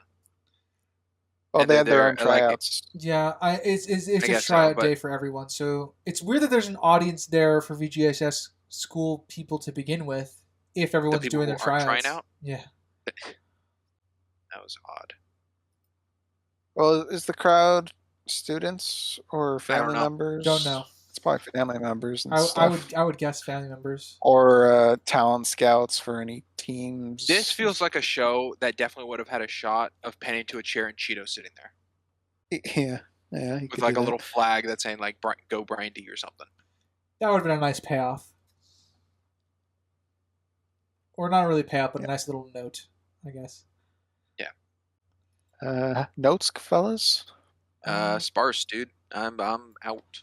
I guess one of my last bits. Right. I guess I'm trying to wrap up the fight. Going back to Brian's victory here again. I thought one of the interesting dynamics they could play with is he's shown to be very skilled with his tomahawk. So maybe that would be a matter of how he gets the gun. Ultimately, to pay off what they were doing here. Because we see that he's good skilled with it. We just we just happened to see him fuck up with it once because he was being arrogant. Right? Or I kind of get it, yeah. But I'm kind of with the.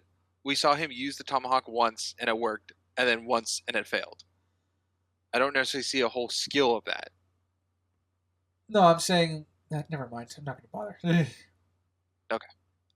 I guess my last thing is just the kissing, the Jenny That- Brian kiss. That first kiss might be the worst kiss I've seen. That was so awkward to watch. I loved it because it was teenage romance, and that's exactly what it would feel like.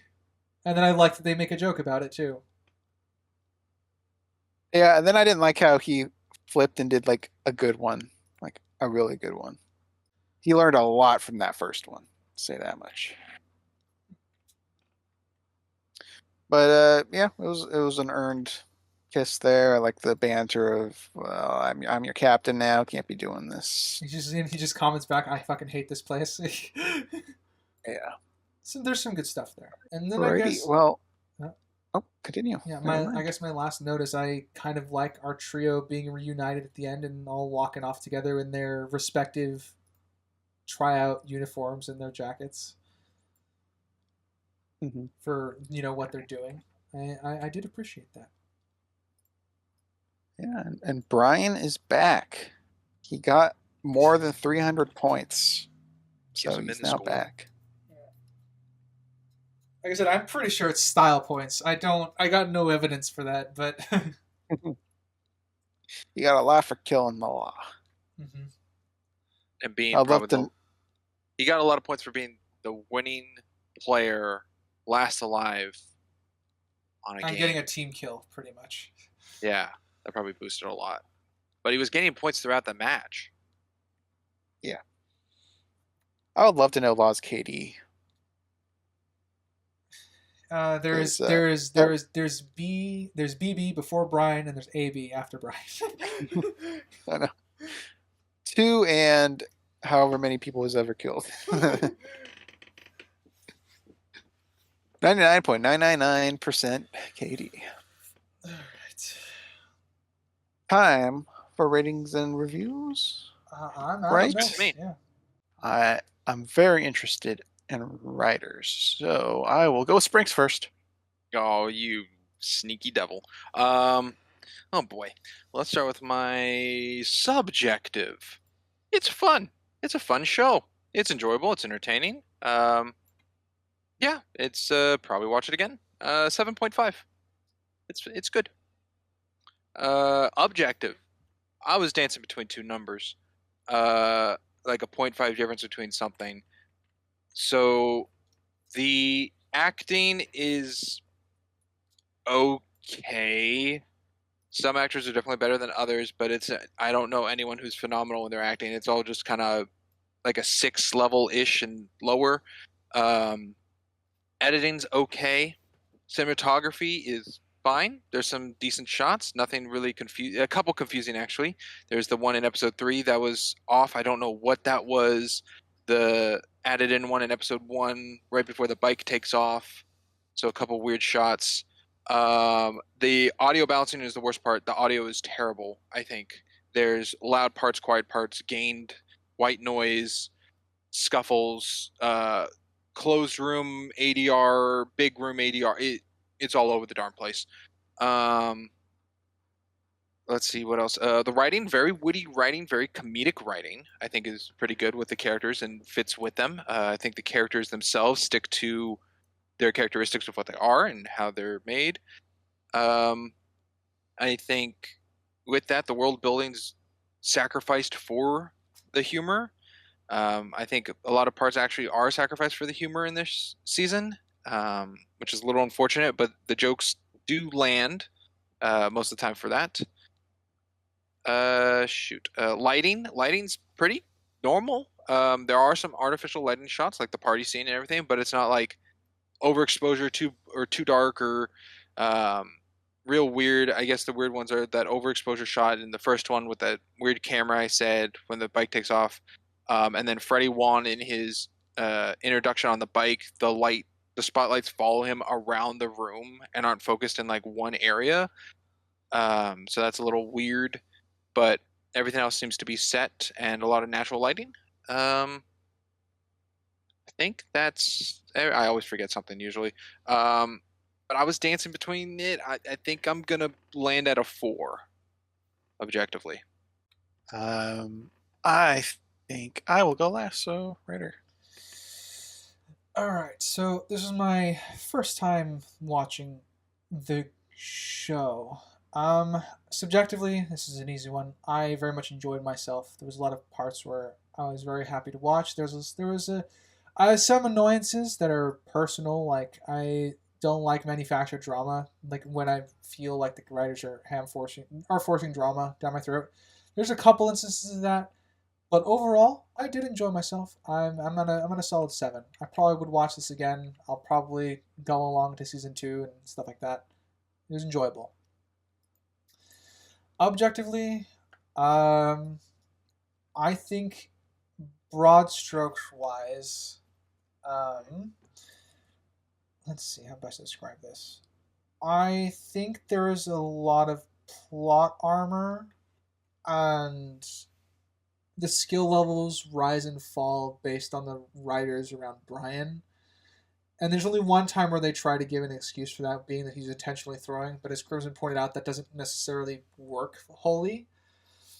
I think there's a lot of damage done with the plot armor by unintentionally, because characters are waiting for their cues, and it just gives characters plot armor. And gamers aren't necessarily acting like gamers, as one of our few Gamer 101 things that would have been tried and failed at, which is weird for a game school that's like intensely focused on it. I think the show has a lot of potential outside of that in terms of the world building. We kind of went back and forth over whether it's an Elseworld story or it's supposed to be kind of like an off branch of our world, or whether it's a parallel universe or just a different universe that just happens to focus on games. And I think Sprinks and I were on it's an alternate dimension, not a twist on our dimension kind of thing. I think there's also, with the plot armor, and that can also go into that, is there's pacing issues. I think there's a lot of things that happen too quickly. That's not to say I don't enjoy the romance, because I think they're like the romances and stuff like that, or the fights and the makeups as they happen. I just think that a lot of them happen too. There's not enough to let to let the actions of the characters sit with themselves. They don't let us take a breath from them.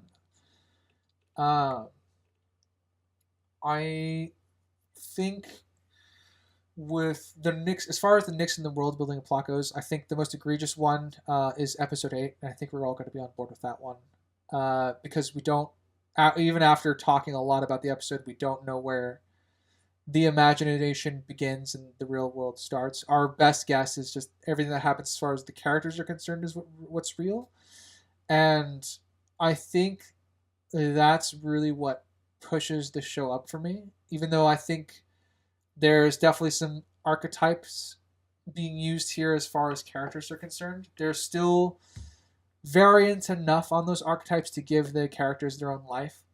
And there are a few nicks, I think, here and there, such as whether Brian's intentionally throwing, whether the law would be so adamant on not letting Brian sign up, how much Jenny's breakup hurt the law, whether Jenny would push Brian into the bed because she's pissed off. There's some nicks to characters here and there, but none of them are character breaking or character like destroying. So I think with that, I'm at a 6.5, putting this at the upper end of my average scale as far as my objectivity is concerned. There's a lot of good here, more than bad. But I think the way the Knicks add up and the world building problems and plot armor add up, I think that does do enough of a dent to lower this from a 7, which I think is where I had this originally. So it did go down from where I initially thought. Alrighty, I will start with my subjective. I'm sure you guys picked up. I enjoy this show. I really like the comedy. I love the law. I love Freddie Wong.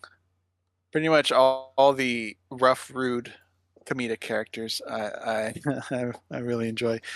I'm usually not a fan of manufactured drama, which there is certainly some present here and may or may not expand going in the further seasons.